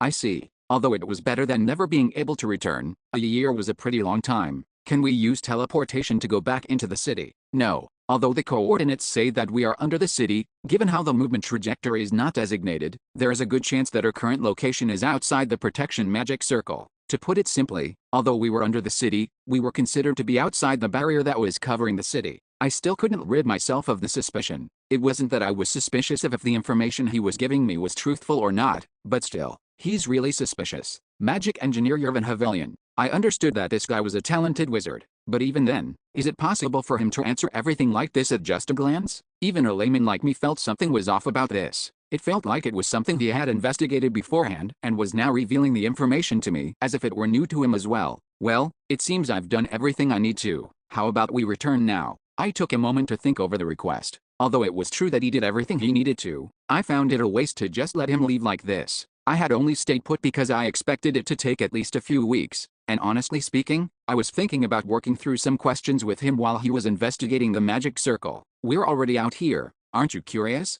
Let's go out together. Pardon, I'll take that as a yes. I couldn't just let him go. Chapter 661, Outsider, 5. As we walked past a wall inscribed with magic circles, the large, circular passage began to narrow. So, I'm not curious about the outside at all. Step. It may be best that you do your exploration with your other allies. We should return for today. Step. How could you do this? Let go of me. I assumed he wouldn't do anything, but the GM's arguments grew harsher and harsher the further along he was dragged. From the perspective of a barbarian, that was just cute. Of course, it was like hearing the chirping of a baby chick. Yervin Havelian. I let go of his arm and looked at him. Why are you looking at me like that? Give me a few days of your time. It's fate that we met like this. Wouldn't it be better if we got on more friendly terms? If your goal is being social, then I can always give you more time, even without circumstances like this. Hell, always give me more time? It was obvious that he was going to lock himself in his magic tower as soon as I let him go back. But it's a little odd. Pardon, why are you whining so much for me to send you back? You're a true wizard. Aren't you curious about the outside? I am only curious about things I can afford to handle. That reasoning left an impression on me. If someone wanted to live a long and uneventful life, closing their eyes and blocking their ears was definitely the best method. So this is the secret to how this guy was able to survive for so long. Just that one sentence was able to get me one step closer to understanding what kind of person the GM was. Did it mean I was planning on letting him go anytime soon? Of course. Still, I said, help me out here, okay? At least for Versal's sake. What I said could sound like I was pleading by trying to appeal to his friendship with Versil, but from the GM's position, he would definitely take it as a threat. I'll make you a promise. If something dangerous happens, I will protect you even if I have to throw my body in the way. And it won't take too many days either. I'm only planning on checking it out a little before coming back, if you say so. With the carrot method implemented, the GM gave a defeated nod. Alright, then that problem was dealt with. Then let's keep moving. After coming to an agreement, we resumed our walk through the passage. The pathway stopped narrowing at some point, and after walking in that state for a little longer, the passageway opened up again and a slope appeared. Whoosh! As we climbed up the incline, I could feel the wind and light begin to trickle down toward us. It may have just been a gut instinct, but the nature of this place felt different from that of the cities. You have entered a forbidden area. After fully stepping out into the open, I took a deep breath and before slowly taking a look around. In the distance was the setting sun, half hidden behind a mountain range. A creek was dyed red by the sunset, and birds chirped in their nests above the trees. That should be Raftonia. In the opposite direction of the sunset, I could see tall castle walls. They were so tall and so wide that it reminded me of the Great Wall of China. It's the first time I've seen it from the outside. I had never once left the walls even when I was playing the game, so looking at Raftonia from this angle was quite a new. Havelian, what are you doing? I was taking a look at something. I saw letters I have never seen before. Unfamiliar letters? I tilted my head and walked toward the entrance of the cave we had just come from. There, I found a mark made by a dagger of sorts on the wall. I was here. Bikoli, strong son of Korea. I sighed. Why was I the one getting embarrassed looking at this? I nearly let out a dry laugh, but forced myself back and spoke as if I didn't recognize it either. I don't think it's the ancient language. Interesting. Yes, it is peculiar. I do feel like I have seen this somewhere before. So the GM didn't know Korean. It was honestly understandable. If I suddenly saw Hebrew or something, I probably wouldn't even be able to recognize which language it was, let alone read it. I stared at because Mark and thought, the GM gave me some advice. If you're thinking about leaving your name here, I suggest not doing it. It will be proof that you were outside. If the palace sees it, it could be interpreted as treason. I wasn't thinking about that. That's a relief. After seeing the GM nod, I quickly turned around and clicked my tongue. Why did I suddenly want to leave a mark now? From what Clown told me, The world outside the walls was very similar to the dark continent on the 7th floor. If that was the case, where were we right now? I first needed to find something I could use as a reference. If that's Dragon's Mountain, is this near the Great Forest? With that, I could guess as to my location. The Great Forest was located in the southeastern region of the Dark Continent, and since this looked to be a bit more east from the Great Forest, so the eastern region of the Great Forest? Of course, it was just a hypothesis. There was no way I could be sure of it. The atmosphere here was completely different from the labyrinth as well, so I really had no idea. In any case, let's just slowly try to learn about this. So, where are you going to go now? The GM asked. We'll head toward the city. Toward the city? Why did you make that face? To be honest, I expected you to head straight into the forest, Lord Baron. Oh, to be honest, I was interested in the forest as well. However, there was too much risk for just the two of us traveling so far, and there was something I wanted to check first around the castle walls. Just keep using detection magic and follow me. This is an unknown world. Remember that anything could appear. Yes, let's move after I memorize the coordinates here, just in case. Oh, that's good. We decided to turn away from the forest that looked too peaceful to be the Great Forest of the Dark Continent and headed east. Why the hell is the map so big? The sun had long completely drifted behind the mountains at this point, leaving us with a dark sky filled with stars overhead, but we still weren't anywhere close to the walls. Well, maybe we were around halfway there? I thought we'd get there in just a few hours. We were in the highlands, and because of how tall the walls were, this ended up happening. It was something like a mirage. No matter how far we walked forward, I didn't get the sense that we were getting any closer. We'll stop here for today. Let's spend the night and move again the next morning, I ordered. We wouldn't be able to see the walls when night truly fell, so I decided to set up camp for the night. If we moved without being able to see what was in front of us, we could stray from the path and end up wasting even more time. It's been quite a while since I've had to spend the night in a sleeping bag. As we lay down in our sleeping bags and looked up at the starry night, the GM talked to me. What? Did he become sentimental after seeing the night sky? Although I didn't know what changed his mind, it was clear that this was the start of the small talk I was looking for. You were an adventurer in the past, right? Yes, it's already been 7 years since that time. However, why did you stop adventuring? It's just a lot of things. I sensed I was at my limits as well. Considering how he batched all that into a lot of things, I could tell didn't want to talk about the details. Or he was in a situation where he couldn't easily talk about them. As soon as he stopped being an adventurer, he went into the magic tower and stayed in there for 7 years. Although I didn't know the GM's situation, that didn't mean I didn't know anything about the traces he had left with the life he had lived. After all, I had done all the background research I needed to. There's definitely a reason he became a shut-in. From what my gut was telling me, the reason probably wasn't him, but some external factor. Either the palace or maybe even Biko. Still, laying down like this brings me peace for some reason. What's this now? You were acting like I was dragging you to hell with how upset you looked. I still am displeased. However, this one thing does make me feel better. And what is that? The fact that no one knows that I am here. Only then did I understand what he meant by the situation bringing his heart peace. He was probably being watched by the palace as well. He had even been ambushed by Biko that one time when he left the magic tower for a short moment. Would it be right to say he had even more enemies in the city? I should never tell him that Biko Lee is also outside the walls. I was mindful not to say anything that could change his mind and continue the light conversation. Any lovers? Since I am old, I have met a few women in my life, but none of them ended well. He was someone who didn't like dating. The school of magic I first studied?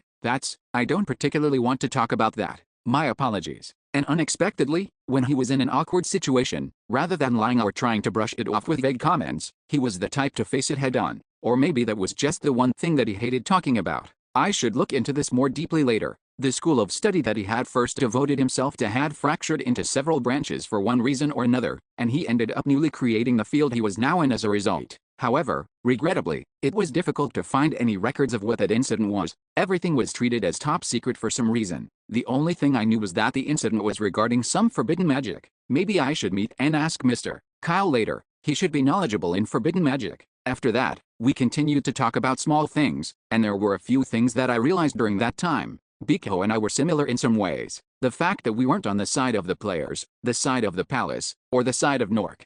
And so, the next day came. Did you sleep well? My entire body is sore. Here, drink some water. You'll feel better. What does that have to do with being sore? Don't mind the small things. As soon as we got up, we had a light breakfast and immediately resumed our journey toward the walls. We finally made it. What do you mean, made it? This is only the beginning. After arriving near the walls at sunset, we continued to walk along the outer perimeter of the wall. I had seen a certain bit of information in a small selection of literature. Raftonia, located at the edge of the continent, was a territory that lived off of imports and exports of trade and commerce, which meant there should be an ocean near Raftonia. Tap, tap. An invisible barrier was formed all around the castle walls. I could feel it with a light tap of my hand. After following it all the way around and moving through the night, we arrived at the eastern part of Raftonia, around District 9 and District 10, before sunrise. We can't see anything due to how dark it is. It will be daybreak soon, so let's wait until then. You must be tired. How about we take a nap before then? The problem happened after we woke up. Lord Baron, wake up. What is that? Let's get a bit closer. As soon as we awoke, we only lost ourselves to the scenery for a moment before we quickly headed toward it. Then, both of us went speechless. But first, to summarize the current situation, the ocean did exist. At the edge of the continent, looking down from atop a cliff, we could see the ocean spread out far and wide. Gray. The problem was that the ocean was gray. No, not just the ocean, but the sky as well. The crashing waves, the clouds in the sky, with the gorge as the boundary, everything beyond it was lacking in color and motionless, as if it were a black and white photo. Seeing this scene, the GM mumbled to himself in a daze, so the world never became normal. Chapter 662, Companion 1. The curse of the witch, which covered the world since ancient times, was akin to a sort of radiation. After the curse was put on the world, the entire continent became a dead land where no life could grow. Only Raftonia was able to avert that catastrophe. Only Raftonia, at least as far as its citizens knew. However, there was no such thing as the witch's curse outside the walls. In fact, the curse that we thought of as the witch's curse did not exist at all. The outside world is perfectly fine. Plants are growing, and if you get close, you can see bugs eating grass. Same with wild animals. Just as some Norcan player said on Ghostbusters, the world outside wasn't filled with death. Well, that doesn't mean it's in a normal state either. I stood at the edge of the cliff and looked out into the gray world. Only the sun that rose in the distance burned bright, leaving me unsettled. So the world never became normal. Just as the GM said, the world was far from normal. However, that only gave me more questions. The palace had never said a single word of truth. What radiation nonsense. There was no poison tainting the air. No, the world had ended differently. Not to say I knew why the palace hid the truth. I think I now understand why the palace twisted the truth. The GM lowered his telescope. Where did he get that from? As he continued, how could they tell the citizens living inside the walls? The fact that this world is heading toward destruction. What do you mean? Look down there. The GM pointed to the boundary between the gray waves and the land as he handed me the telescope. It's very slow enough that it is difficult to make out with the naked eye, but the area is slowly expanding. Looking at the place he pointed to, I could see that the gray color was slowly encroaching on the land. The problem is that it probably isn't like this just on this side. What does that mean? The ones who left the castle walls, didn't they return to the city not long ago? This is probably happening on the opposite side of the continent as well. But why would they have a reason to return to the city? If it's like you said, wouldn't the city fall first? Well, maybe they have some information that we don't have. Maybe even if the boundary crosses over the city, it might not be able to penetrate the protection magic circle. He was making a pretty unwizardly and baseless prediction. But he's probably right. The Norcans did invade the city. It meant that Raftonia held a way for them to survive. What I didn't know, though, was what exactly that was. I'll have to figure out the rest myself by adventuring. I went down to the beach with the GM and investigated quite a few things, but unfortunately, we didn't find much. To summarize the few findings we had, boom. First, that gray land was death. No matter what object touched it, as soon as it made contact with a boundary, it lost its color and froze like a stone. Also, I hadn't tested it with a person yet. I wondered if one could enter it if they had enough mana resistance, but I wasn't brave enough to test it myself. It's a corpse. The second thing we found was a skeleton in a cave by the beach. It seemed to be at least a few years old, but there was nothing else we could discover even after looking around the area. And most important of all, the third discovery. At this rate, it'll take 10 years for the erosion to touch the outer wall of District 10.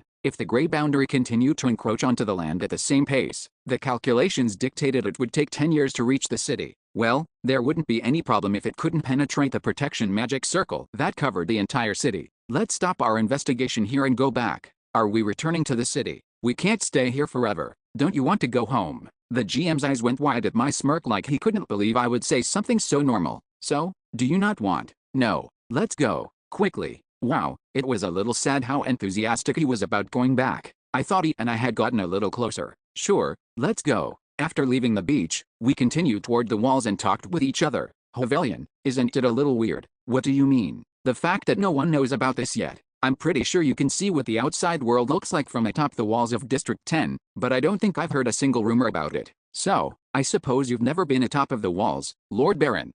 No, I have been up there. I explained to him how I saw nature stretch out in the outside world from on top of the walls at Bifron. The GM nodded in understanding. That's because Bifron is a special case. All the other walls have illusion magic applied to them, but from what I know, Bifron is the only place in the city where that magic has a problem.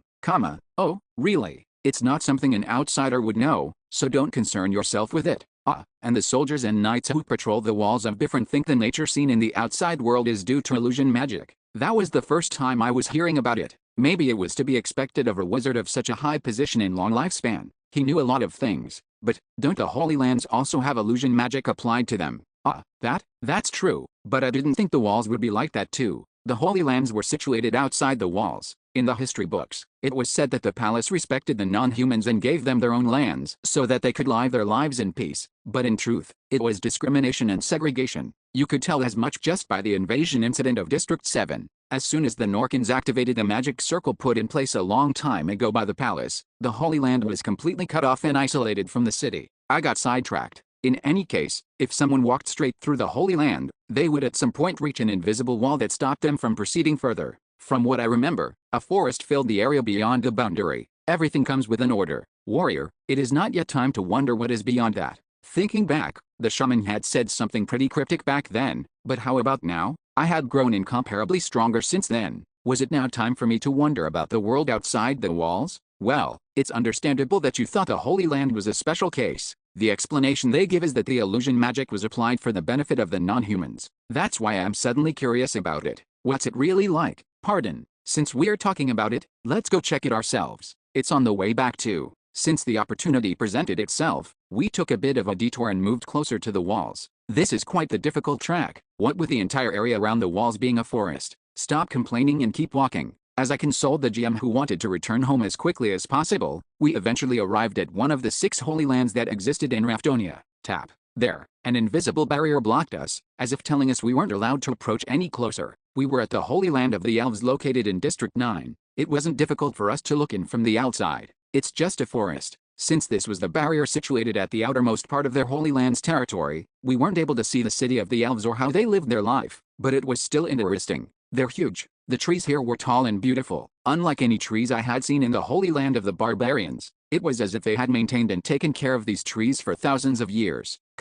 We came here because you said we should check it, but what are you going to do now that we are here? The GM urged me while I looked into the Holy Land with interest. But at that moment, surprisingly enough, I saw something move within the barrier. Wait, pardon, be quiet. I made the GM close his mouth and then stared deeper into the forest. There, I saw an elf appear from between the brush. The elf was silver-haired and seemed young, either a minor or someone who had just become an adult. He's coming this way. The elf slowly approached in our direction. Can he see us? I had wondered because he was heading straight to us, but it didn't seem all that likely. If he saw someone standing outside the boundary, his expression wouldn't be that calm. After walking up to the barrier, the elf reached out with his hand and touched the wall as if to pat it. He then mumbled something. I wasn't able to hear anything through the barrier, but the GM seemed to have some talent in lip reading. He's saying he's frustrated, you can tell just by looking at him. It's a trick I learned over time, and he didn't use any difficult words either. Although the GM was smiling humbly, I was amazed. We were originally players, after all. The difference between knowing a spoken language well enough to understand someone and being able to read lips to understand them were completely different playing fields.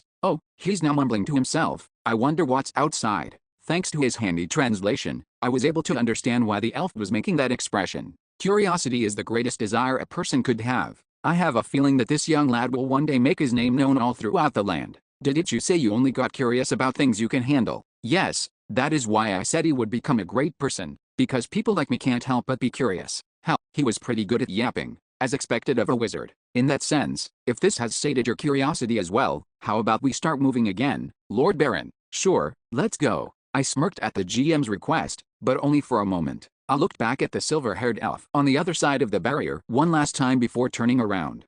I think he reminds me of someone. Well, we'd meet again one day if we were meant to.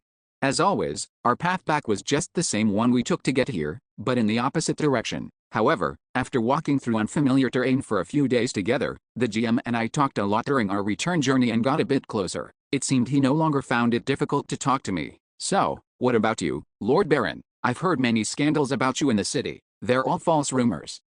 From what I heard, there's definitely one. Looks like you're having a good time. Haha. My apologies. Now past a point of small talk, he began to periodically ask about my personal life, something which he seemed to have been quite curious about. So, what is your goal, Lord Baron? Are you messing with me? And no, it's not like that. I'm genuinely curious. You always dive headfirst into danger and lead a busy life, don't have one. Pardon, I've never had any grand goal or anything like that. My survival, and the survival of my people, I guess you could call that my goal. The world operated on the principle of give and take. Since I answered him honestly, it was time for me to ask a personal question about him as well. Then what is your goal? My goal. Yes, since you've asked me that question, you probably have a clear goal of your own. The GM hesitated for a moment before slowly revealing, there is someone I want to meet again one day. As a fellow player, I figured that meant his goal was to return to our original world, and the motivation to do so was someone, a family member, with no way of knowing for sure. I acted unaware and just nodded.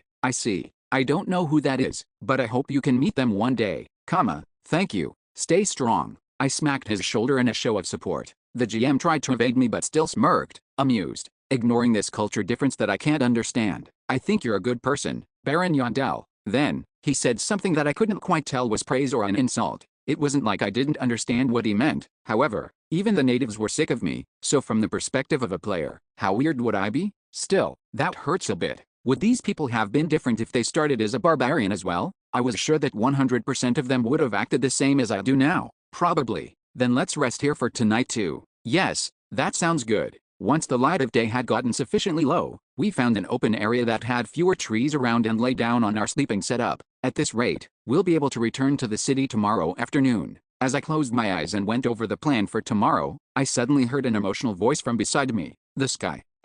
The sky is the same, no matter the world. To be honest, I felt the same way whenever I camped outside. If I just looked up only at the night sky, it was like I could be anywhere in the world right then. However, the GM seemed to have caught himself after saying that, as he quickly added clarification I didn't ask for. Oh, I meant between inside and outside the worlds. Yeah, it really is the same. We continued to silently look up at the sky. Maybe it was because he spent all his time stuck in his magic tower, but it seemed that he was reminiscing about his past as he laid down in the open air. Back during his time as an adventurer going in and out of the labyrinth, this would have been his life. Lord Baron, what? Didn't you say you were interested in the School of Magic at first and rolled in? I did, but I didn't ask more because you drew the line saying you didn't want to talk about it. But why? Do you want to talk about it now? As I threw that comment at him, the GM chuckled bitterly. True, it's not that interesting of a story either, but it seemed that today was that day for this guy, a day when you would tell your story to anyone willing to listen. Chapter 663, Companion, 2. I was a late bloomer as a wizard. The GM's story began with that first sentence. 20 years old. To be honest, entering the magic tower at such an old age was quite unprecedented. It may be obvious, but it was difficult for me to adapt to that environment. Well, I could understand that. The elites who entered the magic tower when they were young, like Raven, hated late bloomers like the GM. Of course, the people they hated more than the late bloomers were the non-specialized wizards like Dwaki. In any case, that wasn't the important part. He was a late bloomer? No matter how I thought about it, that didn't make sense. Was this guy lying to me right now? When I met him in the past, he said he was a rank 6 wizard within a year of arriving. Luckily my rank is high, but I still can't use magic properly, so I live on the edge every day. That last bit at the end made me think that it was just a problem for him since he possessed the body of a wizard. But that wasn't the case. I should keep listening. If he was telling the truth, he would be quite the special case. It was something I learned with time as I spoke with the other players in Ghostbusters. But the people who crossed the gate of the abyss while leveling wizard characters began their lives already knowing how to use magic.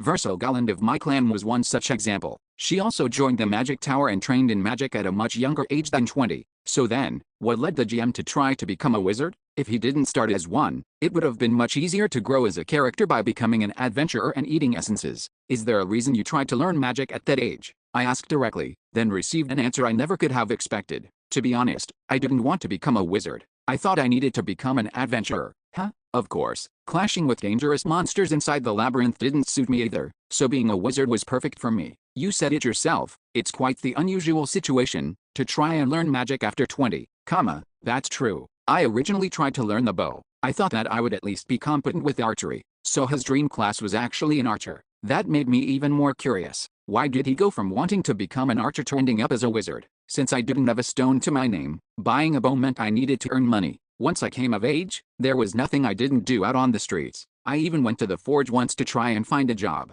Surprisingly enough, while he spent his time hammering metal, the route to becoming a wizard opened up for the GM. As it fated, he met the master of a school of magic. My master was intrigued by a toy I made during my free time. He called me aside, saying he wanted to talk to me, and we talked for hours. The master noted how detailed the design drawing of the GM's toy was and made a point of marveling at the GM's imagination. Well, that makes sense. This guy's from the modern age. I suppose it was kind of a cheat a modern person had. Things like that sometimes appeared in novels, where a normal guy who fell into another world drew the amazement of those around him whenever he made something. And that's how you were able to learn magic? I prompted. Yes. The Merida school usually worked with wind elemental magics, but my master, the master of the school at that time, was very interested in magic engineering and magic circles. I was lucky to catch his attention. I nodded, keeping my posture open and attentive. So that's what happened. I'm not trying to brag, but I had the aptitude for magic. I learned very quickly and absorbed everything my master taught me. Thanks to that, I inadvertently drew a lot of hate as well.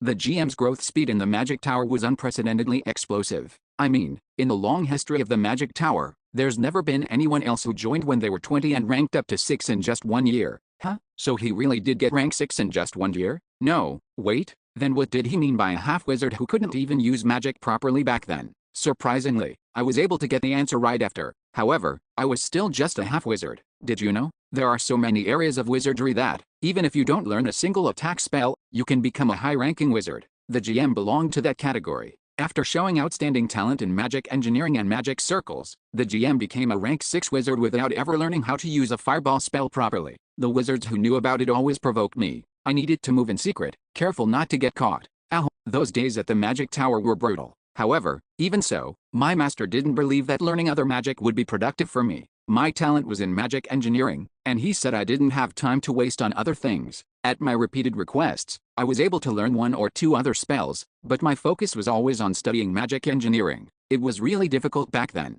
I don't think I even got more than 2 hours of sleep every night. But still, the GM did it. He found magic engineering fun and felt a deep gratitude for his master. It may sound a little odd, but back then, I sometimes felt that my master was my father, because I didn't have a father. After being fully gaslit for so long, the GM thought his life was growing farther from the life of an adventurer, but he still continued to endure it. However, that endurance revealed its limit at some point, but in the end, I wasn't able to keep going, so I ran away. I gathered allies around me to become an adventurer, and after that, I spent many years as one, never returning to the school once. During that time, even while taking more time to learn magic that would be helpful for adventuring, the GM never stopped his magic engineering studies. And then, around the time the wizard Yervin Havelian started to become famous as an adventurer, that was when the incident occurred. You may have heard about this as well, but my master dabbled in forbidden magic. Forbidden magic, magic that was prohibited from the wizards. As soon as it was revealed that the GM's master dealt with such magic, the soldiers of the palace rushed in, and his master was executed on the spot.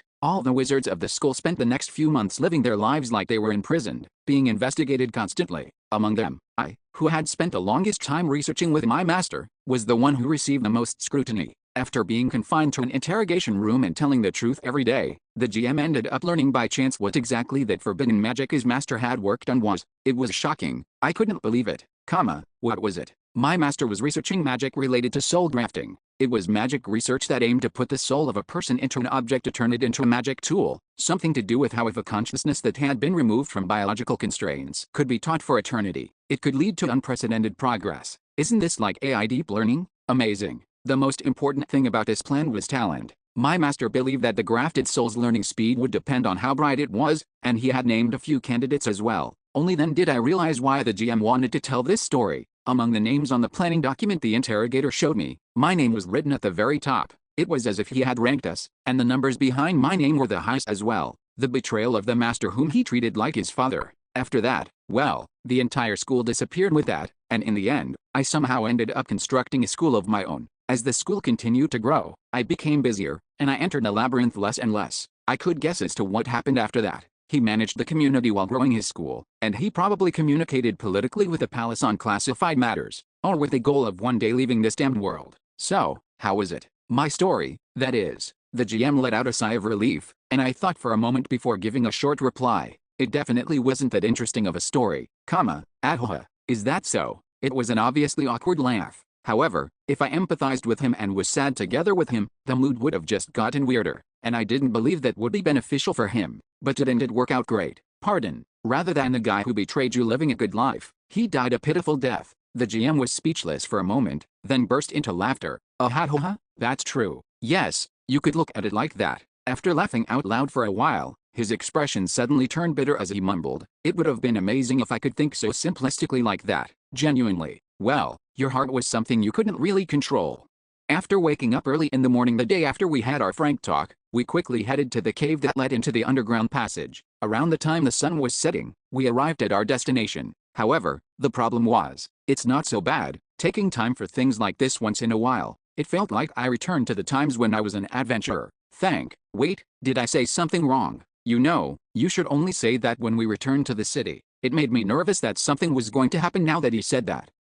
Stop. While looking around habitually with my uneasy heart, I froze on the spot. What is it? I lowered my voice. Be quiet. He seemed to have noticed something was off, as he grasped his staff nervously. Why are all wizards like Dwaki? Although I suddenly had that thought, that wasn't important right now, so I focused on the entrance to the cave instead. I was here. Bikoli, strong son of Korea. It was the mark left behind by Bikoli that we saw before, and below it, a new mark. Raftonia's king, motherfucker. It was used as a meme in Ghostbusters, a phrase that any player who is active in the community would be familiar with. It was obvious who wrote it as well. Bikoli. He probably wrote it because he got bored on the way back. Do you know what that is? I know that it's a script the evil spirits use. Now that I look at it, the marks above it seem to be another one of the scripts they use. Since he couldn't reveal that he was an evil spirit, the GM made excuses while trying to hide that he was a little flustered. Usually, I would have acted clueless while asking him incriminating questions to make fun of him, but I didn't have the leisure to do that right now. Either way, someone must have been here before us, I said. Let's get away from here for now. Pardon, nothing good will come of meeting them, and it'll be a problem if it gets out that I'm outside the city. To be honest, I said that because I didn't want to meet Biko again, but the GM just accepted my reasoning since he didn't know better. As soon as we stopped talking, we started to move backward in the direction we came from, the opposite direction from the cave. 1 step, 2 steps, 3 steps. After moving back quickly, I made a turn around. A man bellowed out from within the cave. The sound was far from what I would call a scream. No, if I was to dissect it, God fucking damn it, it was a roar of rage that could not be held in. Surprisingly enough, the echoing roar seemed to be rushing closer to us. Can you hear me? You're nearby. You can hear me. And soon, a man screamed as he dashed out of the cave so fast that it made it difficult for me to track with my eyes. Biko? As expected, the origin of the scream was Biko. However, the problem here, just wait until I catch you, okay? If I catch you, I'm going to, was that after getting out of the cave, Biko jumped as he was rocketing out. His eyes met ours. With that, Biko went from looking like he'd jet into the sky to falling onto the ground and landing with a thud. Oh, why are you with this guy, Baron? He looked genuinely surprised, unlike how he would usually act. However, it didn't take long for his expression to twist into rage. Wait, was it you two who did it? Us two who did what? I looked at him cluelessly as Biko shouted with frustration. Don't act like you don't know what I'm talking about. Did you two break the returning magic circle? Wait, what the hell was this now? Chapter 664, Companion, 3. Bulging veins on his forehead, heavy and rough breathing, the clenching of his jaw and fists. Anyone could tell that Biko was utterly enraged right now, yet the first thought I had when I saw him was that I barely recognized him. Why aren't you answering me? Was I right? It was the oddest thing. Biko was loose with his impulses and always did whatever he pleased while acting like the king of the world. So then, why did it feel so unreal for me to see him so angry? The answer came to me after a moment of thought. Now that I think about it, he hasn't. Surprisingly enough, I had never seen Biko genuinely angry, not once in all this time. Even when we argued back and forth and threatened to kill each other, it felt more like he was playing a part, like he had only threatened back because he had unspoken reasons to do so. I never thought I would be fucked over like this. This bout of anger was not the same. Biko believed that I had attacked him, and he was reacting accordingly with emotion to it. I needed to gather my wits. After all, I wasn't the one to have done it in the first place. Wait, but most important of all, I needed to understand the situation too. The return magic circle is broken. If what he said was true, it was a huge problem for me as well. Although the magic circle had restoration magic applied to it, it would take at least 1 year for it to fully recover. I caught you while you tried to run away, and now you're acting like you have no idea. We weren't trying to run away. Then why were you walking away? The GM carefully joined the conversation when Biko retorted with that. That is because we found traces of someone being here before us. We moved away because the fact that the Baron and I were outside the walls can be made known. Is that true? I have no reason to lie to you. And if someone truly destroyed the magic circle with ill intent, we don't have time to be arguing like this. Really? After hearing the GM's explanation, Biko quickly calmed down. I wondered why he got so worked up if he was going to calm down that easily. Now that I think about it, this guy can detect lies. Although it may not work for me, that ability probably worked fine with the GM. Mr. Biko, they're probably telling the truth. That was when the archer who chased after Biko revealed himself and supported our claim of innocence. The scent from inside and the scent from these two are different. Really? Biko looked a little embarrassed as he took a step back. The scent leads in that direction. Alright, let's go. And then, Biko's body stretched and flung itself like a rubber band in the direction the archer told him. We ended up not getting an apology after taking the brunt of his rage. Let's go too. Pardon, but I decided to lift the GM and run in the direction Biko had gone. We needed to check it as well. After all, check which bastard had pulled this on us. As I ran as fast as I could, the archer from before ended up catching up to me before overtaking me. But even though he could have just left quietly, excuse me, was it a rule for dex-based characters to be annoying? Anyway, after running for a while, I came across Biko and the archer standing in an opening in the forest. The two of them were bent down and looking at the forest floor. Looks like these guys planned this pretty thoroughly. Yes, I suspect that they have planned this just for us. Biko clicked his tongue. Then it means our information got leaked. Who is it? We encountered the Baron's party in the old Nork Citadel not long ago. Maybe the information leaked from them. Moron. It's obvious the problem is from our side. You think that too, right, Baron? Well, I didn't know what the full circumstances were, but if someone was aiming for someone, I figured that Biko was the more likely target than me. So what's that on the ground? I asked. Do you want to see it? I slowly walked up next to Biko to see the remains of a corpse covered by the grass. The body was mangled. Half the bones were exposed beneath flesh and muscles that seemed to have been melted by something. It's suicide. As expected of a veteran wizard, the GM didn't seem shaken at the sight of the corpse and mumbled as he took a look around. Biko also nodded in agreement. Right? I'm sure you think the same too. This is a very common method of cutting off a potential tail. Anything else you can figure out from this? They probably weren't a wizard. Probably. From what I can see from the skeleton, the left rib is less pronounced than what a wizard would have. Yes, it's a phenomenon that happens because we have larger hearts than the common folk. The two of them spoke as if it was all common sense, but it was the first time I was hearing about it. The left rib cage is larger. I didn't know why, but I filed that piece of information away for later. It could become useful if I found myself alone at some point. I have a theory that the wizard this person came with returned to the city, and this person here was the one who damaged the magic circle. And then he came all the way here to kill himself to remove any evidence. Yes, looking at the yellow powder that stained the leaves here, they've used a strong basic fruit powder. And the basic fruit powder is the main component of the item Blookers. I know, Biko spat, voice frigid in his hatred. It's the thing the palace uses a lot. If the palace was really behind this, they wouldn't have used this item. We don't know that. They might have wanted us to think this. In any case, the summary of the situation was simple. Either Biko Lee or me. This nameless corpse destroyed the magic circle to cause trouble for us. This is messed up. From what I heard from Gramps, this is going to take at least a year to fix. Whether we liked it or not, we would need to stay outside the walls until the magic circle was restored. I don't think there's anything else we can get from here. How about we return to where we were before? I want to check on the magic circle once as well. For now, we return to the entrance of the cave upon the GM's request. There, Biko's allies were waiting for us at the entrance. Gramps can follow us and the rest stay here. Alright, sure, that works. I'll make sure no one else enters, so don't worry, including the gatekeeper. There was the archer and the mysterious new ally. Those three were stationed at the entrance while the GM, Biko, the fallen scholar, and I entered the cave in a 2x2 formation. Maybe we were swept up in the fate of this friend. After hearing the situation, the fallen scholar mumbled something cryptic again but didn't say much else. Neither the GM nor I said anything else either. The mood was pretty awkward. Biko also kept his mouth closed, seemingly having a lot to think about, and the uncomfortable silence ended up lasting until we reached the magic circle.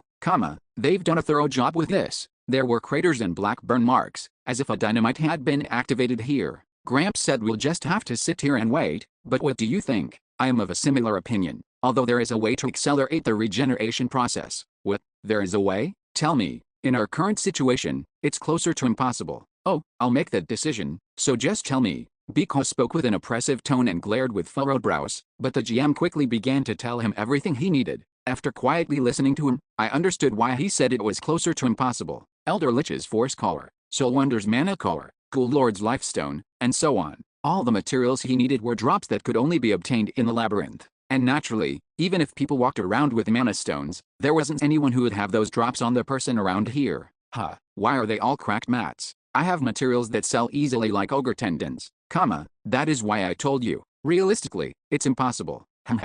Biko hummed offhandedly, but I don't think it's completely impossible, no. The GM tilted his head at that, and the fallen scholar explained, well, if this is the first time you have journeyed here, you may not have seen them yet, not have seen what? There are monsters outside the walls as well. That was the first time I was hearing about it. Monsters existed outside the walls. From what I heard, it seemed the said monsters had a few characteristics. 1. For some reason, monsters didn't appear anywhere near Raftonia. 2. When they were defeated, they always dropped materials, and if they were hunted with distortion magic, they could drop essences or even mana stones. 3. As a trade-off for their low numbers, the monsters were more intelligent than the ones in the labyrinth. Those were the 3 major points. From what I could tell, the second point was the most important, you can get their materials, guaranteed, if you defeat them. That's right, it's the complete opposite of inside the labyrinth. Biko had been able to live outside the walls and easily obtain the drops of the monsters. With limited inventory space, he only loaded expensive materials like ogre tendons. This is nuts. A chill went up my spine. A hunting ground where distortion is successful if you just kill it? In a sense, it was more shocking than the essence factory on the underground floor. I mean, just by hunting and selling monster materials, you could gain an incredible financial advantage, and you can bypass the low drop rates every time. For me, it was the most enticing part. After all, barbarians were a race as obsessed with materials as wizards were. To earn our spirit imprint, we needed the drops of monsters, which means I might be able to pick up the materials for the 9th stage on the way. Although it was unfortunate that we got stuck outside the walls, it was a great opportunity to level up my spirit imprint which I had neglected for a. So, Baron, what thoughts got you smiling like that? It's nothing. Alright, then let's get moving. I'll give you a proper introduction to my allies later. It looks like we'll have to work together for a while. Work together for a while. Sure, this was Biko Lee I was dealing with, so I was still uneasy. But thinking about it logically, moving together was the right call. First and foremost, this guy knew more about the outside world than us too. It made more sense for us to travel with them for the time being. You've met Gramps, me, and Aur's here last time, so I don't need to introduce them. Biko gave a short introduction of his allies as we stepped out of the cave. This is our archer. His name is Leighton Bryant. He seemed to be human, but he said his skills were as good as an elf's. He did add a comment after looking at me.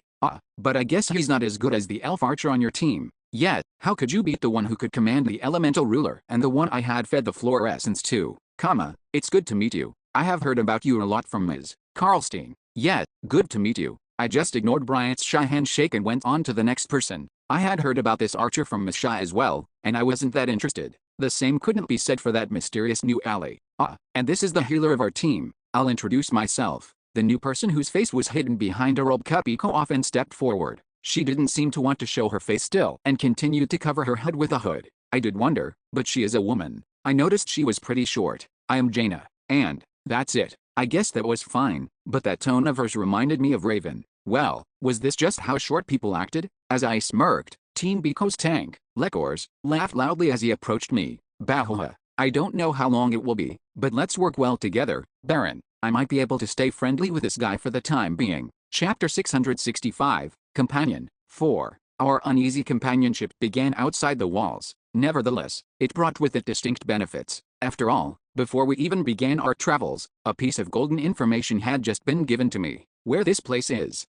Do you want to look at the map we made for now? Biko had been outside the walls much earlier than I had. Unfortunately, the map he made wasn't that good. It was like the maps created before the American continent was discovered. Well, I could make a map any better than he could. But anyway, what's with this border here? It looks familiar somehow. Drawn on the work in progress map was an unmarked border, similar to the borders between countries on the world map.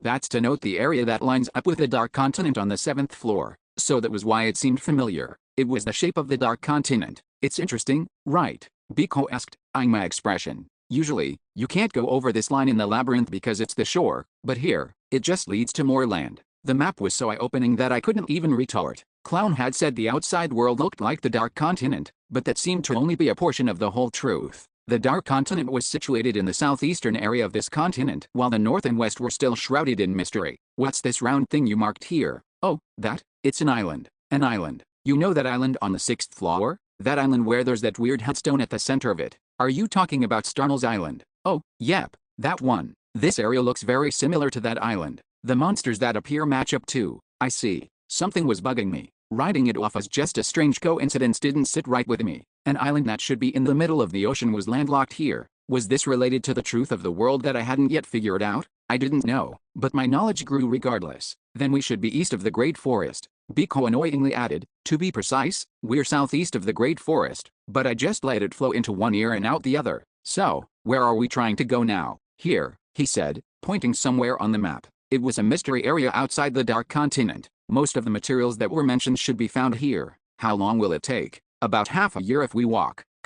What? It would take us a year to walk there and back at that rate. What was the point of all this? Then, Biko let out a joking laugh as I frowned and glared at him. Don't worry, we'll take a portal when we're partway there. It'll probably only take a month to get there. A portal. What was this now? It's similar to those military platforms in Raftonia. It connects two specific points. This truly was a new world. Hearing these stories of the outside world made me feel like a newbie again. It felt like I was playing a whole new game. Alright, then let's get going. We're going to move to try and reach the portal by nightfall, so make sure to keep up. It felt like I was getting carried. Time was very important in Dungeon and Stone, as each floor of the labyrinth had a set time when its fields would close. If someone couldn't use their time effectively, they would naturally not be able to climb to the higher floors. Phew. As such, dex-based characters had the advantage in that regard. All adventurers, regardless of their position, needed to round out their movement mechanics, and dex-based characters were naturally adept at doing so, unlike strength-based characters.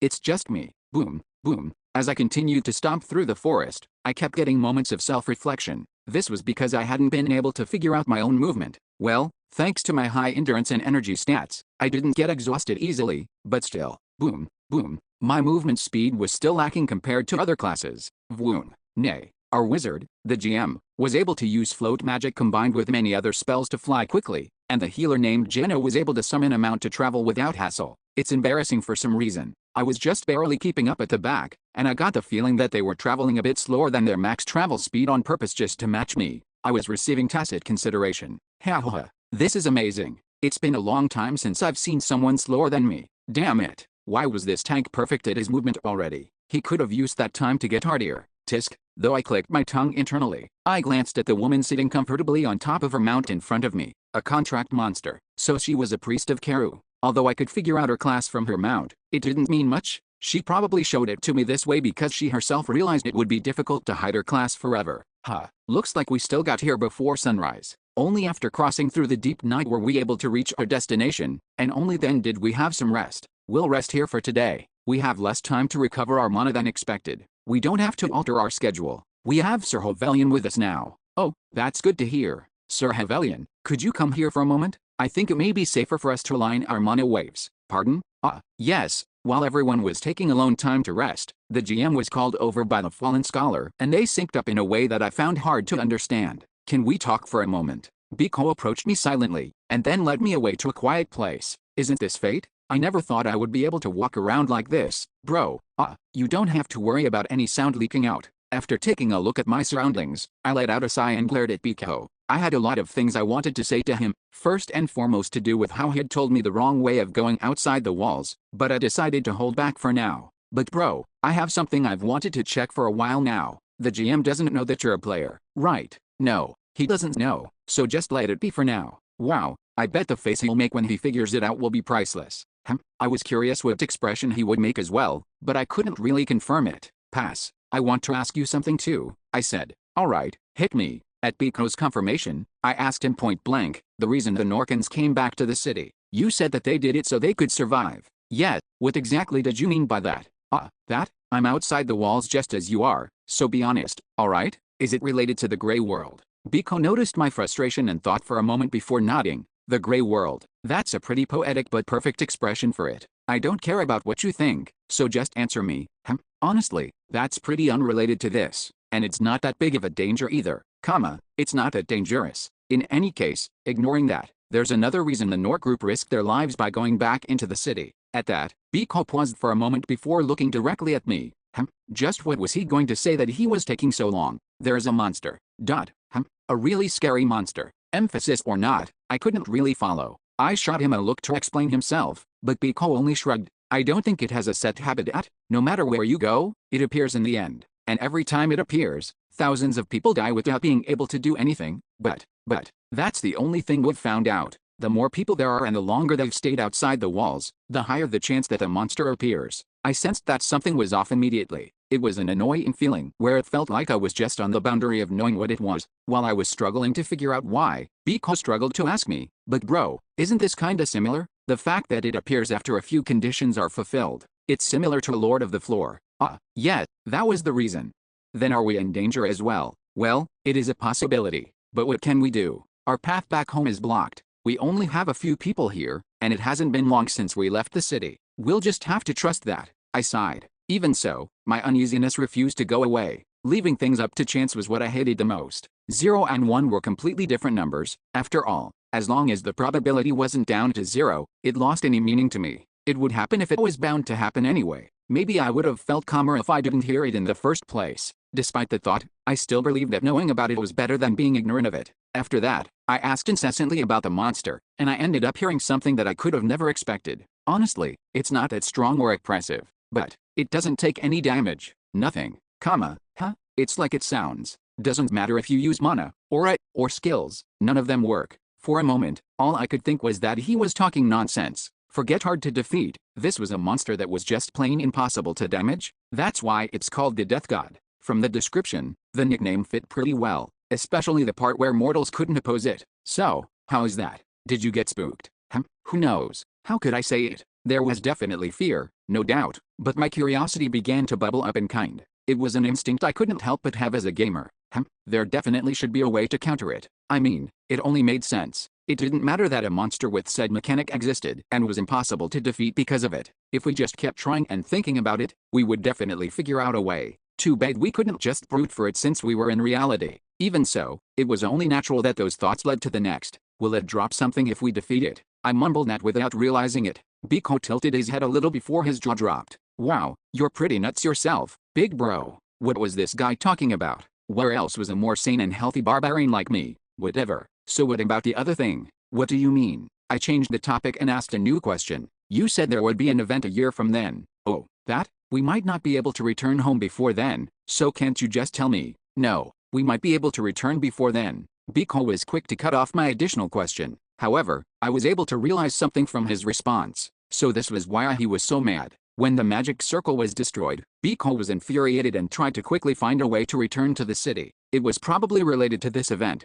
He doesn't want me to know the details. He thought that if I knew what was going to happen, I would somehow get in the way of his plans. To put it simply, there was a good chance that this event would be bad news for me. Then, I'll be going. And maybe as expected, as soon as the conversation got uncomfortable for him, Biko immediately ran away. Oh, it looked like you and that old man were up to something. Is that all done? Yes, aligning our mana waves doesn't take that long. I see. After finishing what he had to do, the GM returned and asked for a quiet talk with me. Could you give me a bit of your time? Right, so it's this guy's turn now. I followed after him while acting clueless, and the GM stopped in a dark and quiet place, put up the voice control magic, and began talking. Well, this may be an overstepping on my part. It's fine. Just ask me, what is your relationship with Biko? I sighed. How could I explain it? Chapter 666, New World, 1. What was my relationship with Biko? The question was probably one that the GM had been holding onto until he couldn't hold back any longer. It didn't help that there was never a good time to ask before either. From what I could tell, he had thought long and hard about how to ask.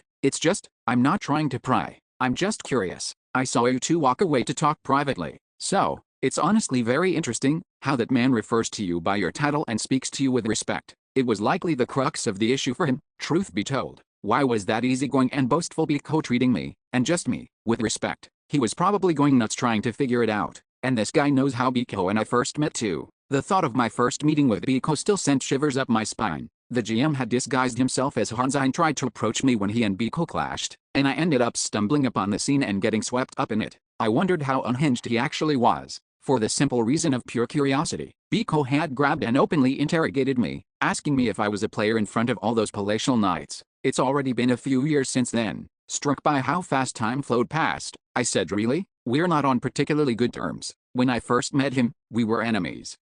Enemies. Yeah, that weirdo fell from the sky out of nowhere and tried to kill me, and somehow, he disappeared just as suddenly after, so something like that happened. The GM tilted his head, pretending to be none the wiser as he listened. Seeing his act was funny for some reason, but I continued without making that known. The next time I met him was at Gnome Tree. Gnome Tree, you say? Yeah, I went there with my allies for a request and ended up meeting him by chance there. A few more things happened after that, and he has bad blood with my allies too. Any contradictions in my stories would more than likely expose me as a half-hearted liar, so I just got down to the meat of the plot and summarized the rest. He probably knew what all had gone down with Miss Shaw as well, your allies. I don't want to talk about the details, but we had a deal in the process, and things have worked out somewhat now. By things having worked out, just consider this a short ceasefire of sorts. Both he and I know that there will be blood if we fight. He's being careful. The GM looked slightly stunned when I said that. His expression seemed to scream, "Be cool, he is, him." It also seemed he was surprised by how powerful I was. Hey, put some respect on my name. I had embellished a few things to make my excuse plausible, but that didn't mean what I said was a lie. Although I didn't have the confidence to defeat Biko in a one-on-one duel, I also was confident that I wouldn't lose. You asked what relationship I have with him, right? The GM nodded, and more clearly than ever before, I summarized in just one sentence what my relationship with Biko was. For me, Biko Lee is. I didn't even need to lie for this one. Although we weren't currently raising our weapons at each other because we were useful to each other, I no longer needed to hesitate. Someone I need to personally crack the skull of in the future. Biko is an enemy. Is that all for your questions? Yes, he is a very dangerous man. I needed to confirm what ties you had with him, Lord Baron. I see. I am relieved to hear you say that you are not on the same side as him. Nothing good will come out of getting involved with him. And of course, I believe you already know this, Lord Baron. The GM didn't seem to doubt my hostility toward Biko and even seemed satisfied by the prospect as well, perhaps because he sensed how genuine I was about my last statement. I mean, I guess it's natural for him to be relieved. If I'd said Biko and I were friends, he wouldn't have anyone he could trust here. In any case, I finished my talk with him. As we returned to our camp, Biko was the one who called for the GM this time. Hey, let's chat. The GM flinched as if he had just been summoned by the school bully. Hey, are you talking to me? He glanced at me as if to ask me for help. What business do you have with my ally? Goodness, Lord Baron, please do not worry. I am not trying to harm him in any way. We need him to fix the magic circle, so surely you know I wouldn't do anything rash. Well, that wasn't what I was worried about. It was just that I couldn't ignore the GM's reaction when he was pleading with me with his eyes. Eventually, I conceded, talk where I can see you.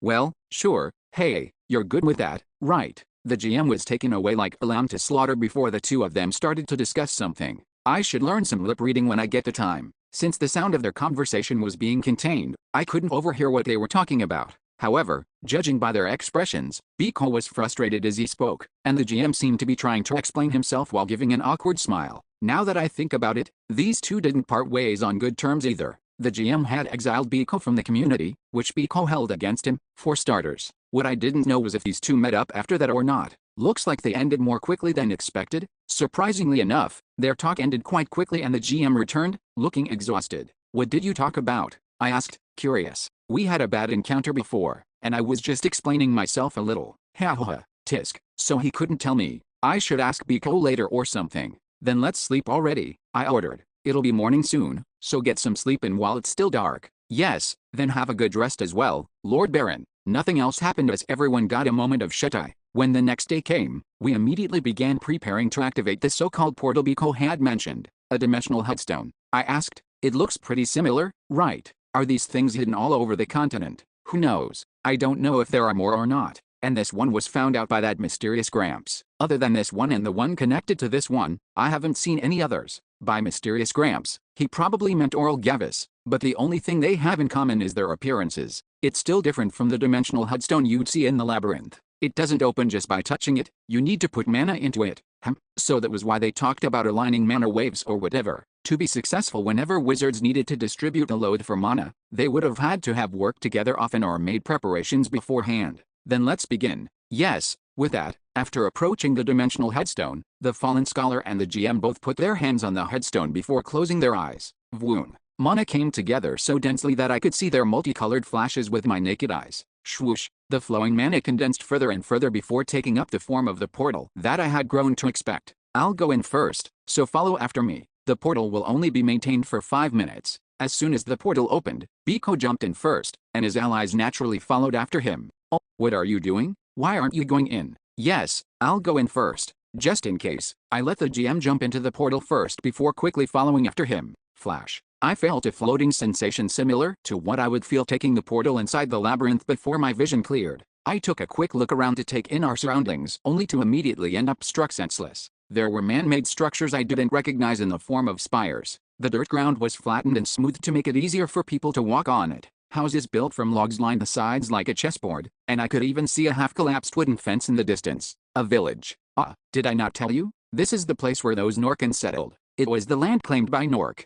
As the GM and I looked around in awe, Biko shrugged before approaching us and began explaining the new land of Nork. It's not on the same level as the city, but doesn't it look at least livable? They have houses and a wooden fence that surrounds the entire village. There are a few wells here too. There's even a field that used to grow crops beyond the fence. And although it's not a large river, there is one east from here. The Norkan land had a more tangible infrastructure than I'd expected. Maybe even I would have been able to live a happy life here. However, the problem of that monster remained. It's a complete ghost town. The huge wooden fencing that surrounded the village was partly destroyed, and the standing homes had taken visible damage as well. I could easily see a few darkened bloodstains in a few places. Ah, and this. Biko tapped on the dimensional headstone from which the portal had appeared and now disappeared as he continued. You could somehow use this to open the portal leading into the labyrinth, but only that mysterious Gramps can do it. Not even our Gramps has any idea how to do that. I do have an idea. I found out that it is magic related to time and space. That doesn't change anything. Don't make excuses. Although Biko's tone was mocking the fallen scholar, it was Oral Gavis who was actually the abnormal one.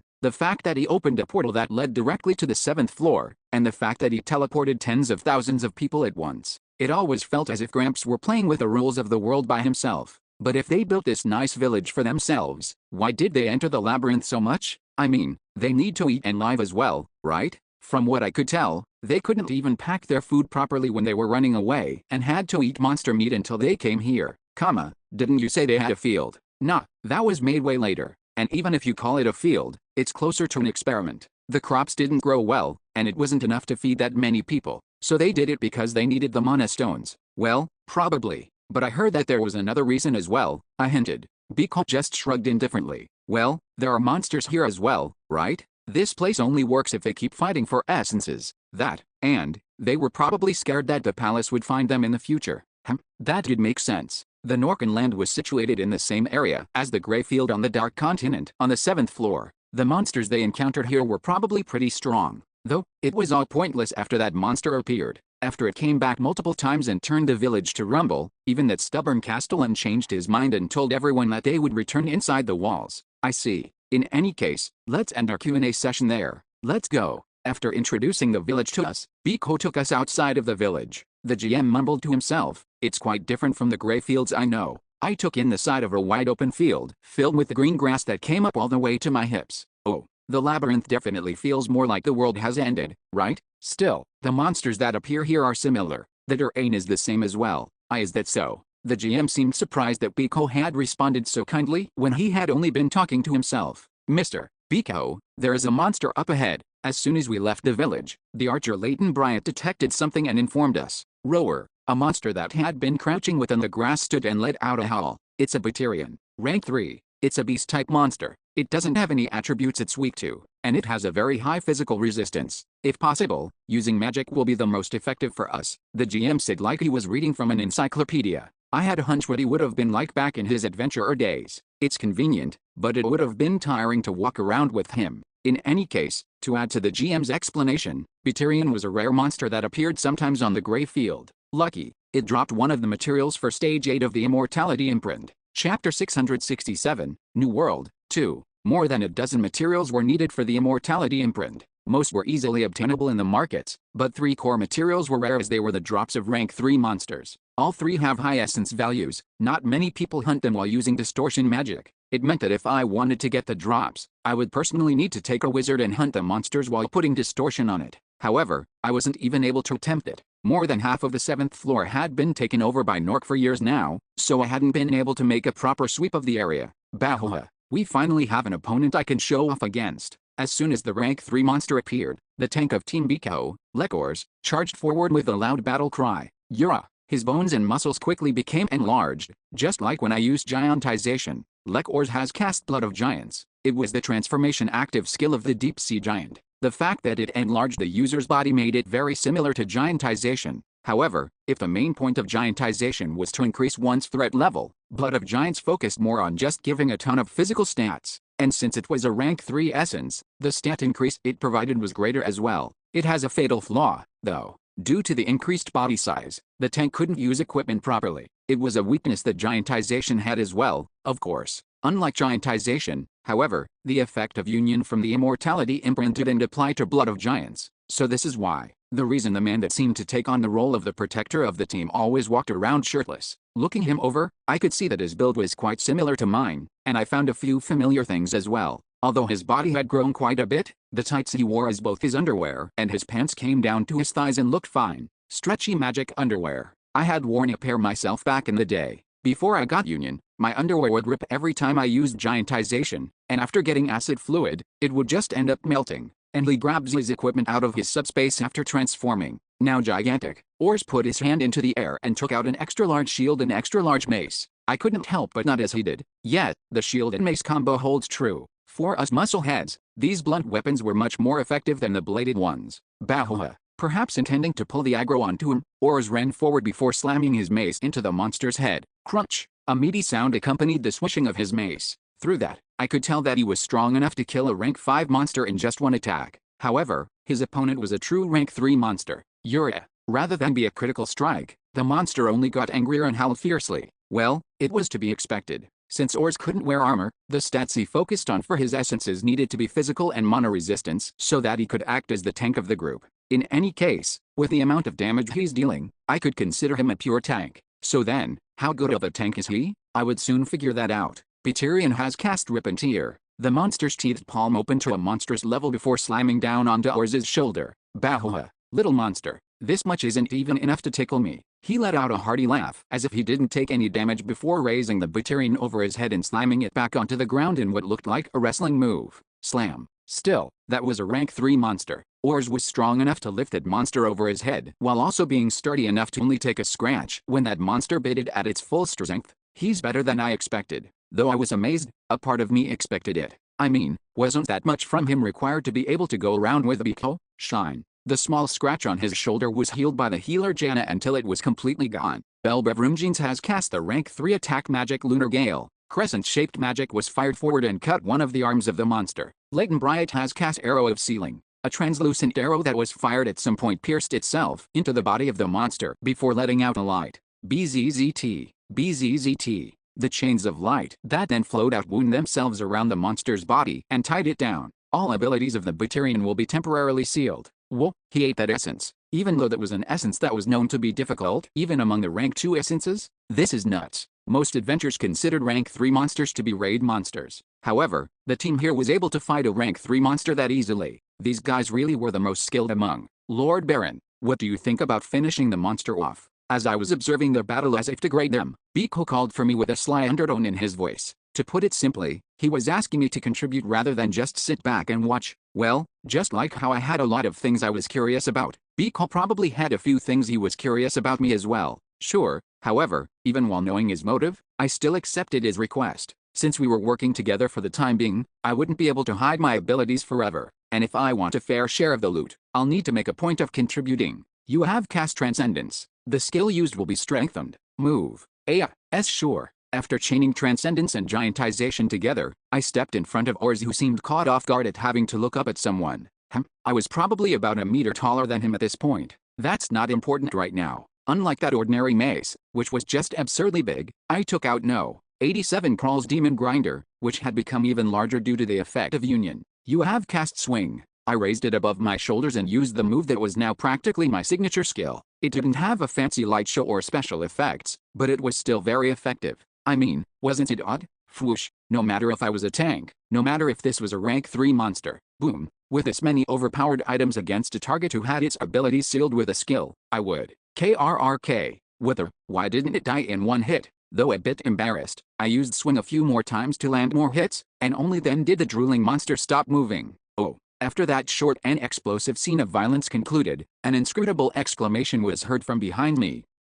Wow, so you can do that much damage as a tank. Thankfully, it was praise. And I could tell something else from the way Biko was teasing his ally. Our warrior would have taken at least a few dozen hits to kill it. Baron, do you want to join my team? I'll kick him out. Okay, Biko, how could you do that? I'm even treated like a traitor by the Castellan because I've only acted while trusting in you. Ors shouted while making his hurt feelings known. Compared to his size, he seemed to be a little soft-hearted. Still, every one of them has a good relationship with each other. I look down at the motionless Batarian, ignoring the squabbling between the two. Something feels a little odd. In the labyrinth, the disappearance of the corpse into a flash of light was the confirmation that the monster had died. However, since those effects didn't apply here, it didn't even feel like I had killed it. It felt as if the monster would get up at any moment. It'll take a while for me to get used to this, and unlike in the labyrinth, I would need to confirm my kills as well. If I just let it be after thinking I had killed it, it could suddenly get up and attack me. It was a bit more annoying than in the labyrinth for a multitude of factors. Well, that downside is the true benefit. Havelian, you know how to do monster butchering, right? Of course. Then hurry here and gather the materials that can sell for a lot. But take the claw off and give it to me. I asked the GM to extract the materials as soon as the battle was over. Also, by claw, I meant not just any of the claws it had but the tooth attached to its hand. At that moment, Biko stopped teasing his ally and asked, "Why do you want the claw, Baron?" Obviously, it was because it was the material needed for stage 8 of the imprint. But saying that openly to him was a little awkward, so I hesitated a little. Biko gave a perverted smile. Is it because it's an imprint material? But the ones that need the claw of this guy, it's either the Berserker or the Immortal. I don't think you took the Berserker imprint. I didn't respond. So it's the Immortality imprint? Seeing how you still need this, you're probably still stage 7. Wait, is the reason you can use your equipment with giantization thanks to your imprint? That union at stage 5. I sighed. This was why I hated the brats who came from the game.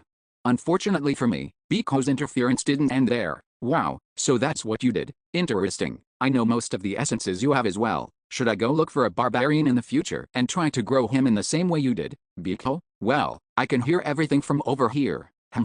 Then block your ears. Although he wasn't genuine when he said he would make a replica of me, it was very insulting to hear him say that as an aside. The synergies between certain essences and items were fiercely guarded secrets in this world. Everything was worth something. Haha, I was joking, Baron. And about that claw? You can take them, as many as you need. Well, I was still going to take what I needed to, permission or not. In any case, if I get 2 more things, I'll have everything I need for stage 8. It wouldn't be too late to punish Biko later. The opportunity would present itself if I continued to wait, and a day would come when he wouldn't dare to joke like that in front of me ever again. Right, what are you all doing? If you're done looting it, let's keep moving. After leaving the former Norcan camp, we continued to move northwest, encountering a monster once every hour or two. I can now feel the difference in the number of monsters here compared to the labyrinth. As we continued to fight the monsters, I understood what Biko meant by the monsters here having more intelligence than those in the labyrinth. Each one of them had a hunting strategy. They didn't just charge us mindlessly. Most used their aim to their advantage, while others aimed for us when we were resting, or ambushing us after tailing us for a while. There were even some who gave up and turned around to leave. For the monsters who lived in packs, the leader monster would sometimes command them throughout the battle. It feels like I'm really in the wilderness. It felt like each one was a named elite boss monster. Even the monsters who were similar in size each had their differences, while there was another monster who had sustained serious wounds and was limping around. It was wholly different from the labyrinth, where all the monsters were standardized. Then let's rest here for today. Everyone can do whatever they want to, but be here before 7 in the morning. Okay, with that, the schedule for the day ended. We camped a little further away from Biko Lee's team. As we began our nightly routine, we could hear a loud noise coming from their side. Bahoha, Jaina, Bahoha, Hahoha, please stop. Ors, what do you mean stop? You burnt all these precious meals. Bahoha. From what I could tell after traveling with them for a while, Biko's team was much closer and friendlier with each other than I expected. However, their warrior Ors probably played the biggest part in creating that atmosphere. Biko, that guy, he's laughing and smiling as well, even though he said he wouldn't be affectionate to his allies. Where are you going? I mean, there's nothing to do. As we nearly finished our routine, the GM got up and went toward Biko's team, which he joined relatively naturally. I've prepared a lot of food, so we have these left. Do you want to eat at least this? Oh, really? Thanks. I nearly had to starve tonight due to our cook. Haha. For a second, I wondered if the GM with his hermit tendencies had a more outgoing side, but as I listened to the conversation that followed, I realized that he was just gathering information. Aha, I see. I never knew that you were from Nork. Haha, is that so?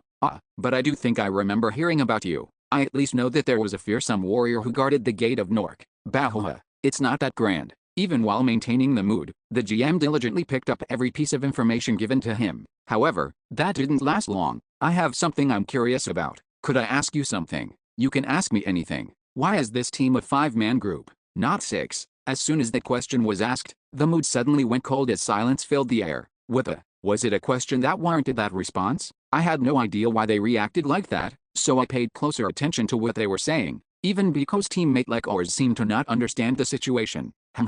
What's with everyone's expressions? Ors tilted his head. Right. Yes, I do think so. Biko Lee and the archer shared a short conversation. It's not a monster. It's a person. What the hell was going on now? Chapter 668, New World, 3. We were outside the city walls. However, someone's presence had just been detected, and it wasn't even a group of individuals. There's just one person, and surprisingly, it seems they are sleeping. Ironically, the fact that it was just one person made the finding even more alarming. It would have made more sense if there were more of them. In this dangerous land where rank 3 monsters could appear out of nowhere, just who is traveling all alone? We should go check it out. Right. Yes, it'll be best for us to be cognizant of all the potential threats around us. After Biko and the archer quickly exchanged their thoughts, they quickly ran off. We'll go first, so follow quickly. Biko shot forward like a cannonball. Did this guy have no fear? If it were me, I would have moved even more carefully and stealthily against this unknown entity. That absolute confidence of his. Maybe it could be said that this was Biko's biggest weakness.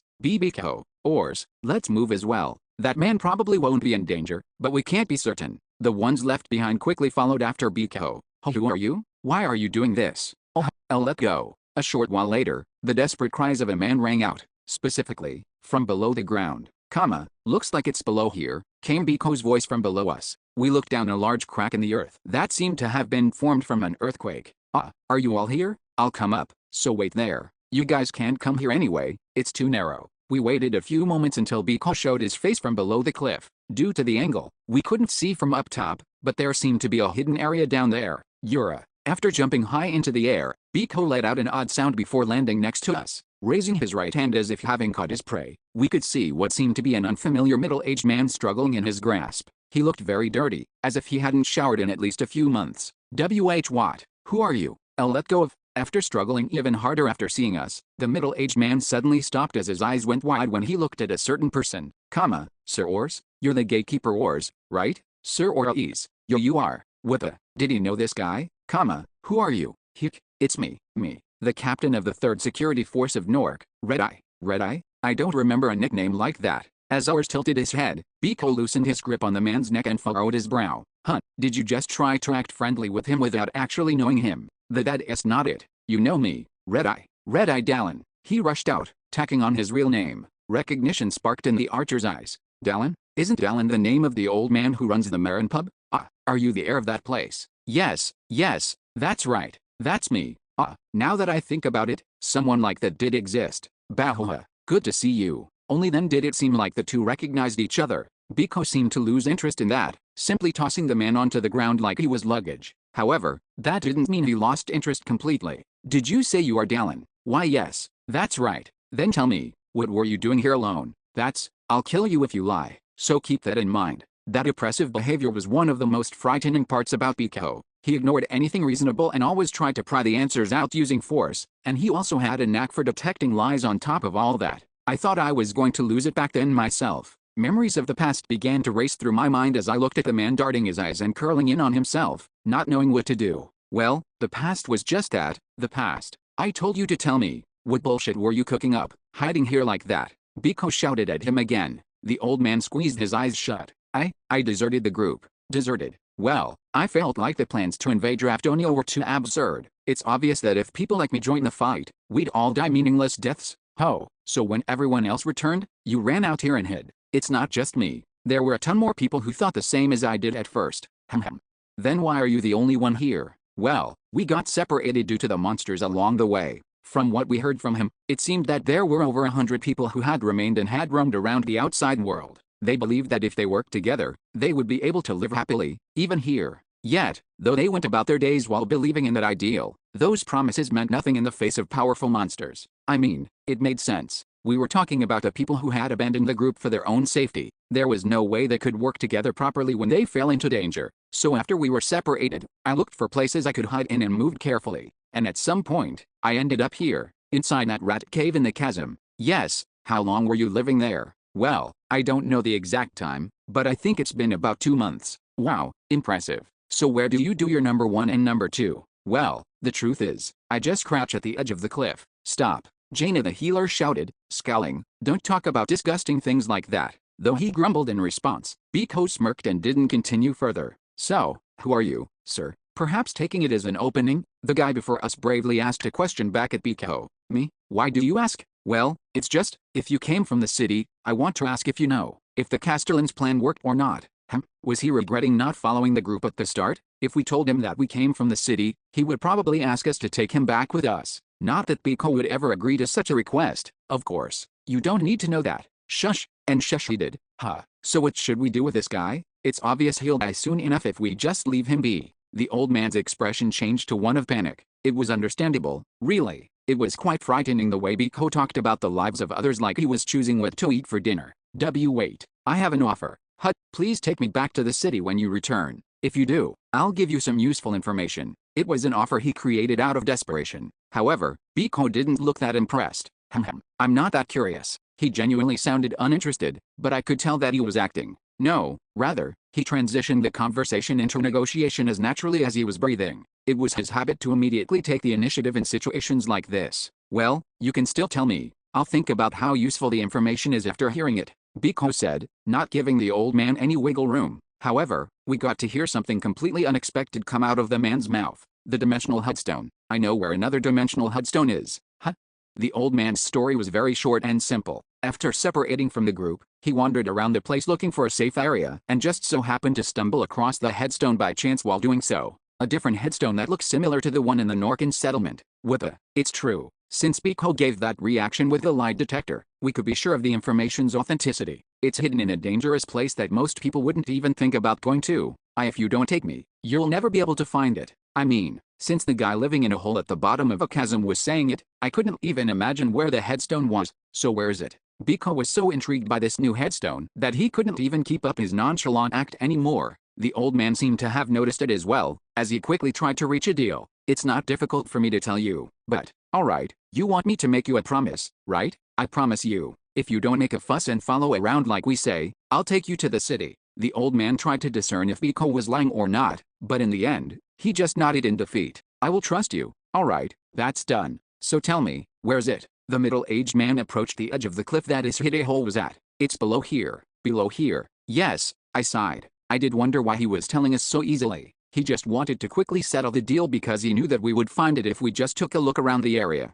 I'll go down first, so follow after me. Okay. Once again, Biko didn't even think before jumping down the cliff, and we all used our own methods to follow after him. Vroom. The wizard used float magic. Tap, ta-ta-tap. The archer ran down the cliff. Nay. While the priest summoned something that could fly. And I'll just have to tank it. Due to how deep the chasm was, I felt a little tingle at the bottom of my foot when I landed, but thanks to my bone strength and physical resistance stats, I was able to endure it. Boom. Wow, Baron, you're pretty cool. What are you talking about? So, is this the dimensional headstone? Yes, so I guess it does exist? I'll have to ask Gramps later if we can even activate it or not. It was a deep chasm, around 70 yards deep. In this dark place that even light couldn't reach, we discovered a dimensional headstone that a man had told us about. Oh, Gramps, here, come take a look at it. Hovelian, go and check it too. After our wizards arrived, they investigated the dimensional headstone, and both of them came to the same conclusion. It's completely similar in nature to the headstones we used before.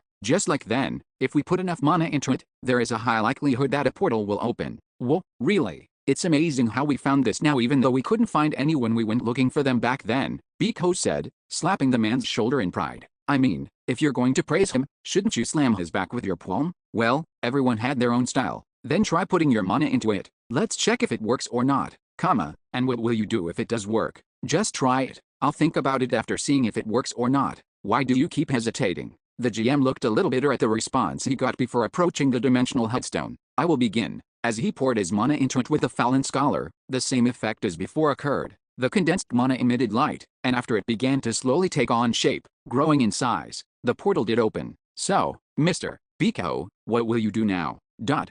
I'll have to think about that now. If possible, think about it quickly. The The portal will only be maintained for 5 minutes. Okay. With that, after actually thinking alone for a moment, Biko spoke up. But I can't help but be curious. Where does this lead? It feels like I'm actually adventuring for the first time in a while.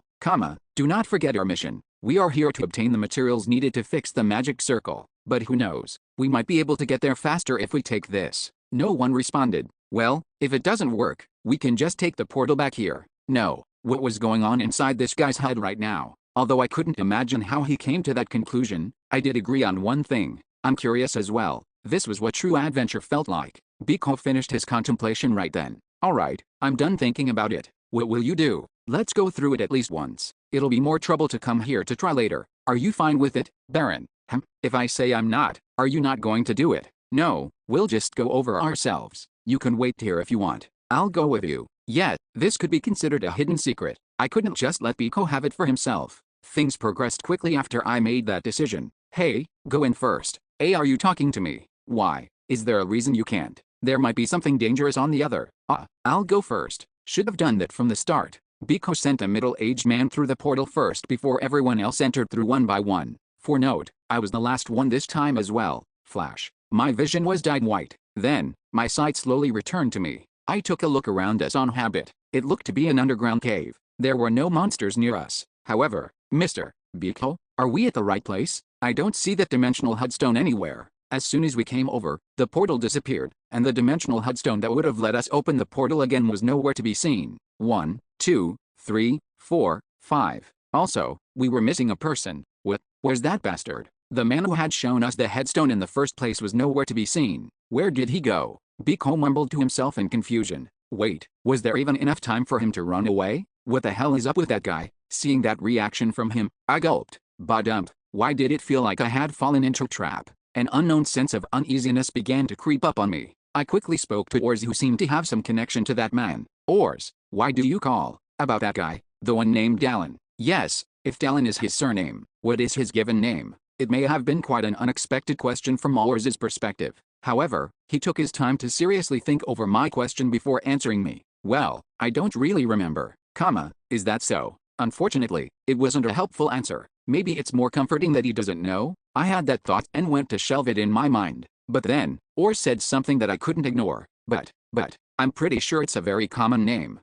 No way, right? Chapter 669, New World, 4. Our current situation was very simple. Badump. First, after meeting a friend of Ors outside the city walls, we obtained information about a dimensional headstone from him. After we found the aforementioned headstone, we decided to take the portal and use it to return if we didn't like whatever we saw inside. To put it simply, that bastard tricked us.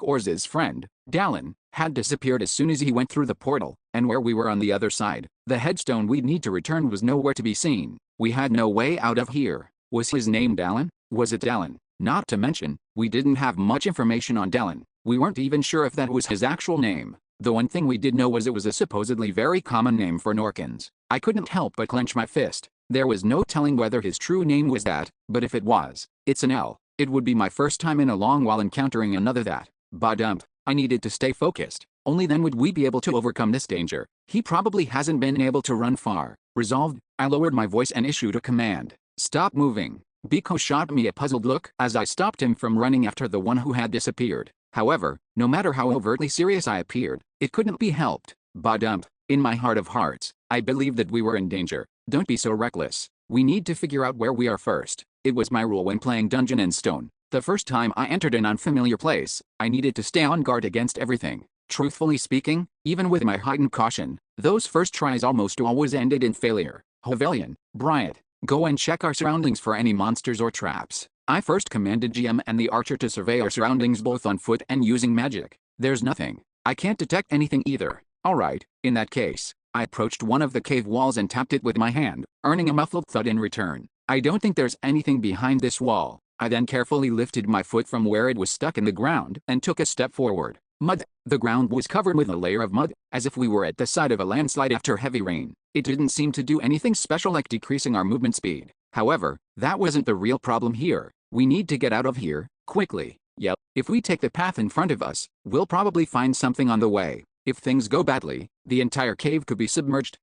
Biko tilted his head in question, and I pointed to the cave's walls and ceiling. Look, There are marks that show this place used to be filled with water. Oh, there really are. But isn't that a huge leap in logic, to assume that we would get submerged in water again? Wouldn't it just make sense that there used to be water here, and now there isn't? Why was he so optimistic all of a sudden? Do you know how big this cave is? What if we need to walk for 3 days and nights to just barely reach the exit? What if the middle of the cave is a maze of pathways and we spend a lot of time there trying to escape? So shouldn't we have started moving already?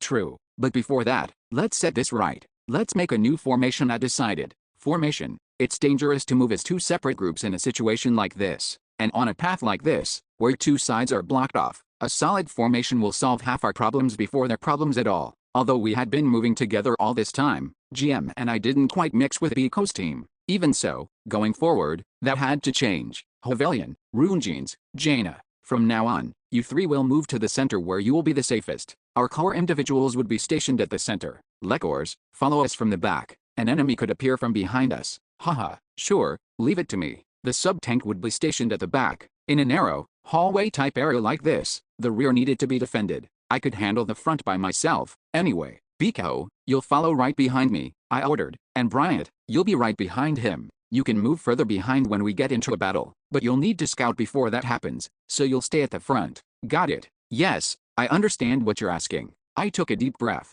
Then, since our basic formation was done, we should get moving. Lord Baron. As soon as the formation was settled, Biko approached me, looking as if he had something to say. There are more of my team members here than yours, so shouldn't I be the one giving out the orders? So that was what he was dissatisfied with. And isn't this your first time outside the walls as well? If we just carry on with what we've been doing and I lead a lot of things, well, if you wanted that, you should have done it better. Did you think I was taking the wheels because I wanted to? Biko, the situation has changed. We weren't simply outside the city walls. If that was all this was, I would have trusted Biko to make the decision since he had more information than me. Confused, he asked, what's changed? However, there was a definite difference this time. This is your first time here too. Not a single one of us was familiar with this place. On top of that, my instincts were telling me that where we were was very dangerous. Yet this guy was asking me to hand him the steering wheel? We don't have any information about this place, and that makes us vulnerable to any new variables that we might encounter. In situations like this, being able to make decisions on the fly is what counts. So, a time like this calls for the most qualified person to take the lead. Although I explained it in a roundabout way, in the end, I was just saying that I would make more correct decisions than he could. Naturally, that wasn't something Biko was willing to accept. Most qualified? You are. He was looking at me in bewilderment. I didn't avert my gaze. Why? Do you think I'm not? No, I don't think you are. A smirk stole across my face at Biko's immediate, utterly unhesitating response. I mean, really now, why was Biko acting up so much? Anyone could tell by now. I had opened the gate of the abyss on the original mode after countless hours of gathering and compiling information, and grinding to find every crumb of info I could. Biko, in turn, was a retired soldier who wouldn't have even come to this world if not for his cheat version. It was obvious who was more qualified between the two of us. I took a step toward Biko and spoke with a lowered voice. I will ask only once, Biko, do you really think you are the most qualified person here? Surprisingly, he didn't answer immediately this time around. He knew it just as well as I did, that there was a definite difference between the two of us, too clear for him to try arguing otherwise. I stared unflinchingly at him, making it clear I would press the issue until he answered. Then finally, Biko averted his eyes and shrugged. Fine, you can do it. You're the most famous adventurer in Raftonia. Let's see your skills. Yeah, you should have done that from the start. Putting Biko in his place was what would have happened if he weren't so peaceful about it. With our argument resolved, we officially began moving, and I began to hear some whispering behind me. Just who is Baron Yandel? Ors asked. For a guy like Biko to be overpowered, I was surprised too. I never thought that Biko guy would back off with his tail between his legs, GM whispered back. However, that didn't mean Biko didn't hear them. Am I a snake? What's with this talk about my tail? I'm just curious why he's so confident in himself. Ahoha, Biko. I didn't say anything. The two of them quickly shut their mouths when Biko made his annoyance known. Even though that was funny, I decided to give the two a warning. Be quiet. Nothing may be happening right now. There is no guarantee that will be the case forever. Oh, of course. All of them were elite adventurers, so then why were they all so annoying? It would have been nice if everyone were like Amelia. If that were the case, we would be super effective no matter what we did. It's faint, but I can sense some airflow. It seems there is an exit nearby. Fortunately, around 20 minutes into our travel, our archer Bryant spoke up. We did find an exit not far from there. It's dark. Our vision didn't improve just because we exited the cave. It was very dark, reminiscent of the labyrinth. Isn't it still night right now? We'll see something when the sun rises. Biko tried to downplay it, but I would not indulge him. I don't think it's dark simply because it is night. Sorry. Look, the light isn't able to spread properly. Like we're inside the labyrinth. Oh, I guess it does look like that. Only then did Biko Lee frown as he also noticed the difference in the darkness. Oh, then is there a possibility that we're inside the labyrinth? Well, we'll have to wait and see. Okay, I'll just trust in you, Baron. You'll figure everything out yourself, right? Was this guy a primary school student? Since he came to this world much earlier than I did, his true age was much higher than mine. Sure, I will figure it out, so be quiet. As I put my index finger up to my lips, Biko scrunched his face with dissatisfaction. I simply ignored his reaction and just focused on what I needed to do. I mean, we moved out of one field and onto another. Naturally, we needed to scout our surroundings first. I don't see any water. I had been expecting to find a lake or a river near the cave, yet there was not a single source of water near us. So then, how would the cave fill up with water? Even if it rained here, I didn't think the water would just pool inside like that. There's a different reason for this. I turned it over as we explored. We took a long walk around the entrance of the cave to make a simple map of the place, and we even made a mark on the cave entrance so that we could return to it at any time if need be. Hovelian, what's our current time? It's 9:18. The sun would have risen by this time. Alright, I see. So even after a long time had passed, our surroundings showed no signs of brightening. The chance of this not being outside the walls has increased. Are you saying we're inside the labyrinth? Well, the possibility does still exist. No one said that it was nonsense or that I was being delusional. After all, Gavis had also used a dimensional headstone outside the walls to make a portal that connected to the labyrinth. Baron, look at this. The archer Bryant summoned me out of the blue. I quickly approached what he was looking at, and there, I saw an artificial structure that I hadn't been able to see from my position. A headstone. Of course, the headstone that Bryant had discovered was completely different from a regular dimensional headstone. It was huge, closer to something like the monument on the first floor's crystal cave. Hovelian, can you read what it says? No. This is the first time I've seen symbols like this. On the headstone were multiple symbols that looked like hieroglyphs, and even I, who could translate the ancient language, couldn't read them. Investigate it for now. It might be a structure where you need to pour mana into it. Yes, understood. After leaving GM and the fallen scholar to investigate the headstone, I checked the work in progress map one more time. Other than the fact that there were multiple huge craters around us, we were nearby the Buck's forest with nothing else to show for it. It's getting to the point where just choosing a direction and moving that way might be more efficient, I thought as I waited for the wizards to finish their investigation. Flash. Then, the world suddenly flashed white. Rumble. A huge clap of thunder roared out as if the sky were about to fall on us. FSHHH. Heavy drops of rain began to fall from the sky. If someone saw just that, they might assume this field was filled with intense weather phenomena. Kiek. Fortunately for us, monsters began to appear as soon as the rain fell. There. The monsters are coming from that direction. They were the first monsters we'd encountered since coming over to this side. Thankfully, there weren't any monsters I'd never seen before. Then again, I couldn't be sure if that was something I should be thankful for or not. Bricchia Estello. They are rank 5 beast-type monsters who use fire and water-type abilities. GM shouted out in summary of the monsters he was seeing as he rushed to stand. It wasn't as if GM said anything wrong either, but unfortunately, he left out one crucial detail. Bricchia Estello. Although they were just random rank 5 mobs, the Tomb of Stars, they only appeared on the 9th floor.